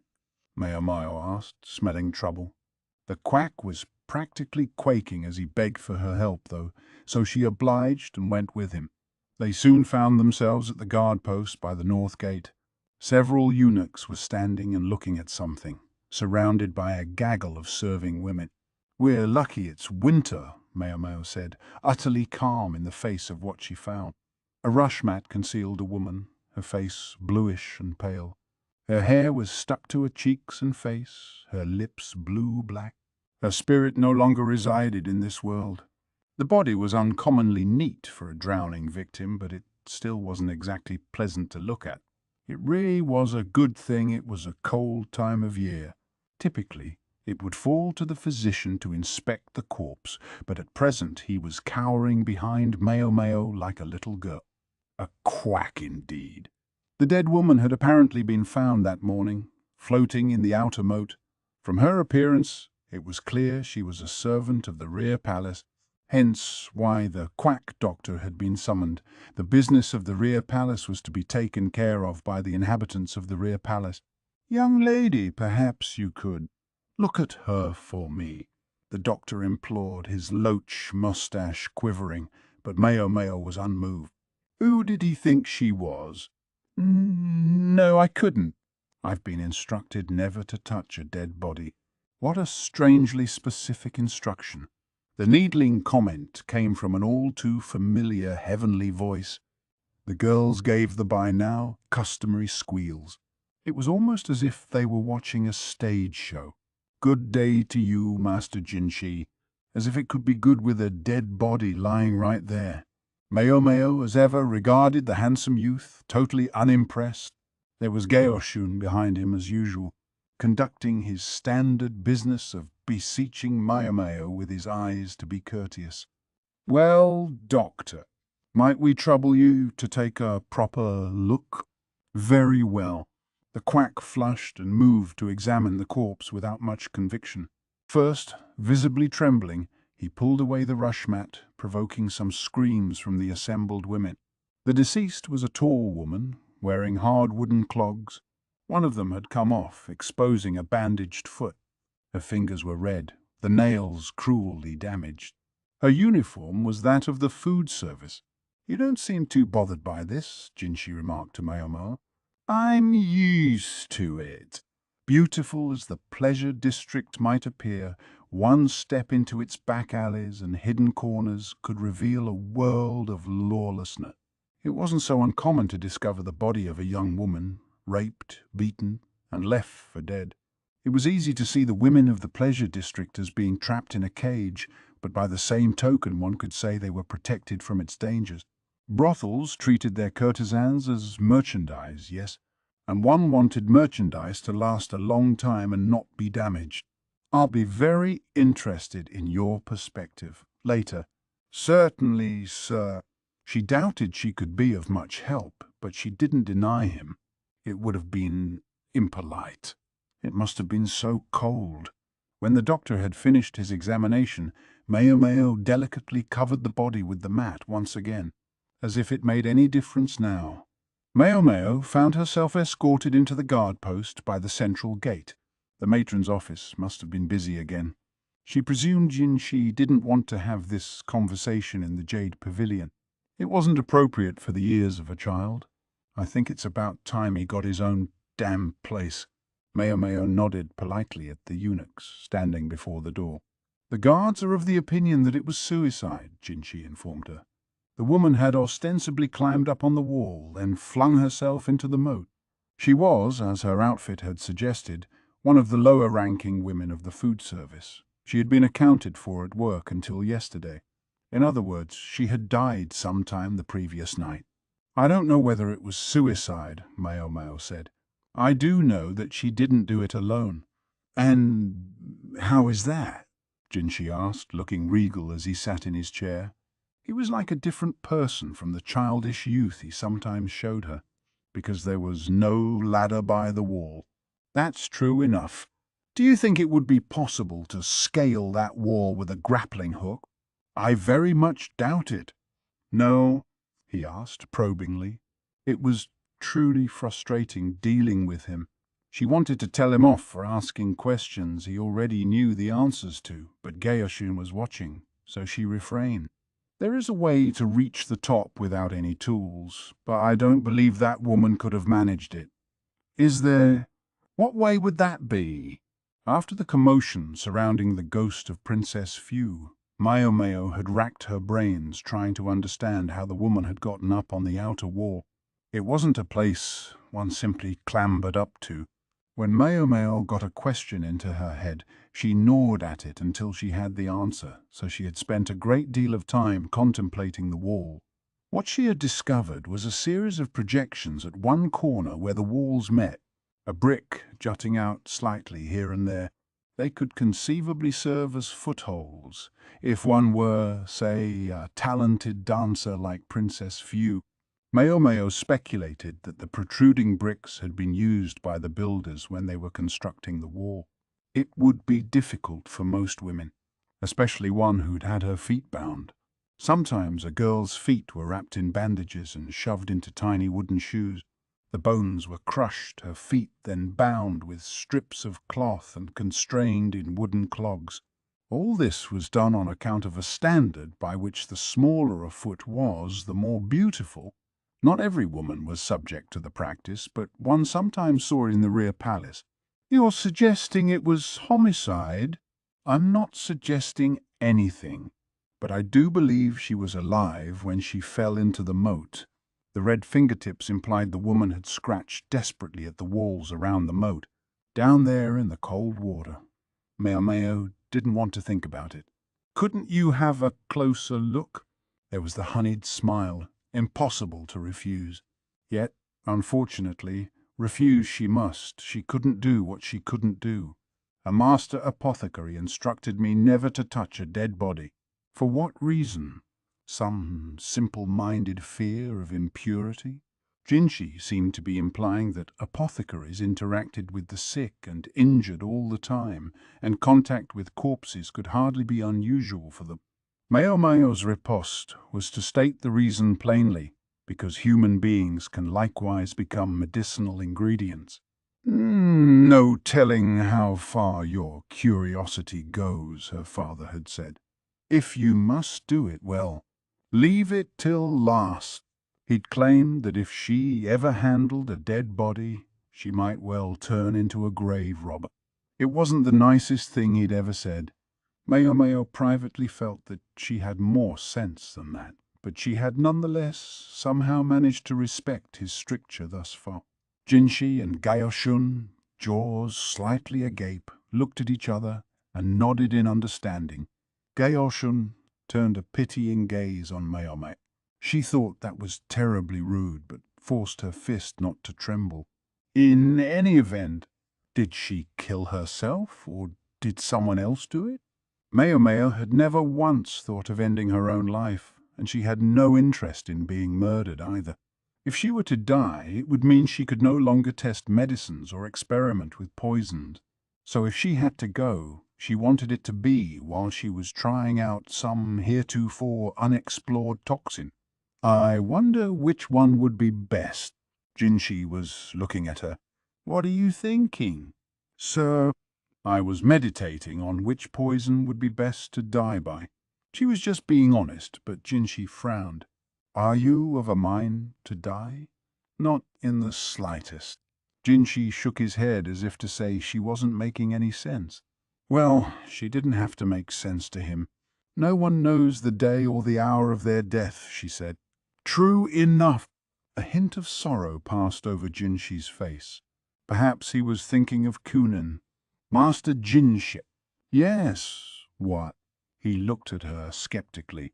If, perchance, I must be put to death some day, may I humbly request that it be done by poison? Jinshi put his hand to his forehead and sighed. And why would you ask me that? If I should ever commit an offense that warrants such punishment, it would be you who handed down judgment, would it not? Jinshi studied her for a moment. He seemed in an ill temper, though she wasn't sure why. Indeed, he almost seemed to be glaring at her. Gaoshun was looking increasingly anxious behind him. Perhaps I just committed the offense. Pardon me, sir, I've overstepped myself. Strangulation or beheading would be equally acceptable. I don't follow, Jinshi said, visibly passing from anger to exasperation. Because I'm a commoner, sir, Maomao said. Commoners couldn't contradict nobles. It wasn't a matter of right or wrong. That was simply how the world worked. True, the way the world worked was sometimes turned on its head, but she didn't think there would be many who would be pleased with the revolution at this particular moment. The rulership in this day and age simply wasn't that bad. My head might be chopped off for the slightest mistake. I wouldn't do that. Jinshi watched her, unsettled. Maomao shook her head.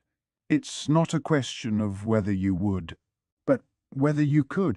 Jinshi had the right and authority to dispose of Maomao's life, but Maomao didn't have the same right. That was all there was to it. Jinshi's face was impassive. Was he upset? It was hard to tell.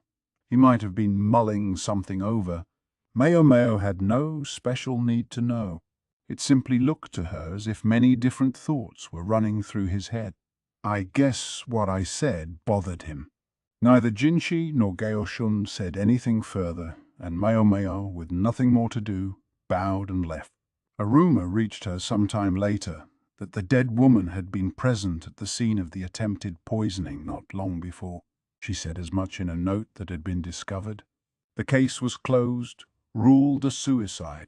Chapter 27, Honey, Part 1.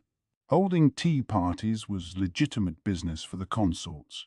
Gyokyu had them seemingly every day.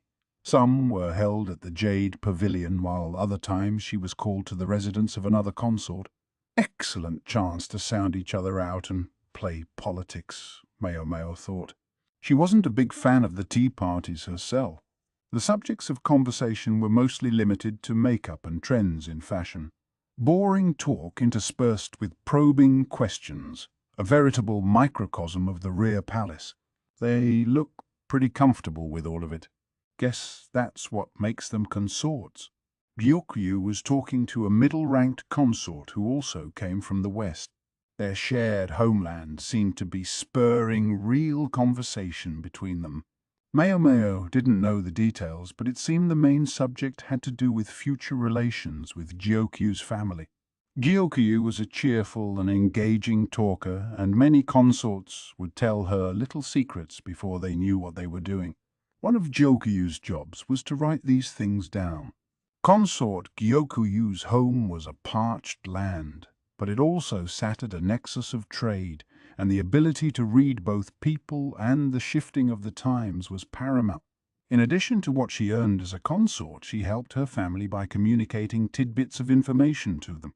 She was up awful late last night, but she doesn't look tired at all. The Emperor was visiting his beloved Gyokuyu once every 3 days, or even more often. Ostensibly, it was to see his daughter, who was starting to grab onto things and pull herself up to standing. But needless to say, admiring the princess was not the only thing he did on his visit. Maomao was aware that the Emperor no more neglected his daily than his nightly business, suggesting a man of tremendous energy. From the perspective of helping the country to prosper, it was a praiseworthy thing. At the conclusion of the tea party, Maomao received a bevy of tea candies from Yinghua. She was willing to eat some of them, but it was really too much for her to handle alone, so she made her customary visit to Exiolan. Xiaolan's stories weren't always articulate or even completely coherent, but she obligingly shared her latest crop of rumors with Maomao. Today she had talk about the serving woman who had killed herself, the attempted poisoning, and for some reason something about the pure consort. They can talk about the Emperor's 4 favored ladies all they want, but there's no getting around the fact that she's getting older. Consort Gyokyu was 19, Lihaku was 23 and Lishu just 14. But the pure consort A duo was fully 35, a year older than His Majesty. It might still be possible for her to bear a child, but under the system operating in the rear palace, she could soon expect to be moved aside in a process they sometimes called being slid from one pillow to another. In other words, duo could not hope to become a mother of the nation. Talk was already going around about her possible demotion and who might be elevated to the rank of high consort in her place. Such chatter was nothing new, but because duo had been the emperor's consort since before his accession, and because she had in fact borne him a son at one time, the talk had rarely gained much traction. Mother of a dead little prince, Maomao thought. It was the same fate Lihaku had to look forward to if she didn't become pregnant with another child for His Majesty. And she wasn't really alone. Consort Gyokuyu couldn't assume she would hold pride of place in the imperial affections forever. For every beautiful blossom faded in time. The blossoms of the rear palace had to bear fruit, or they were worthless. As familiar as this logic was to Maomao by now, it never ceased to remind her that the palace was also a prison. She brushed a few stray crumbs of mooncake from her skirt and looked up at the overcast sky. Gyokuyu's partner for today's tea party was somewhat unusual. It was Consort Lishu, another of the 4 favored ladies. It was uncommon for consorts of the same rank to hold parties for each other. Still more so when it came to the highest-ranked women. The nervousness was clear on Lishu's childlike face. She was attended by 4 ladies-in-waiting, including the notorious food taster. Apparently the woman hadn't been punished as severely as Maomao had feared she might be. It was cold out, so the tea party was being held indoors. Some eunuchs were put to work setting up chaises longs for the ladies-in-waiting in the sitting room. The table had a mother-of-pearl inlay, and the curtain was changed for a new one with elaborate embroidery. To be perfectly blunt, they hardly put this much care into receiving the emperor himself, but it was the way of women to want to put their best foot forward for their peers. Makeup was likewise applied with gusto, and Maomao was summarily deprived of her freckles. The girls accented the corners of their eyes with red lines. It was a level of makeup men might have considered ostentatious. But that didn't matter. Here, the more gaudy of the 2 parties would be the victor. In their conversation, Consort Gyokuyu seemed to do all the talking, while Lishu nodded along meekly. Perhaps that was just what came of the difference in their ages. Behind Lishu, her attendants seemed less interested in their lady than in the accoutrements of the jade pavilion, glancing this way and that at the ornaments and furnishing. Only the food taster stood dutifully behind Consort Lishu, across from Maomao, eyeing her erstwhile tormentor watchfully. "What's the story here?" First, the women from the Crystal Pavilion. Now this girl. Maomao wished people would stop treating her like some sort of monster. She wasn't a stray dog, and she wouldn't bite. Offhand, they looked like perfectly ordinary ladies-in-waiting, Maomao thought. She'd once told Gaoshun that they bullied their consort. It might be a little awkward if the allegation turned out not to be true, but she would have been just as glad to be wrong. Compared with the proud ladies-in-waiting of the Jade Pavilion, Lishu's women seemed a bit slow to act, but they did their jobs. At least such as they were. Since Gyokuyu was the hostess of today's tea party, they didn't have that much to do. Aelin appeared with a ceramic jar and hot water. "Are you partial to sweet things?" "It's so cold today, I thought this might be comforting," Gyokyu said. "I like sweets," Lishu answered. It seemed to make her feel a little more at ease. Inside the jar was citrus rind that had been boiled in honey. It would warm the body and soothe the throat, and could even help prevent cold. Maomao had made it herself. Gyokuyu seemed to like it, and had frequently served it at her tea parties lately. Despite her pronouncement that she liked sweets, Consort Lishu suddenly looked distinctly uncomfortable. The food taster likewise seemed as if she wanted to object to what was being poured into her lady's drinking cup. Can't take honey either, Maomao thought. None of the other ladies in waiting lolling about seemed prepared to say anything. They just looked at Lishu in annoyance. Get over it, they seemed to be saying. They still thought it was just childish pickiness. Maomao gave a little sigh and whispered in Consort Gyoku's ear.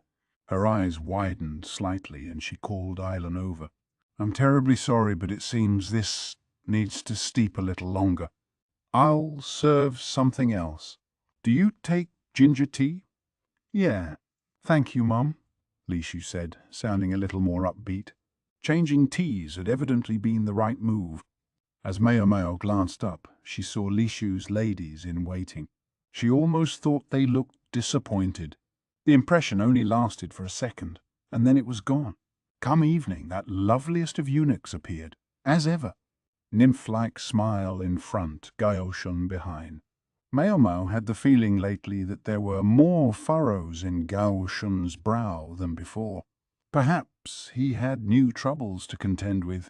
I hear you had a tea party with Consort Lishu, Jinshi said. Yes, and it was lovely. Jinshi made regular rounds of the Emperor's most prominent consorts, almost as if it was his business to keep things together in the rear pallet. He seemed to sense something unusual in the day's get-together and so felt compelled to involve himself. Maomao tried to make her exit before she got sucked into anything, but naturally he stopped her. Would you be so kind as to let go of me?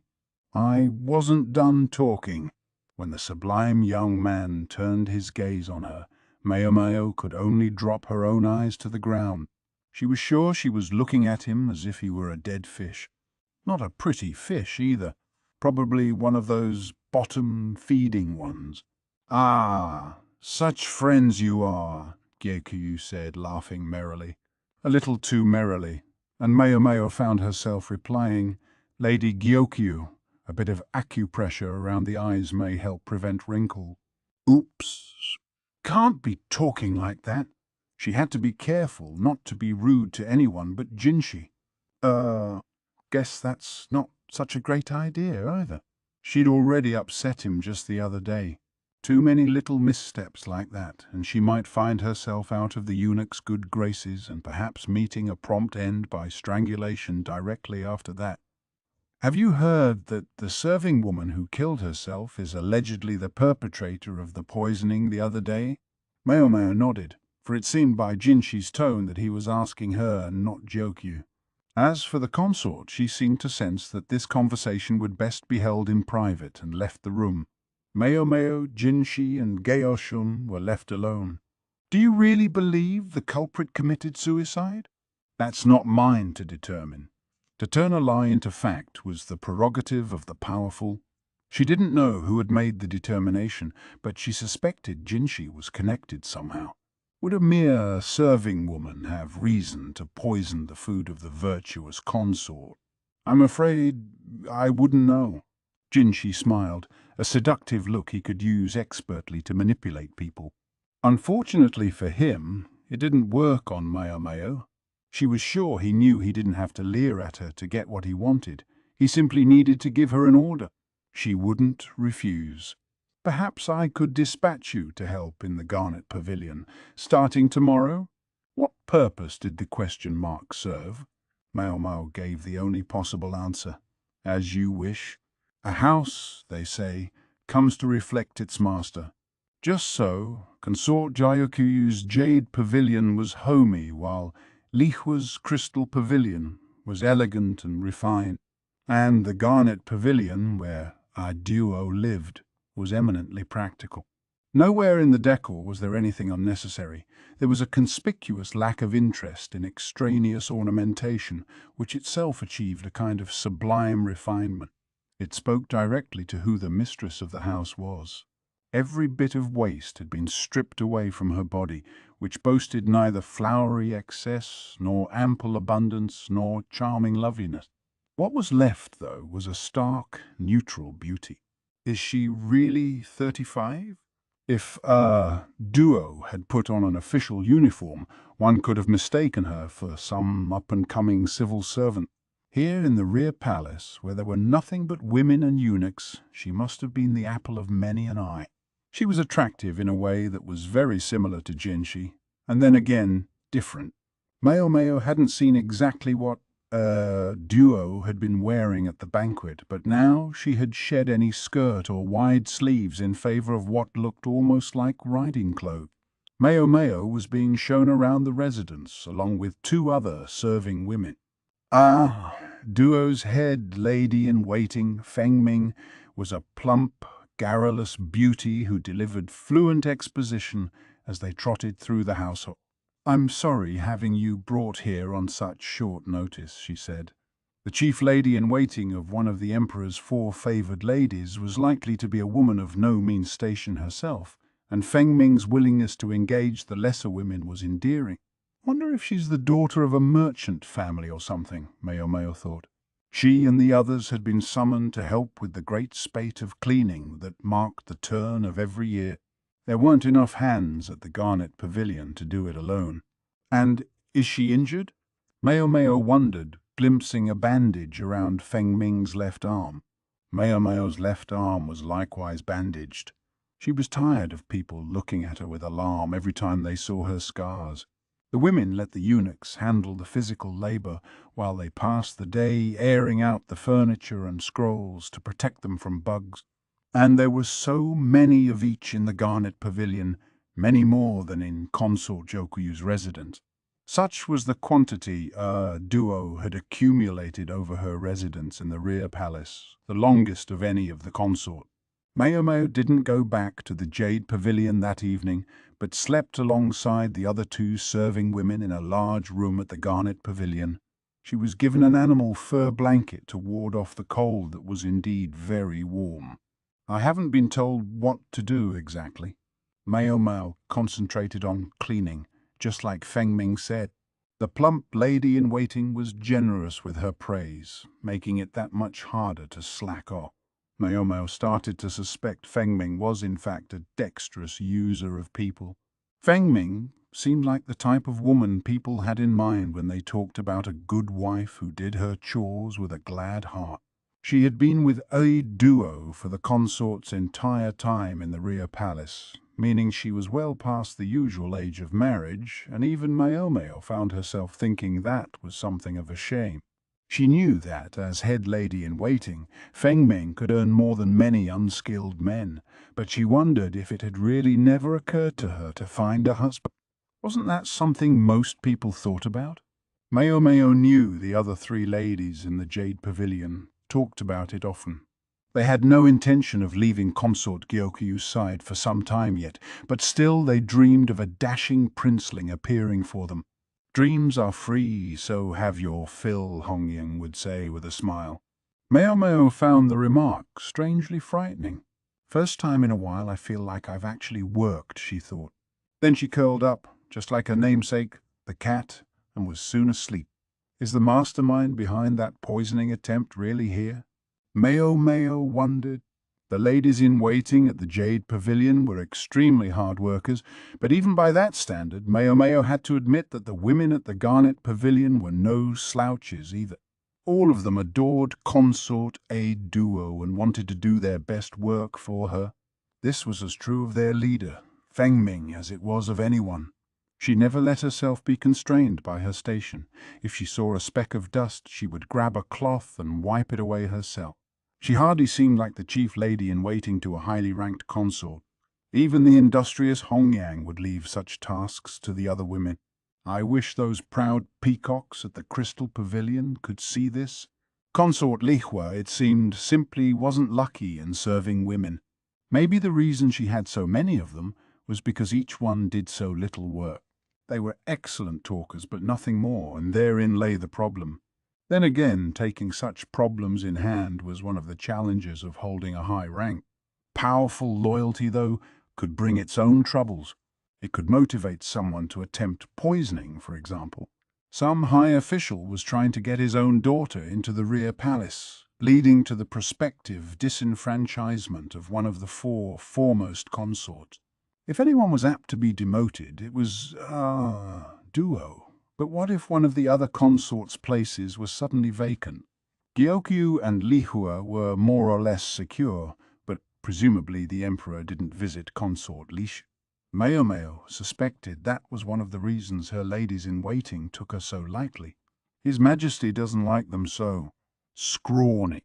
Maybe it was a reaction against his father's preference for extremely young girls. The current ruler was only aroused if a woman had enough meat on her bone.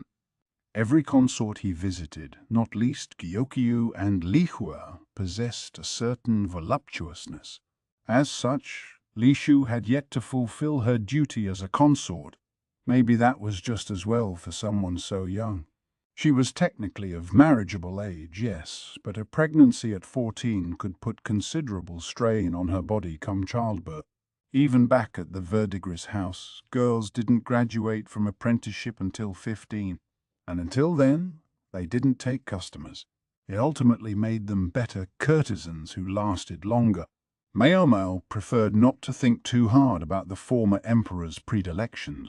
If one did a little math involving the respective ages of the current emperor and his mother, one arrived at a most unsettling number. In any event, if someone wanted to get one of the four ladies out of the picture, consort Lishu would be a logical choice.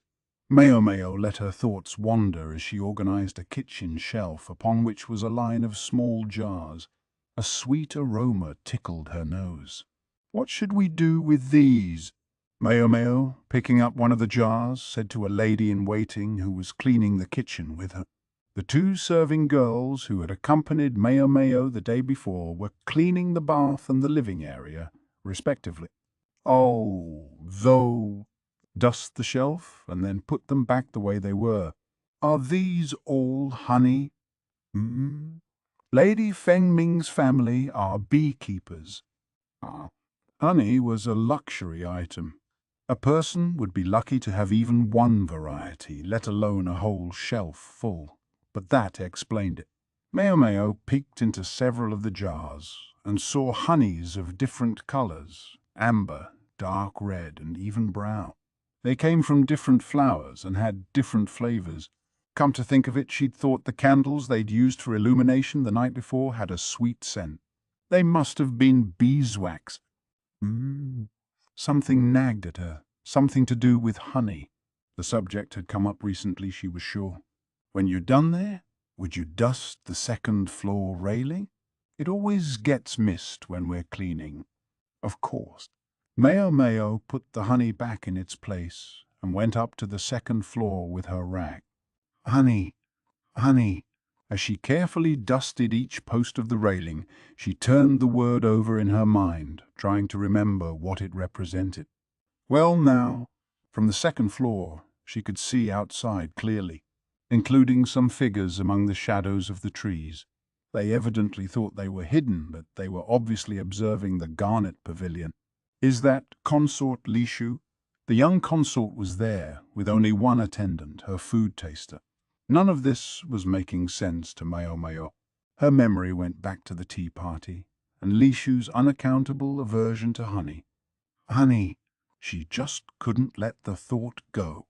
Maomao appropriated the Jade Pavilion's reception area to report to Jinshi about what had transpired at the Garnet Pavilion, all of which is to say, I have no idea. What she didn't know, she didn't know. Maomao refused to underestimate herself, but by the same token, she wouldn't oversell her abilities either. She was perfectly frank with the gorgeous eunuch. She'd told him all she'd come up with after 3 days in the Garnet Pavilion. Jinshi reclined on a chaise longue, looking elegant as he sipped a fragrant tea from some other land. It had a sweet aroma. The concoction involved lemons and honey. I see. Yes, of course. Indeed, sir. Maomao was just as happy that, of late, the gorgeous eunuch appeared a little less sparkly than before, but it seemed to her that his tone had grown somewhat glib. Perhaps it was that the sweetness was gone from his voice, and he gave the impression of a young man, almost a boy. Maomao didn't know what he wanted from her, but she was always and ever nothing more than an ordinary apothecary. She had no interest in playing a spy. Let's try a different question then. Hypothetically, if by some special means there were someone who was communicating with outside parties, who do you suppose that would be? Again, with the roundabout interrogation. I wish he would just say what he means. Maomao didn't like to speak without proof. She had always been taught not to work based on assumptions. Now she closed her eyes and let out a deep breath. If she couldn't calm herself a little, she might just look at the entrancing young man as if he were a flattened toad. Gaoshun was, as ever, silently urging restraint with his eyes. This is purely a possibility, but if there were such a person, I think perhaps it would be Lady Fengming, the chief lady in waiting. You have any proof? She had a bandage wrapped around her left arm. I walked in while she was changing it once, and caught a glimpse of some burns. Maomao had previously dealt with an incident involving writing strips impregnated with various chemicals. She'd thought at the time that if the chemicals meant anything at all, they might represent some kind of code, but she had kept that to herself. Based on the fact that the outfit holding the writing strips had been scorched, it was a short leap to imagining the person who had once worn the outfit had a burn on their arm. She was confident Jinshi had investigated the possibility. It was probably what had led him to try to make Maomao his eyes and ears. Maomao thought, quite honestly, that the serene chief lady in waiting hadn't looked like the type to try such a thing, but she had to admit this was only her subjective opinion. And one had to look objectively at things, or one would never arrive at the truth. Passing marks for you. Jinshi suddenly let his eyes fall on a small jar on the table. Then he glanced at Maomao, and that nectared smile appeared. She was sure she could see something sinister just behind it. Maomao felt all her hair stand on end. She did not like where this appeared to be going, not one bit. Jinshi picked up the jar and came toward her. Such a smart girl deserves a reward. I couldn't. You could. And you should. I'm quite happy without a reward. Give it to someone else. Maomao fixed Jinshi with her most withering look in an attempt to dissuade him, but he didn't so much as flinch. Was this a little punishment for hurting his feelings the other day? Unfortunately for them both, Maomao still had no idea why Jinshi had been so upset. The eunuch came closer. Maomao backed away a half step and found herself up against the wall. She looked to Gaoshun for help, but the reticent aide was sitting by the window, idly watching birds flying through the sky. The obviously artificial nature of the pose made him look most disagreeable. I'll have to sneak him a laxative later. Jinshi, still wearing a smile that would have melted anyone else, stuck his fingers into the jar. They emerged, dripping with honey. This little prank, Maomao felt, was going too far. Don't you like sweet things? I prefer spicy flavors. But you can stomach them, can't you? Jinshi showed no sign of relenting. His fingers crept toward Maomao's mouth.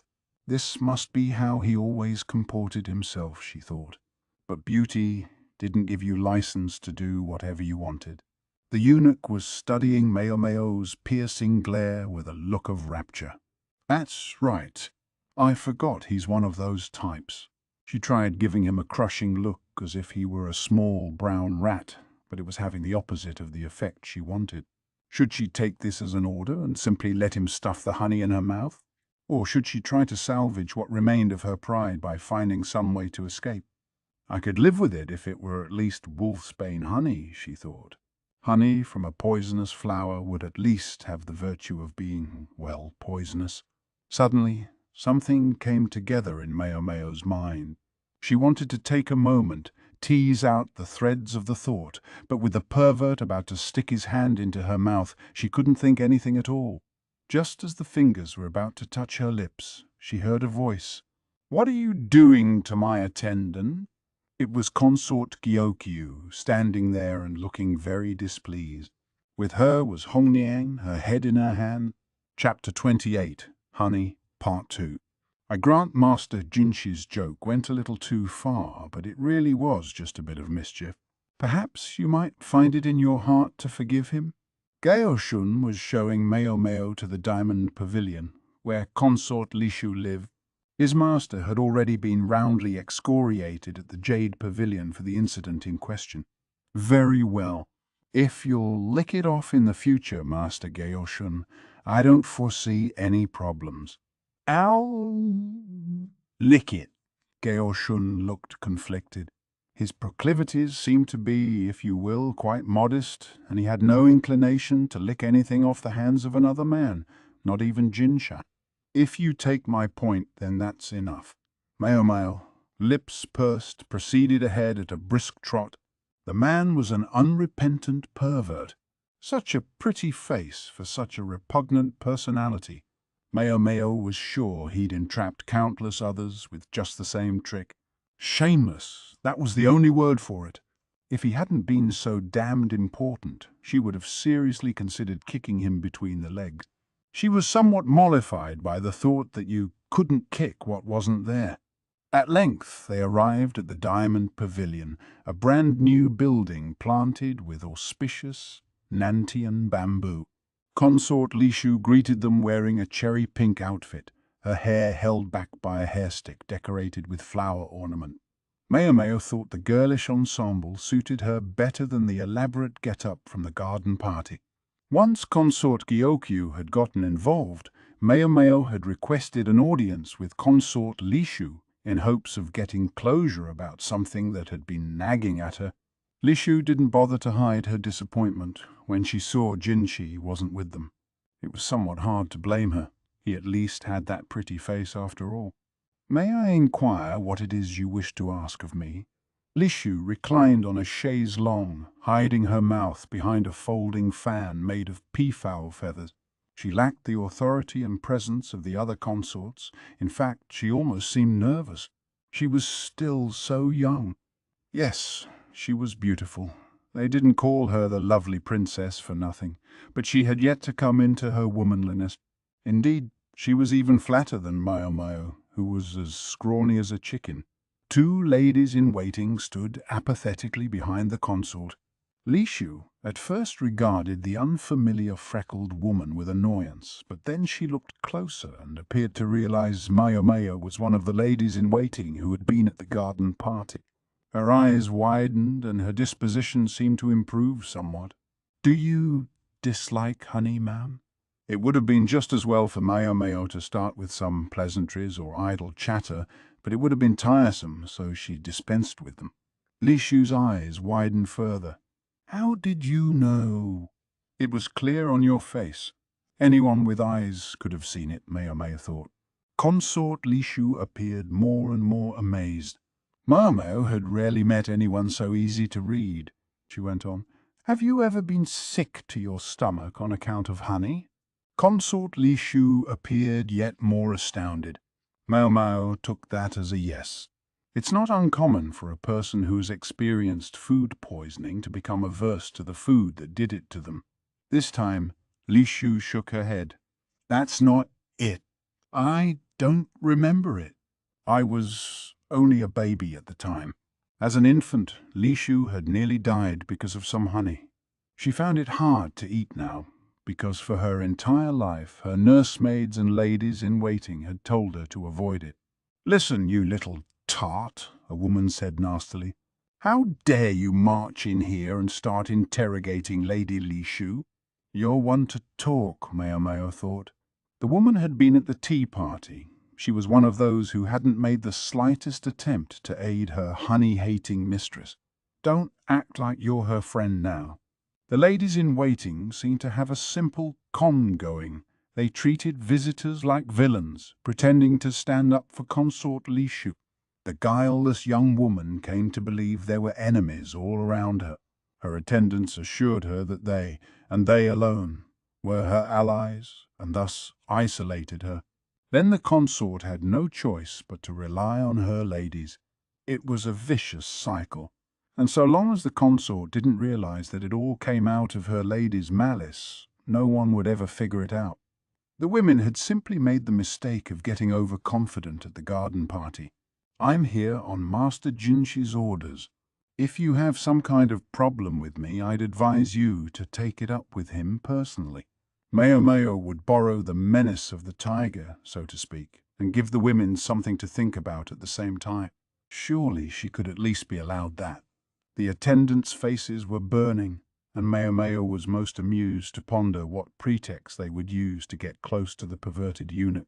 One more thing, Maomao said, remaining carefully expressionless as she returned her gaze to Lisha. Are you acquainted with the chief lady in waiting of the Garnet Pavilion?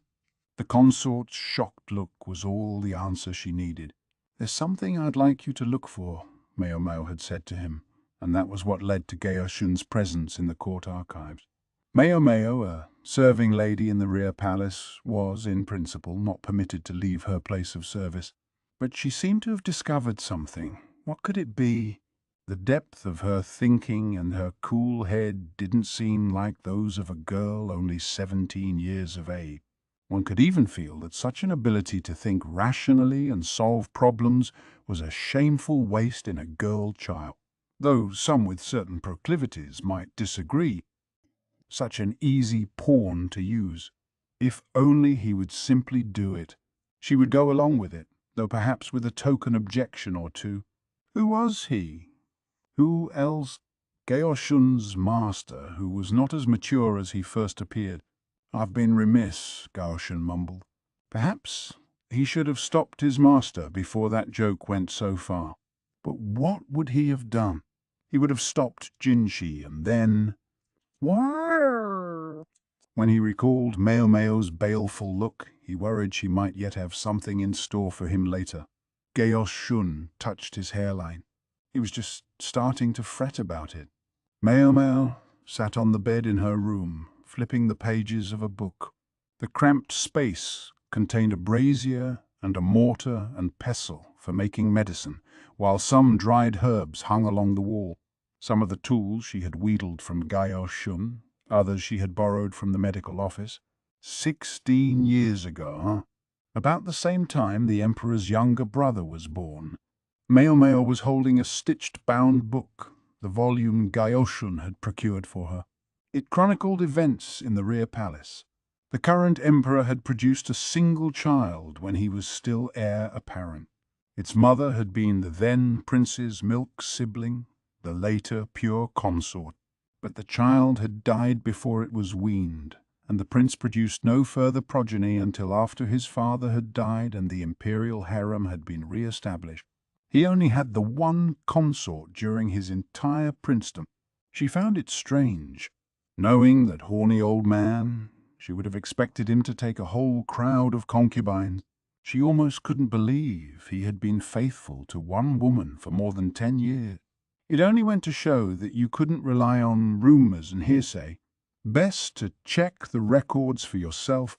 16 years ago, a child dead in infancy. And the court doctor, Luoman, banished. Maomao knew that name. The feeling that washed over her wasn't surprise so much as a sense that some pieces had fallen into place. On some level, she'd suspected something like this must be the case. Maomao made frequent use of the various herbs that grew around the rear palace. They weren't there naturally. Someone, she always assumed, had planted them. She knew one person who cultivated a panoply of herbs around his house. I wonder what my old man is up to. She thought of her father, who limped as he walked like an old woman, a practitioner as skilled and knowledgeable as he was wasted languishing in a pleasure district. Indeed, Maomao's mentor in medicaments was a former palace eunuch missing the bone in one of his knees. Chapter 29. Honey, Part 3. A letter from Consort Gyokuyu. Yeah, I was told to deliver it personally. I'm afraid Lady, Duo is attending tea right now. Fengming, Duo's pudgy chief lady-in-waiting, regarded Maomao apologetically. Maomao opened the small wooden box she was carrying. Normally, it might have contained a slip of paper, but this one held a small jar with a single red trumpet of a flower within. A familiar, sweet aroma drifted from it. Maomao saw Fengming wince. She must have recognized the blossom. So I was right? Maomao slid the jar aside, revealing a scrap of paper on which was written a list of specific words she suspected Feng Ming knew perfectly well. I would like to speak with you, if I may, Lady Feng Ming, Maomao said. Very well, Feng Ming replied. I like the sharp ones, Maomao thought. Makes things so much quicker. Feng Ming, her face taut, ushered Maomao into the garnet pavilion. Feng Ming's personal chambers were laid out on much the same plan as Hongyang's, but everything she owned was crammed into one corner. It seemed she was all packed. Yep, that tallied. Maomao and Feng Ming sat facing each other across a round table. Feng Ming served warming ginger tea, and a caddy on the table contained hard buns of bread. Fruit honeys were slathered all over them. Now, whatever is the matter? Feng Ming asked. We're quite finished cleaning, if that's what you're here for. Her voice was gentle, but it had a searching quality. She knew why Maomao had come, but she wasn't going to be the one to start the conversation. When will you be moving, if I may ask? Maomao said, indicating the belongings in the corner. You're very perceptive. Feng Ming's voice immediately turned cold. The spring cleaning had been only a pretext. In order that a new consort might be in place by the time people made their formal New Year's greetings, Duo was going to have to leave the Garnet Pavilion. Consorts who would not or could not bear children had no place in the rear palace, not even if they had been the Emperor's companion for many years. All the more so if they lacked any powerful backer at court to secure their status, as Duo did. To this point, the fact that our duo was the monarch's milk sibling, a bond closer than that with one's own biological parents, had protected her. Perhaps, if at least the prince she'd borne had lived, she might have been able to hold her head up. I have a guess about her. Consort our duo had the handsome beauty of a young man. There was hardly a hint of womanliness about her. If a woman could become a eunuch, she might look something like our duo. Maomao hated to say anything based on an assumption, but when it was an obvious fact, sometimes that was all you could do.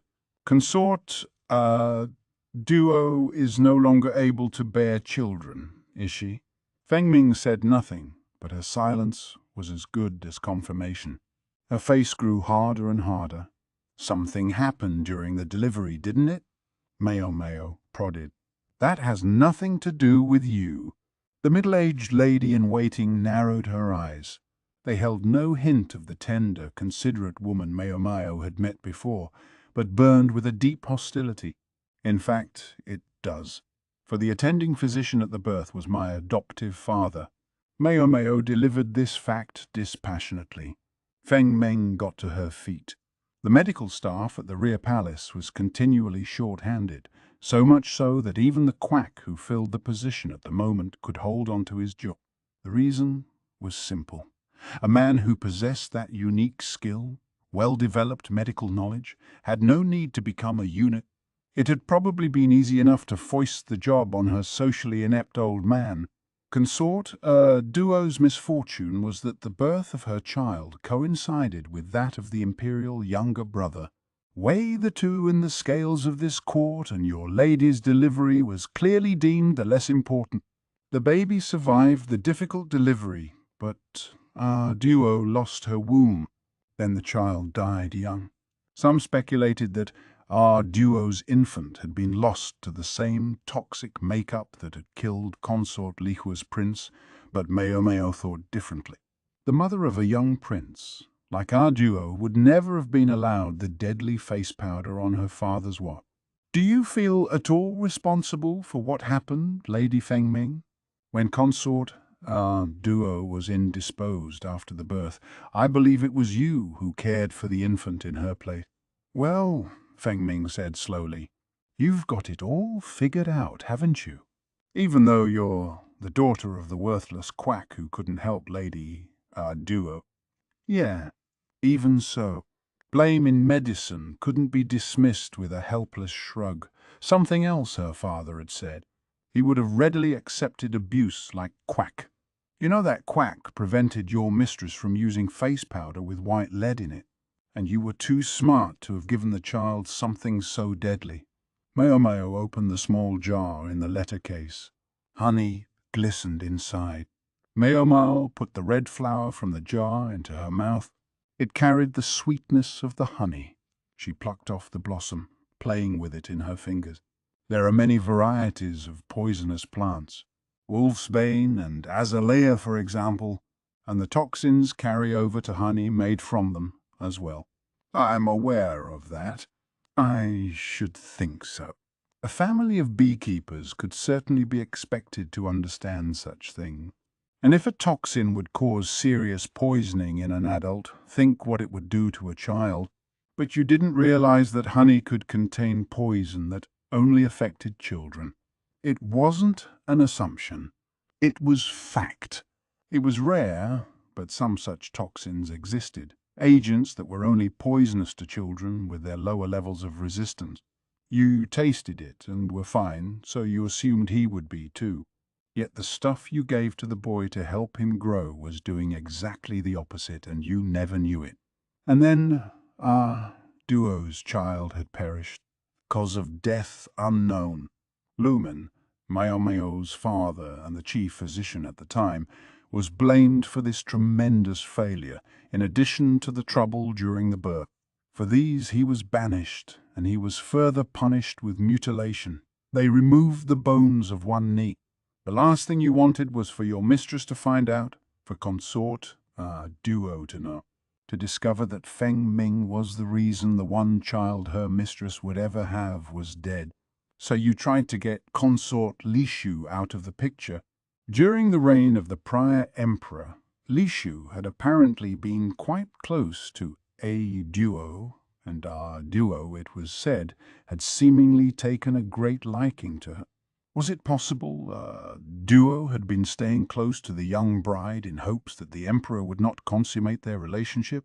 A child separated from her parents, and a grown woman who could never give birth. A sort of symbiosis emerged between them. But one day, abruptly, consort Duo ceased admitting Lishu. The young consort came repeatedly to visit her, but each time Feng Ming chased her away. Then the former emperor died and consort Lishu took vows. Consort Lishu told you, didn't she, that the honey could be poisonous. And if Lishu had continued her frequent visits, she might have eventually let the fact slip to a Duo. Duo was clever enough that it might be all she needed to put the pieces together. That Feng Ming was desperate to avoid. After the emperor's death, however, with Lishu safely in a nunnery, Feng Ming had thought she would never see the girl again, until she reappeared at the rear palace, still a high consort, and now a threat to our Duo. Yet the girl almost seemed to make a show of coming to visit a Duo like a child eager for her mother. So sheltered Lishu was, so blind to the world around her. So Feng Ming decided to get rid of her. Across from Maomao there was no trace of the calm, caring chief lady in waiting. Feng Ming's gaze was as cold as ice.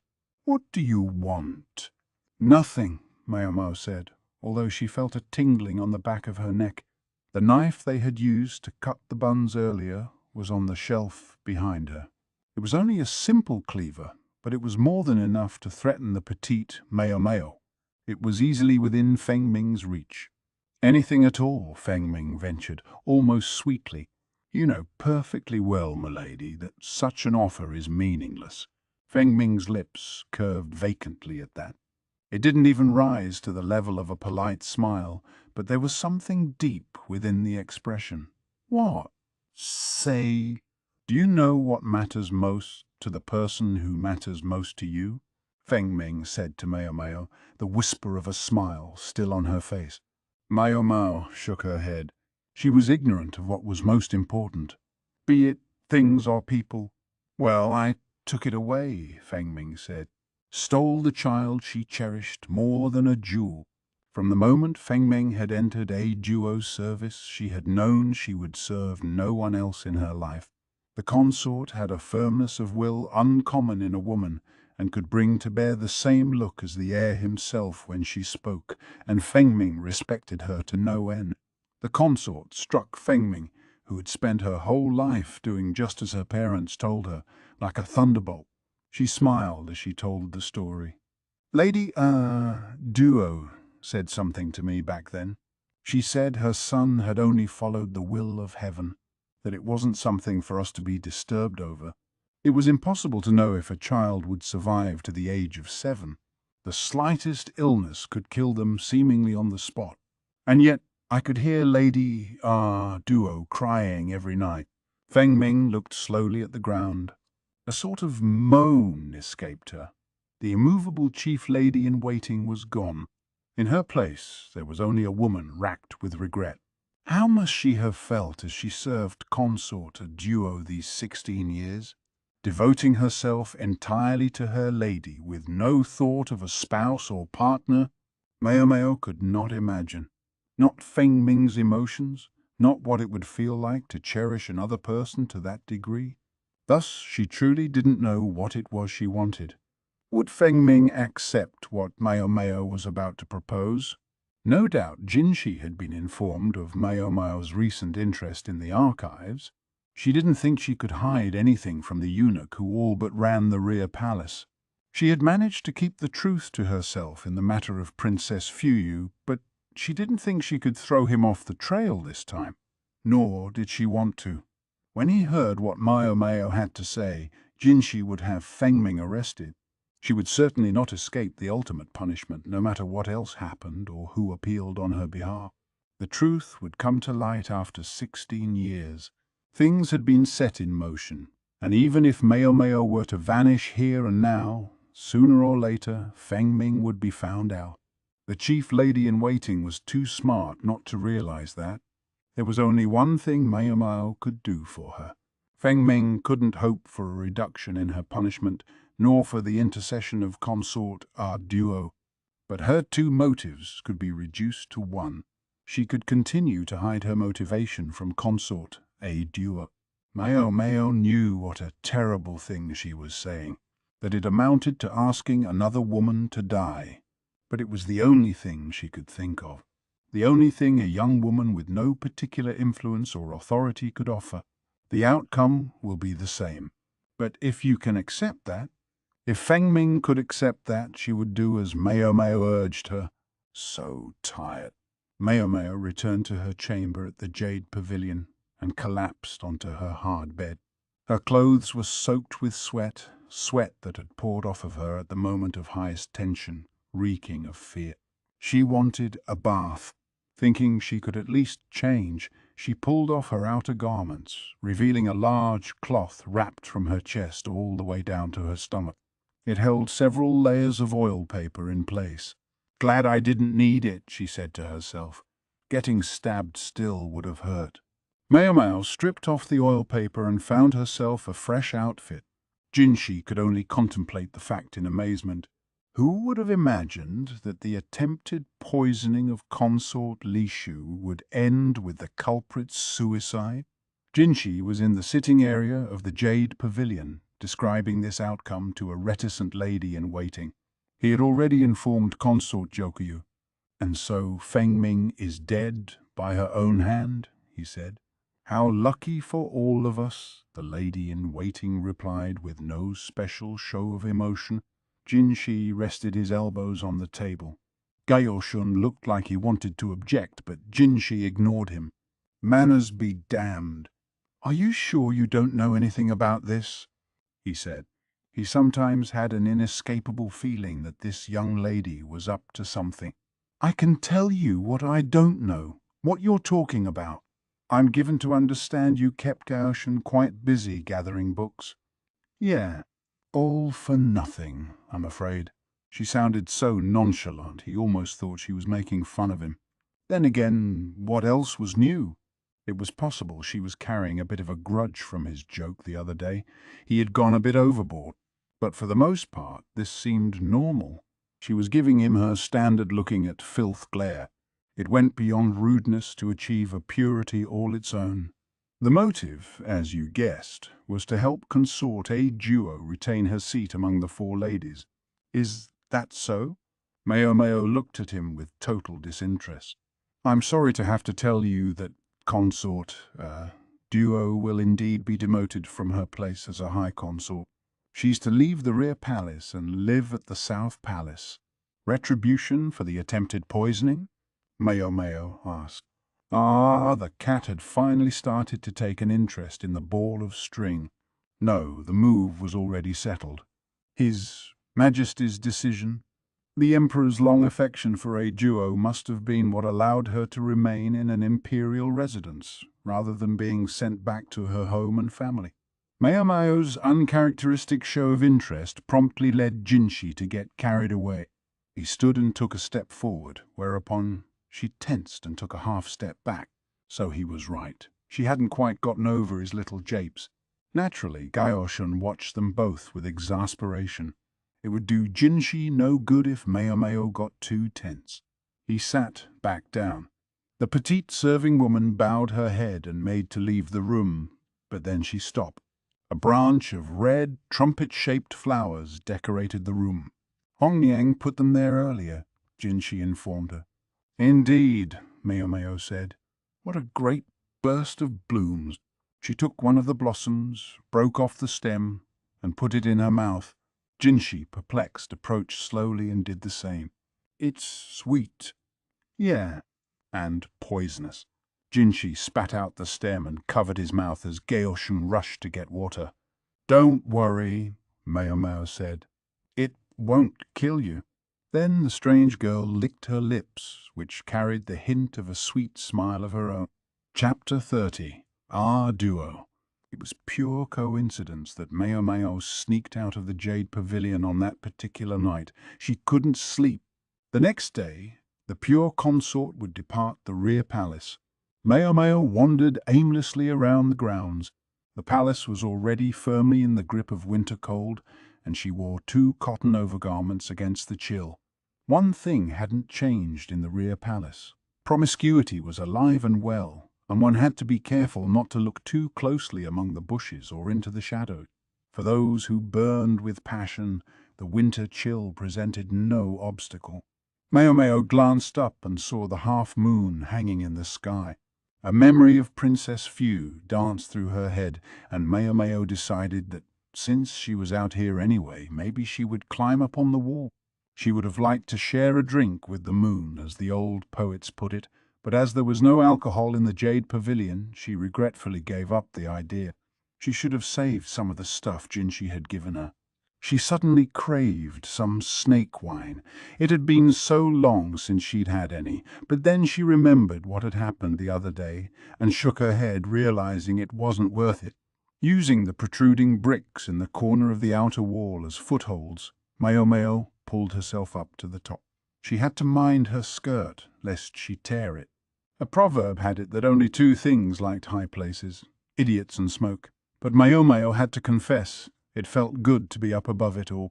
The moon and a sprinkling of stars shone down upon the imperial city. The lights she could see in the distance must have been the pleasure district. She was sure that the flowers and the bees had begun their nightly communion there by now. Maomao had no particular business up there on the wall. She simply sat on the edge, kicking her legs and looking up at the sky. Well, well, someone got here before me. The voice was neither high nor low.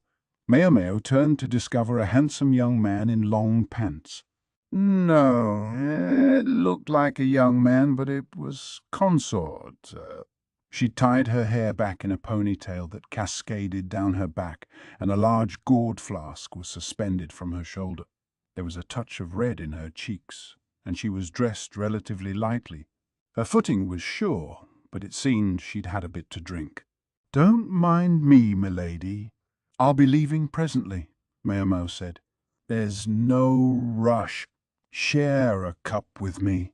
Presented with a drinking cup, Maomao could find no reason to refuse. She might normally have declined on the grounds that she was consort Gyokuyu's serving woman, but Maomao wasn't so vulgar as to refuse a last drink with consort. Duo on her last night in the rear palace. Perfectly logical, you see. She certainly wasn't simply tempted by the opportunity for some wine. Maomao held the cup in both hands. It was full of a cloudy drink.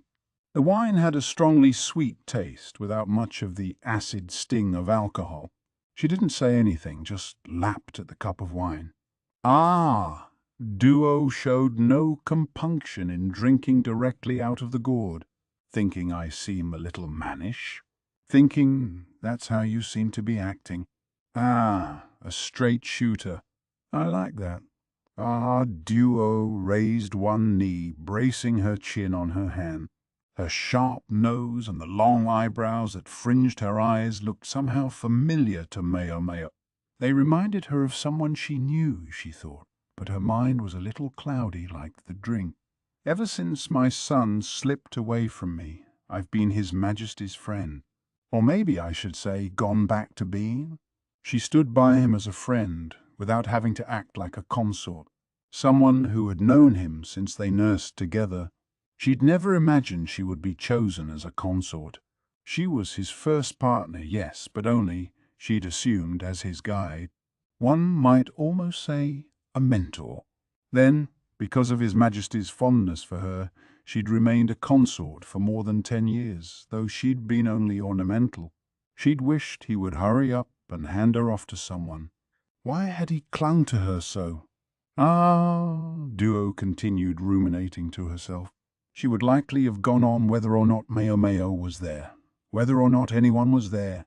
This consort would be gone tomorrow. Whatever rumors might spread in the rear palace would no longer be any concern of hers. Maomao only listened in silence. When she had finally finished speaking, the consort got to her feet and turned the gourd upside down, emptying its contents over the wall into the moat beyond. She seemed to be offering the libation as a parting gift, and Maomao thought of the serving woman who had killed herself some days before. It must have been so cold in the water. Yes, ma'am. She must have suffered. Yes, ma'am. How stupid. After a beat, Maomao said, "You may be right." Everyone, so stupid. You may be right. She understood, dimly. The serving woman had been a suicide, and our Duo knew it. Perhaps she had known the woman who killed herself. Maybe everyone included Feng Ming. She might have had a hand in the woman's death. There was the serving woman, sunk in the freezing water, so that suspicion might not fall on consort Duo. There was Feng Ming, who had hung herself to keep a secret that must never be known. There were all those who had given their lives for a Duo, literally or figuratively, whether she wished it or not. What a tremendous waste. Duo had the personality and the mettle to rule people. If she could have been by the Emperor's side, not as his consort, but in another form, perhaps politics would have gone more smoothly. Perhaps. Maomao let the thoughts drift through her mind, though there was no point to them now as she gazed up at the star. Our Duo climbed back down the wall first, and Maomao, starting to feel properly chilly, was just doing the same when she was stopped by a voice. "What are you doing?" Startled, Maomao lost her footing and slipped from halfway down the wall, landing hard on her back and behind. "Who the hell was that?" she grumbled to herself. "Well, pardon me," the voice hissed, now right in her ear. She turned in surprise to see Jinshi looking less than pleased. "Master Jinshi, what are you doing here?" "You took the words right out of my mouth." Maomao realized she hadn't felt any pain when she landed.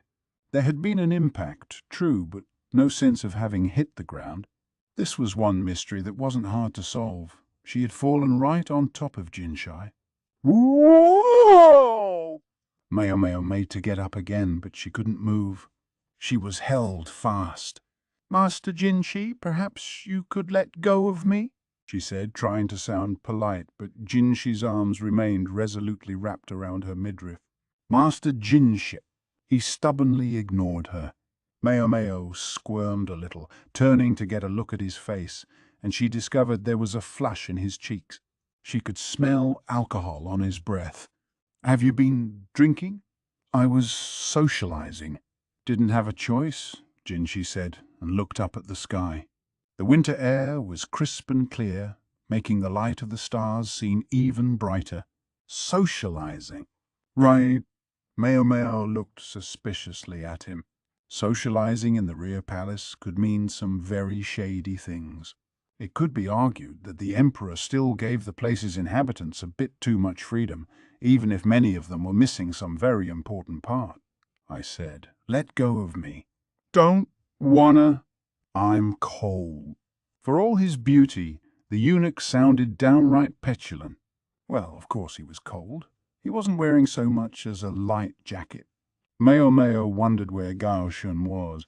"I'm sure you are, so you'd better get back to your room before you catch a cold."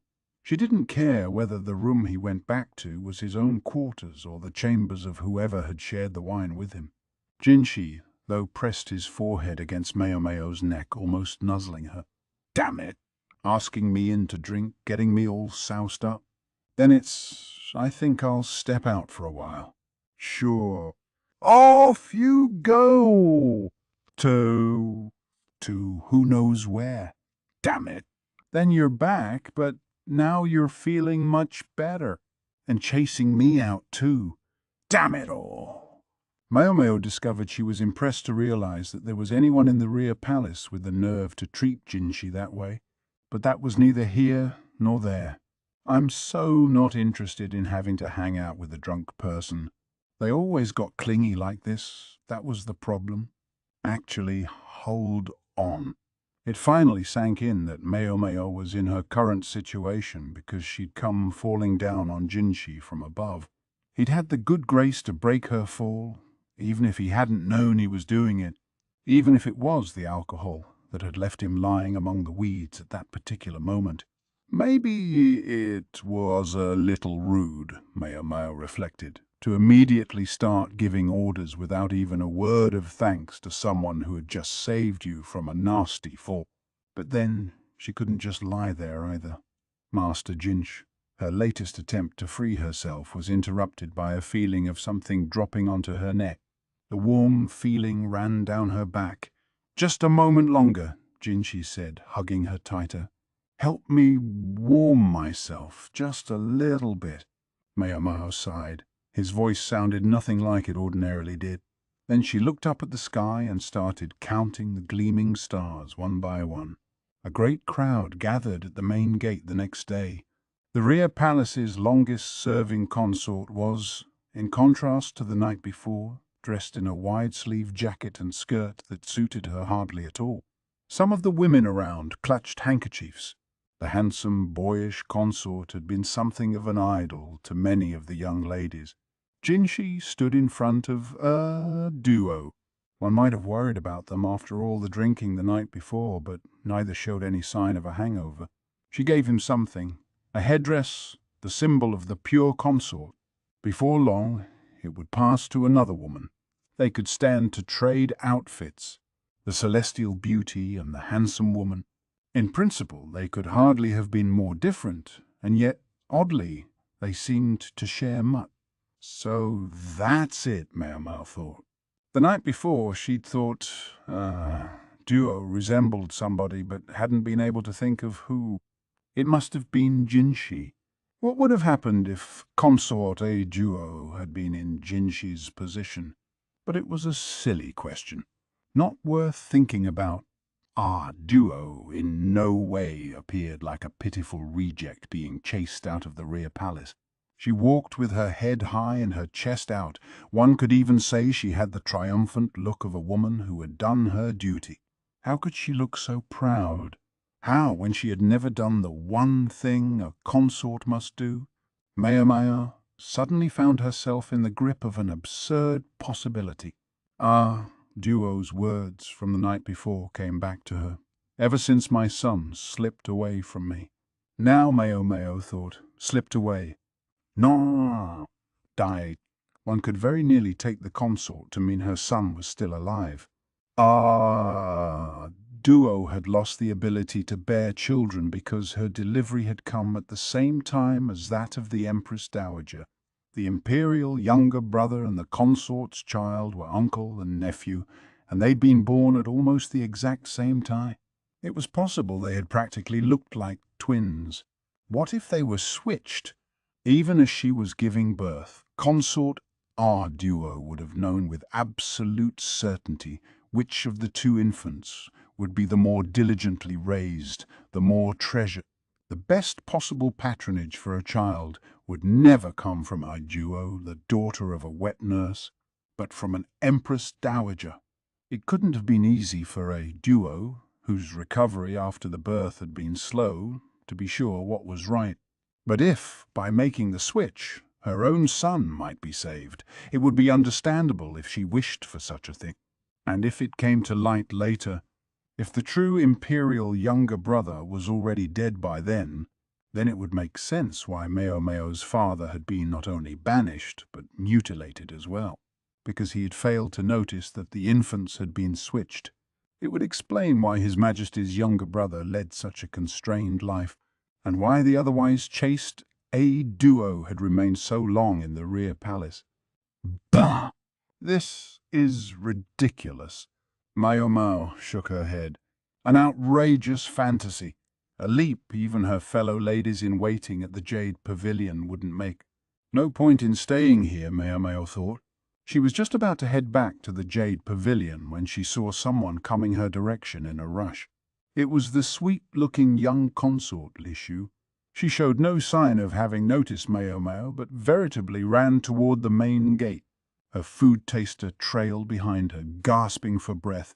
Her other ladies-in-waiting came behind them, not running at all, and in fact looking thoroughly annoyed by the entire scene. Some people never change. Well, I guess at least one of them has. It wasn't like Maomao would or could do anything about it.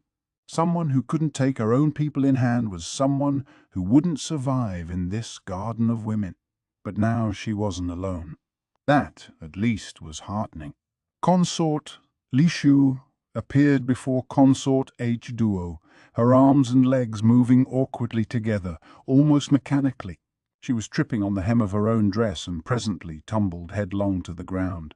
As the crowd attempted to suppress its laughter, and Consort Lishu lay there looking like she might cry, Duo took out a handkerchief and gently helped the young woman wipe the dirt off her face. In that moment, the face of the handsome young consort was that of a loving mother. Chapter 31. Dismissal. What am I going to do? Jinshi gazed mournfully at the paper. What do you wish to do? His taciturn aide asked, likewise looking at the document. The situation was enough to make any man despair. This is a list of names, Gaoshun observed. Feng Ming's family and their known associates. Feng Ming was already dead, and her clan and family relations would be spared total annihilation, but her relatives were to be subject to the confiscation of all their assets and would each be punished with mutilation, though to varying degrees of severity. Jinshi could be grateful, at least, that there had been no sign of any instructions from Consort Ajua. Feng Ming was to be held to have acted alone. Among the associates were a number of clients who engaged her family's services. Jinshi had always taken the clan to be simple apiarists, but they seemed to have their hands in quite a few cookie jars. 80 of their girls serve at the rear palace, Gaoshun remarked. 80 out of 2,000, a respectable ratio. I should say so, Gaoshun said, watching his master furrow his brow. Shall they be discharged? Can that be done? If you wish it. If he wished it. Whatever Jinshi told him, Gaoshun would see done. Whether it was right or not, just or not. Jinshi sighed a long, slow exhalation of breath. He recognized at least one of the names on the list of associates. The purchasers of a kidnapped apothecary's daughter. What to do about this? He mused. All he had to do was choose. But he sat in fear of how she would look at him, depending on what he decided to do. It was so simple to give an order. But how would she take it if it was contrary to what she wanted? Maomao saw the divide between herself and Jinshi as that between a commoner and a noble. No matter how distasteful the command, he suspected she would ultimately accept it. But he saw it making the gulf between them that much wider. Bah! Send her away! He waffled. She wasn't here voluntarily, that much was true. Yet could he end her service at his own whim? And what if the ever-perceptive girl caught a whiff of it? Master Jinshi, Gaioshun said as Jinshi turned the questions over and over in his mind. Was she not a very fortuitous pawn? His aide's words were coldly rational. Jinshi ran a hand across his brow. A mass dismissal? Yep, Xiaolan said, munching on a dried persimmon. Maomao had helped herself to a few persimmons from the fruit orchard, then discreetly hung them under the eaves of the jade pavilion to dry. If anyone had noticed, she would have been in a spot of trouble. In fact, she actually was. There was no way Hong Niang would fail to notice the fruit. Gaoshun had arrived at just the right moment to save her skin. When Hong Niang discovered that he was quite fond of persimmons, she said she would let it go this one time with a conspiratorial wink. I guess it's like, you know how sometimes they slaughter everyone related to a case like this? All the girls from all the merchant houses they had dealings with are going to have to quit. That's what I heard. Xiaolan's explanation left something to be desired, but Maomao nodded. Not sure I like where this is going. Got a bad feeling about it, she thought. And her bad feelings had an unfortunate tendency to be accurate. Maomao's nominal family was a business and sometimes engaged in commerce. Feng Ming's family were beekeepers, so there could well be a connection between them. It'd tough on me if they fired me now, Maomao thought. Besides, she was starting to like her life here. True, there was no question she would be happy to be able to go home to the pleasure district, but as soon as she got there, she would wind up in the clutches of the old madam, a woman who wouldn't let the smallest coin go unnoticed. Maomao still hadn't sent her any customers since Lihaku's visit, a fact that would not have escaped her calculating mind. She really will start selling me this time. Maomao said goodbye to Xiaolan, then set off to find a person she would normally have had no interest whatsoever in seeing. How unusual! And breathing so hard, the gorgeous eunuch said lightly.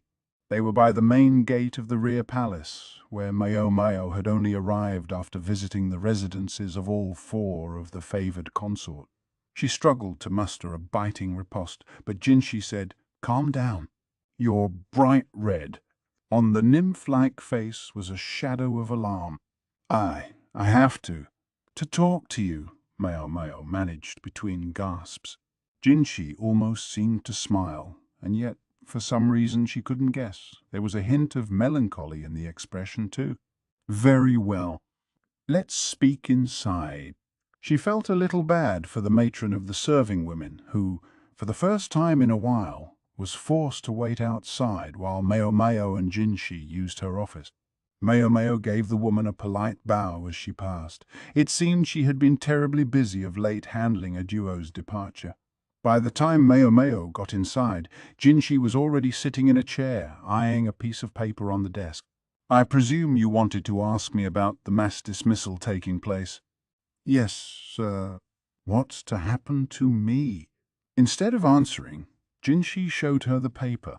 It was of excellent material, and among the names on it was Maomao's. "So I'm to be let go. What do I do?" she thought. She could hardly insist they keep her on. She was all too keenly aware that she was only an ordinary serving woman. She studiously maintained a neutral expression, wary lest her face should seem to show any hint of flattery. The result, though, was that she looked at Jinshi exactly as she always did, as though staring at a caterpillar. "What do you want to do?" Jinshi's voice was devoid of its usual honeyed tone. Indeed, he nearly seemed like a pleading child himself. In fact, he sounded just like he had the night before consort duo left. His face, though, remained frozen, grave. "I'm only a servant. At a word I can be put to menial labour, cooking, even tasting food for poison." She was only telling the truth. If she was ordered to do something, she would do it so long as it was within her power, and she liked to think she would do it well. She wouldn't complain even if she had to take a bit of a pay cut. If it put some distance between her and having to sell her body, She would do whatever it took to wrangle some new customers. "So please, just don't cut me loose." Maomao felt she had said as clearly as she possibly could, "Let me stay." But the young man's expression remained unmoved. He offered only a small exhalation, his eyes flitting away for the barest second. "Very well," he said. "I'll make sure you receive adequate compensation." The young man's voice was cold, and he looked down at the desk so she couldn't read his expression. The negotiations had failed. How many days now? Gaoshon wondered with a sigh. Had his master been cagey and withdrawn? It wasn't interfering with his work, but when they got back to his room, he would only sit in a corner brooding, and Gaoshon was frankly getting a little tired of it. Jinshi was casting a cloud over the entire place. The boy with the enchanting smile and the captivating voice was not there. Maomao had left the week after receiving official notice of her dismissal. She had never been unduly warm, but she was also never rude, and she had gone from place to place in the rear palace to formally thank all her various acquaintances and benefactors. Consort Gyokuyu had been openly opposed to Maomao's dismissal, but when she heard that the decision came from Jinshi, she didn't continue to push the matter. She did, though, leave him with a parting shot. "Don't come crying to me if you find out you wish you hadn't done this." "Are you certain you shouldn't have stopped her, sir?" "Don't say a word." Gaoshun crossed his arms, frowning. A memory from the past came back to him. How much strife there had been when the young man lost a favorite toy. How Gaoshun had suffered to give him something newer and more enticing still. Perhaps he shouldn't think of her as a toy. Perhaps Jinshi had chosen not to stop her as his way of refusing to treat her as an object. What point would it serve, then, to find some other remarkable lady? It all portended a great deal of trouble. If no substitute will do, the only recourse is to the original, Gaoshun murmured, so quietly that Jinshi didn't hear him. One person in particular flashed through his mind, a military officer well acquainted with the girl's family. "A great deal of trouble, though it is." The long-suffering Gaoshun scratched the back of his neck. Epilogue, the Eunuch and the Courtesan. Time to work. Get going. The old madam hustled Maomao into a rather distinguished-looking carriage. This evening's job was apparently a banquet for some noble. Maomao could only sigh as they arrived at a large mansion in the north of the capital. She was just one of a number of people accompanying her sisters to the banquet. Everyone was dressed in gorgeous clothing and done up with ostentatious makeup. When she contemplated the fact that she was made up to look just like them, Maomao felt oddly queasy. Their party was ushered down a long hallway, up a spiral staircase, and into a large room. Lanterns hung from the ceiling and festive red tassels dangled everywhere. Someone has money to burn, Maomao thought. 5 people sat in a row in the room. They were younger than she'd expected. Perrin licked her lips when she saw the young men in the flickering lamplight. She was rewarded with a gentle jab in the side from Joker. When she wanted to, Maomao's sexy sister could be very quick about things, enough to make even the madam throw up her hand. Wish he'd made these introductions sooner. The men at this banquet were supposedly high officials from the palace. Lihaku had been the go-between, and with him involved, at least a portion of the profits should go to paying off Maomao's debts. If nothing else, she'd been given a substantial amount of severance pay, more than she'd counted on, so she'd escaped being forced to sell her body, but the madam still put her to odd jobs like this. Old hag. The way she clucked when she heard. The old lady really seemed to want to make Maomao a courtesan. She'd been maneuvering toward it for years now. She kept telling Maomao to quit wasting her time with medicine already, but that was never going to happen. What? Was she simply going to swap her interest from pharmaceuticals to singing and dancing? Not a chance.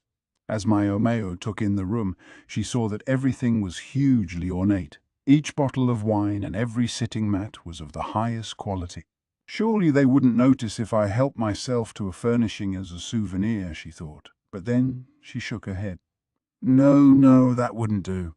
calling courtesans to one's private residence was substantially more expensive than holding a banquet at the brothel.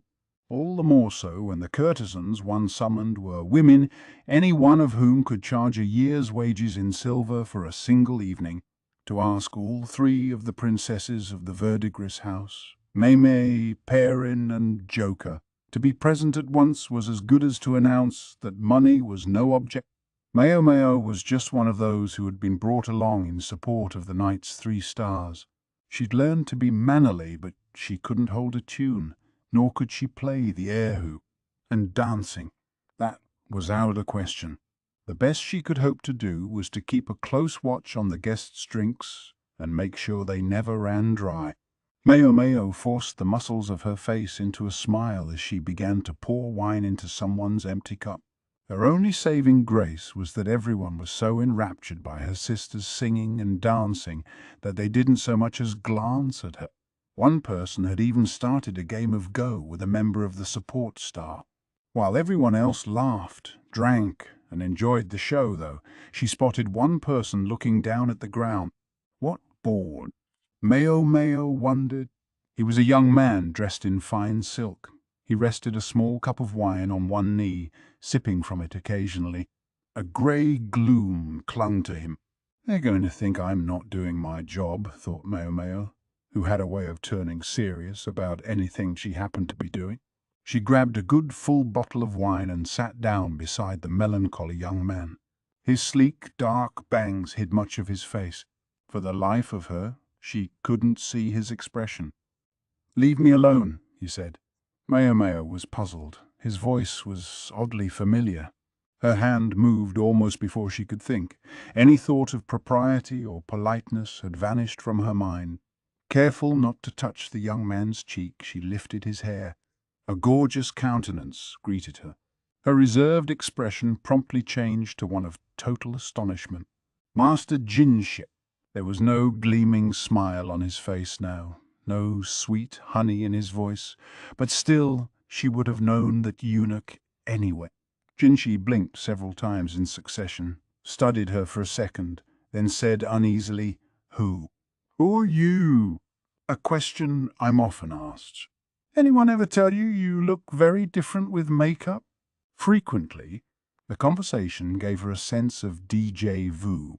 She let go of his hair, and it fell back over his face. Jinshi reached out and tried to take her wrist. "Why are you running?" He looked sullen now. "Please don't touch the entertainment," she said. It wasn't her decision. It was the rules. They would have to charge extra.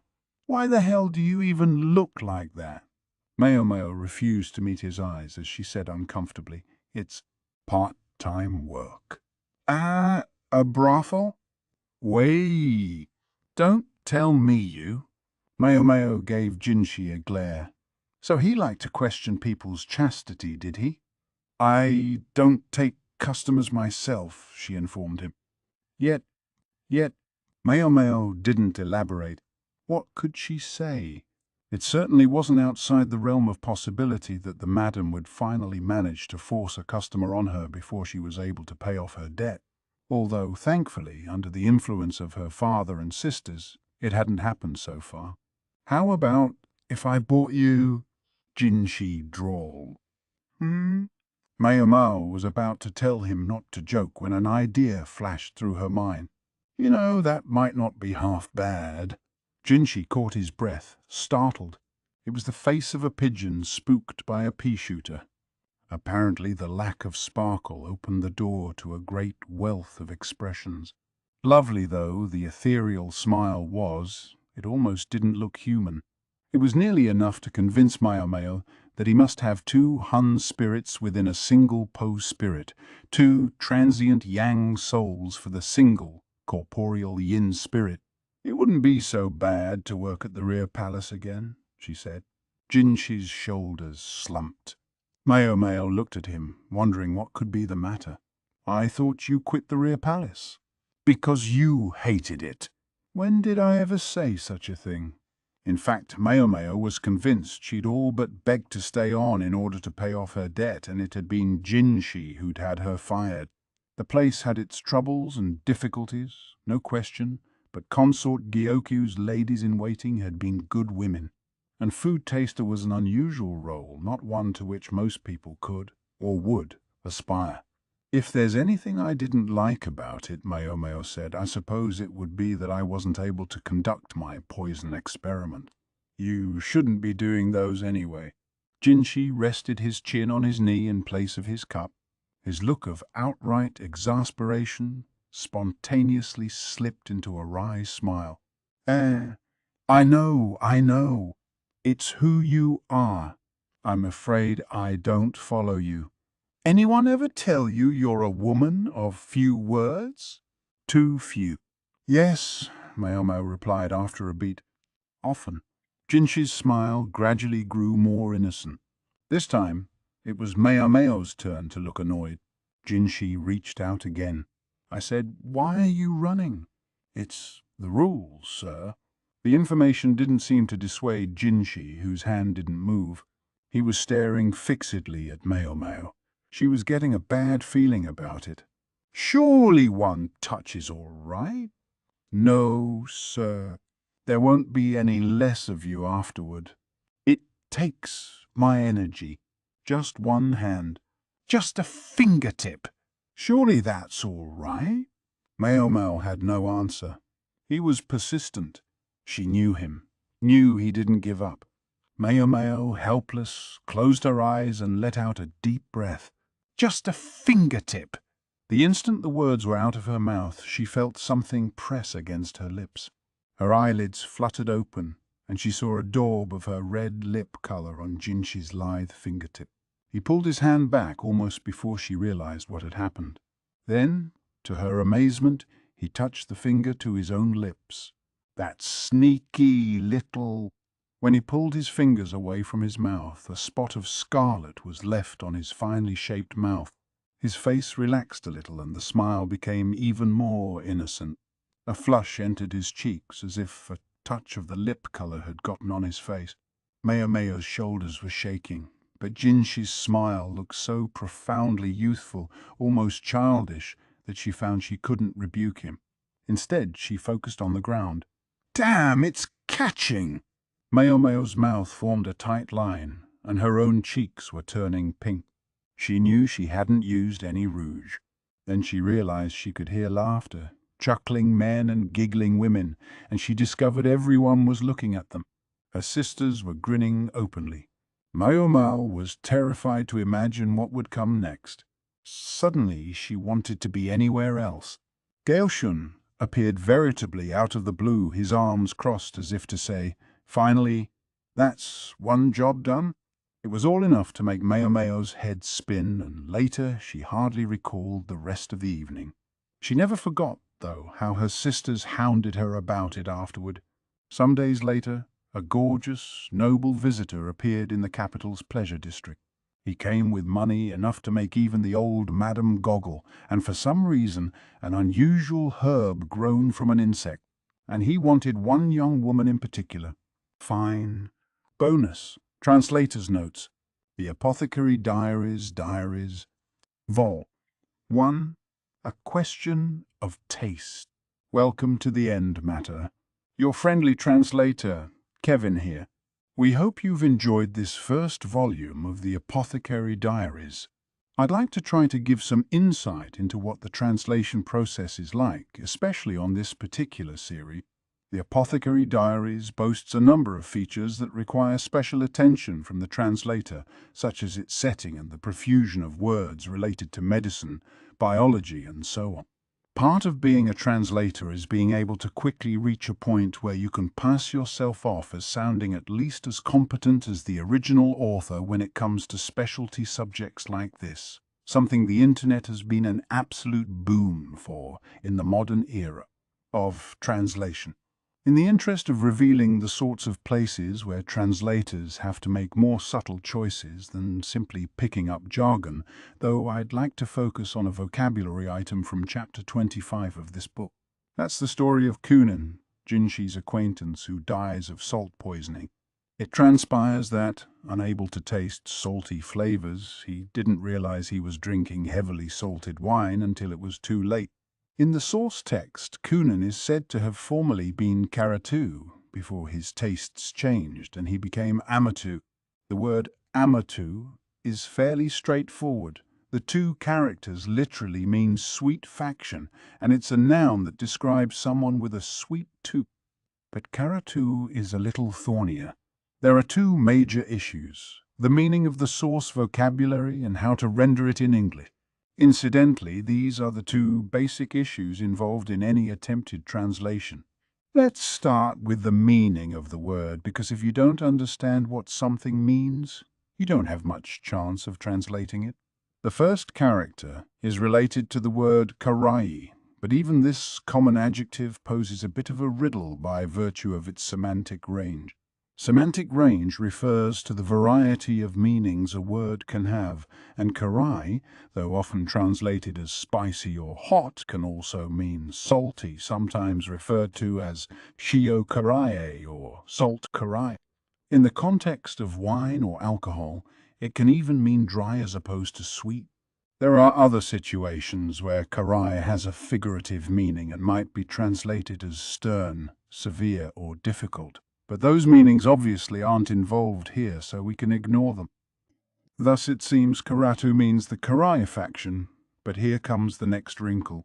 As a compound, Karatu in the modern language frequently means someone who prefers alcohol to sweet foods, that is, over against being someone of the Amatu. Indeed, this has become the dominant meaning. The online Jojei dictionary Gu defines Karatu as someone who prefers alcohol over candies and sweets, my translation, and gives Amatu as its antonym. The Japanese Wikipedia page for Karatu nuances this somewhat. It cites Kujin, a Japanese language dictionary that holds prestige similar to Merriam-Webster in English, as likewise defining the word as meaning a drinker, but goes on to state that in an older usage, Karatu meant someone who likes karai foods. Out of curiosity, I even checked my Kenkyusha's new Japanese-English dictionary, which was for many decades the gold, or as the case may be, green, standard for JT translators. I got my copy just before electronic and online dictionaries really came into their own, and with a copyright year of 1974, I wondered if it might have a broader take on what Karatu meant. But lo and behold, it defines the word laconically as a drinker. So the evidence seems to weigh in favor of Karatu as meaning simply someone who likes to drink, but in translation, it's always important to consider the context of a word in the source text. In chapter 25 of this book, Jinshi describes Cunan after his transformation. He developed a serious sweet tooth, lip, became a major member of the Amatu. He preferred sweet wine to drink and would only take sweet side dishes as well. The crucial part in my mind immediately follows this sentence. Jinshi recounts that Cunan rejected anything he was given that wasn't sweet. The examples he gives include smoked meat and rock salt. That is, the very definition of foods that are karai. To me, this shows that Karatu here means more than simply someone who likes to drink. After all, the point isn't that Cunan started drinking, but that he started, among other things, drinking sweet wines. Indeed, if we take Karatu as meaning someone who prefers alcohol to sweets, as many modern dictionaries have it, then its use here becomes almost paradoxical. Thus, to me, the matter of the meaning of Karatu is settled. But then the question remains, how do we describe this karai preference in English? Rock salt would be salty, to coin a truism, but smoked or cured meat? Sure, it has an element of saltiness, but is that the primary flavor we associate with it? Would we simply call it savory? But then how do we account for the fact that karai food is often spicy? Using the actual word spicy or hot would be too limiting, the same way that salty would. In a more modern or more technical context, we could consider an expression like foods with lots of umami. Umami, actually a loan word from Japanese, in which it simply means deliciousness, is the fifth flavor we perceive in addition to sweet, salty, sour, and bitter. But my concern was that having Maomao say something like, "Did he used to prefer foods with more umami?" would sound pedantic, anachronistic, or both. In the end, after talking it over with Sasha, editor's matter to a translation, we felt Savory covered the most bases. All this just to translate a seemingly common vocabulary term that only appears for a few pages. Although a lot of this thought process goes much quicker in my head than it does when I have to write it all out, the translator does have to make these decisions and sometimes pause to investigate the meaning of a word in one or both languages. It takes time and effort and requires a practitioner who's both versed in the nuances of the source language and alert to the possible expressive resources of the target language. For the translator, the mysteries Maomao solves aren't the only ones in this series, but that's part of the fun. See you next time. Sign up for our mailing list at J Novel Club to hear about new releases, newsletter, and you can read the latest chapters, like Vol. 2 of this series, by becoming a J Novel Club member. J Novel Club membership. Copyright The Apothecary Diaries, Volume 1, by Natsu Hyuga. Illustrations by Tuko Shino. Translated by Kevin Steinbach. Edited by Sasha McGlynn. This book is a work of fiction. Names, characters, places, and incidents are the product of the author's imagination or are used fictitiously. Any resemblance to actual events, locales, or persons, living or dead, is coincidental. Kusuria no Hitorigoto. Copyright Natsu Hyuga 2014. All rights reserved. Originally published in Japan by Shufunotomo Infos Company Limited through Shufunotomo Company Limited. This English edition is published by arrangement with Shufunotomo Company Limited, Tokyo. English translation 2021 J Novel Club LC. All rights reserved. In accordance with the U.S. Copyright Act of 1976, the scanning, uploading, and electronic sharing of any part of this book without the permission of the publisher is unlawful piracy and theft of the author's intellectual property. J Novel Club LC.